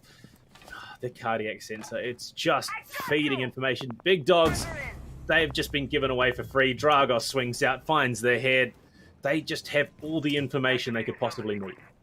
This is just such a good example of Skyfire just reading their opponents Attackers dropped the diffuser. like a book, like perfectly, right? It's another one will fall. Pac-Man, not sure these last two members are going to be able to get much done, but yeah, the Jax play onto the Buck clearing the hallway to get that vertical control. I mean, that's just something that every team does every single round when there's a church. As King Grills, I mean, he gets swung on, but does trade back. Just pants left, yeah, and there he'll drop it down. But yeah, what I was saying, right, is that they're just saying, cool, if you're gonna do this every single round, let's just have someone that can basically see through walls and see for you. It's a guaranteed play, and you can see why. Well, Skyfire, the way they're approaching things, they are looking like they deserve this first place position they have week after week anyway. But unfortunately, you know, not being able to pick up a 3-3 half for the big dogs and then sending Skyfire over to the defensive side, which is, again, where they tend to thrive. CCTV coming up next. Empty Jacks, not the Pulse this time. It's going to be a mute instead, paired with Dragos on the Kaid. Boff bringing out that Twitch once again. Unfortunately, wasn't able to find much with it last time. Got caught by a Nitro early, was tagged up, and just finished off by Dragos, who swung out and absolutely removed his head off his shoulders. But now in CCTV, if you keep one of those shock drones in pocket, you might be able to destroy a mute jammer and translate that into the breach. But, I mean, Skyfire, they look unshakable. Yeah, this is a team that's looking pretty far from what we saw in round number 1, right? Like, they've definitely got their form going. It didn't take too long for them either, but yeah, I think this is the thing that sets them apart from a lot of teams here in this league, is that they can read their opponents, and they're not afraid to change up slightly how they play. Not even slightly either, like actual pretty big changes, like the Pulse coming into Church and just in a completely different position, a position where he could die under the hallway by getting caught out. But 5 seconds. yeah, I mean, this is just, it's great to see from Skyfire. Part of why I was looking forward to this match too. So here on CCTV, this one's a little more standard, a bit harder to be a bit creative with it, but how are they going to read what big dogs do this time? Interesting shield placement. Usually you see that in top red, but Kaken a little bit more concerned about that construction. Push mute jammer in position. Seppi again down in secret storage to try and contest whoever is going to be going below to try and deal with that mute jammer. But Zofia there for Kangaroos, they're going to have to flush him out. And, well, they can look to try and get some information in through that drone hole. Whatever it is, minimal at best, I would imagine, with a mute jammer in position. And Empty Jacks looking to contest those vertical angles, it would seem. And he does have potential to maybe go for that mute trick, but Pac-Man catches Seppi looking the wrong way, baited out by a drone and fragged out. Now they can start to push in, get rid of that mute jammer from below and open up that wall. Yeah, now Boff also managing to sneak in, and as they gain more and more control, these shock drones are going to be worth a whole lot more. They'll be able to get into positions where they can actually be valuable. So yeah, if Boff can actually get something out of that on top of the frag that his team has managed to get, this is looking like a pretty clean Skyfire round again. But let's see what big dogs can pull out, because they do have the man advantage. So they should be fine, but we've definitely seen that not be a factor before in matches like this. Broken, convinced there's someone below. Or Kingrills spots the shield, might have an idea there's someone there. Breach open, Empty Jacks goes to the Nitro, but it whiffs completely. Player pressuring down bottom red as well. And all of a sudden, the security that Skyfire had moments ago is no longer feeling that way. They have the breach open, they have the long angle established. Shots from below will take out the mute jammer. Unfortunately, Shaq just doesn't have the inkling to move away. Impact trick is a second too late. Oh, just catches it on the tail end. Kingrills as well caught looking the wrong way. Broken will find himself a double, and what was a phenomenal start turns around. Empty will swing out onto the breach and kill Boff as well. It begs the question, what the heck is going on here for the big dogs? Empty Jacks will as well find a kill onto Pants. Now it's Pac-Man who hits the paint can. He's tilted a little bit, I would imagine. Kaken blows it out. Well, It went through the paint can. Either way, I thought it clicked on it. the tilt is going to be enough. That is map point here, secured for Skyfire. And Big Dogs might suffer their second 7-2 loss this season. First at the hands of Exto, and now potentially at the hands of Skyfire, though there are 4 rounds that they would need to claw it back to OT.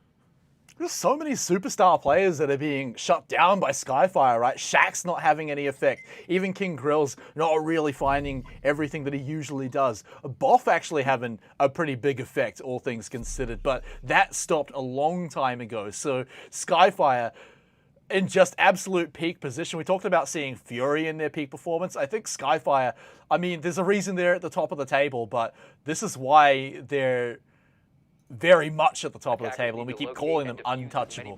For perhaps their final round, they're going to add that extra flavor, the shotgun pulse. He's back on MT Jax, but not for Church and Arsenal, but for Jim and Bedroom. 9-1-3. The man's got a 3 KD right now on this shotgun pulse here on Clubhouse. Broken is even better than that, 10-3-3. Big Dogs floundering. They just don't seem to have a clue as to how to bounce back into this matchup. They're playing very disjointed. They're playing very scattered. This is a far cry from what we've seen of them in previous weeks. Yes, they went down much the same way to Exto, but that was with a sub in play. This is their strong 5-man roster that they've been playing so very, very well. We get into the action phase for what could be the final round of week number 5. And Big Dogs, they feel that contest towards top 3 slipping away from them. Well, maybe their last chance here. They've got to make it count.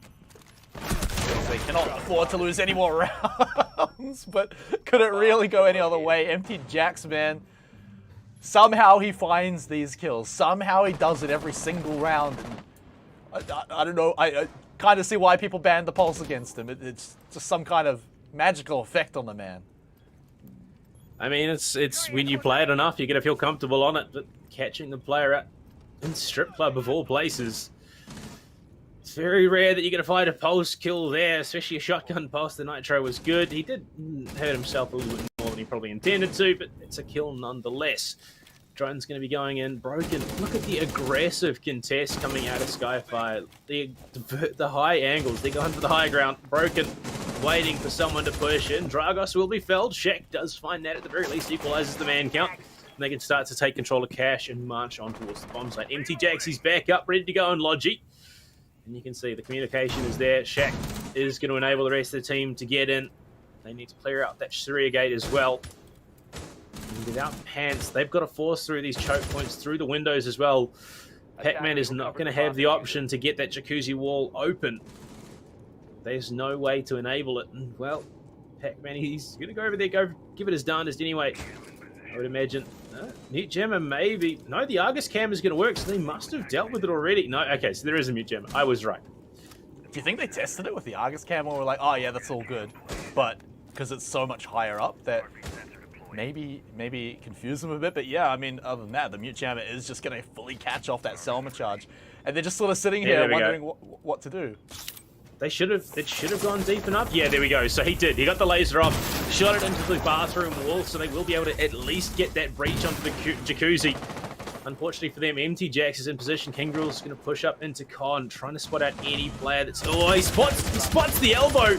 Kaken will drop Shaq, though, as MT Jax does go down, but not out. Player rotating into Con. It's going to be an aggressive push. Kaken on the hunt, looking for the frags. The man is a powerhouse when he finds them. He's going to go for it. He does. The man is clean with the SMG-11. Connects with the head of King Grills, shuts him down. And all of a sudden, it's Boff and Pac-Man locked outside Jacuzzi Smoke to cut off the angle towards Logi. Towards bathroom. Boff low. There's a Mute Jammer there. Kaken finds another one. MT Jax snaking in for the knife kill. Oh, my lord. Skyfire. Oh, no. They've hit Shaq with the water breeze. I mean, when you can finish a round like that, you can say whatever you want in the chat. Honestly, MT Jax, he's definitely making his way towards one of my favorite players, just in his play style, in following him and seeing how he works out. And, you know, if I want to follow the team that's winning everything too, then that's just an added bonus. Skyfire retain their position on the top of the leaderboard.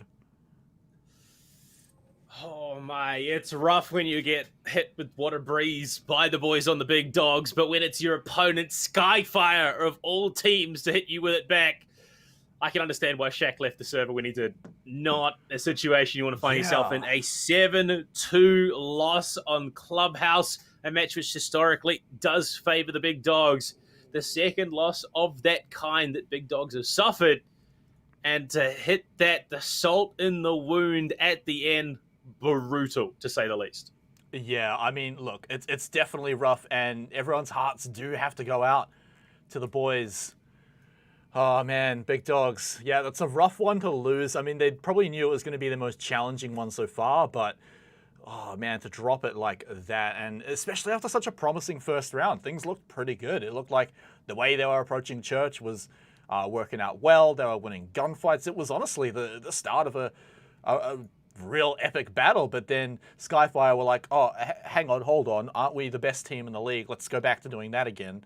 And honestly, Empty Jack's popping off. Skyfire as a unit just reading every play they possibly could, and then just being on point with gunfights. Like, there's not really much else you could ask for. The perfect trifecta.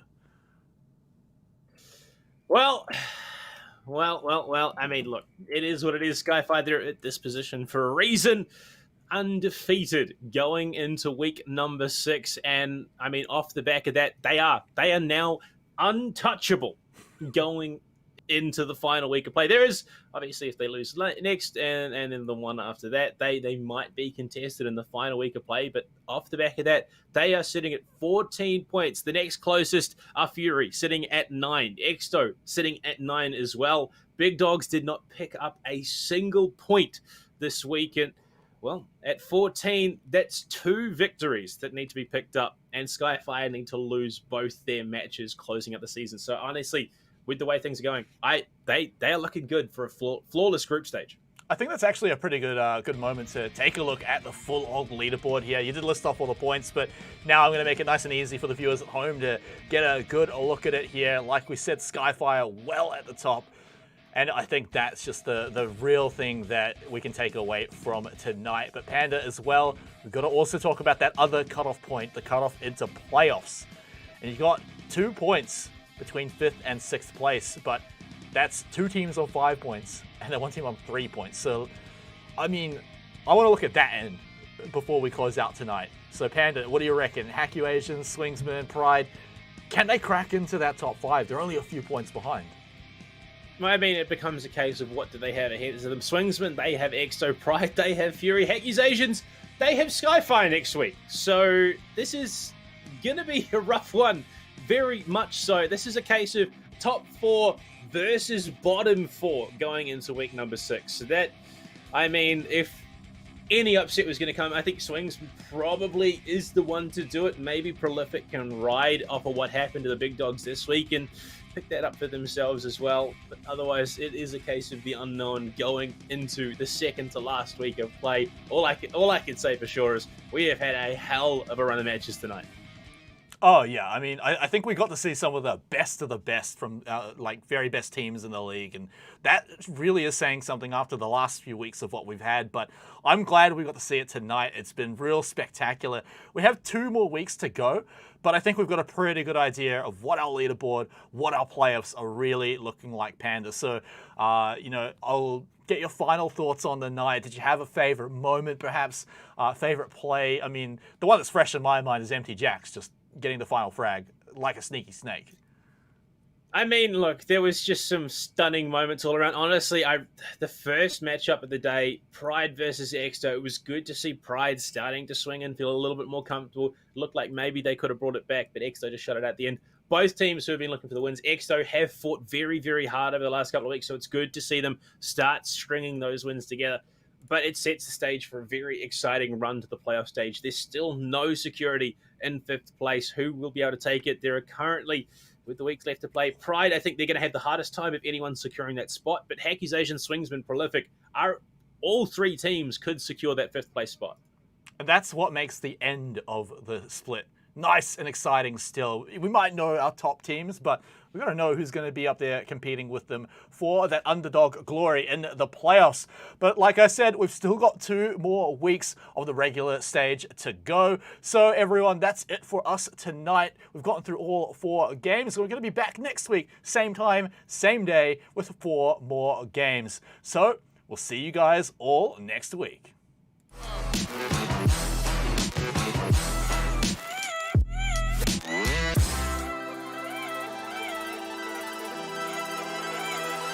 Op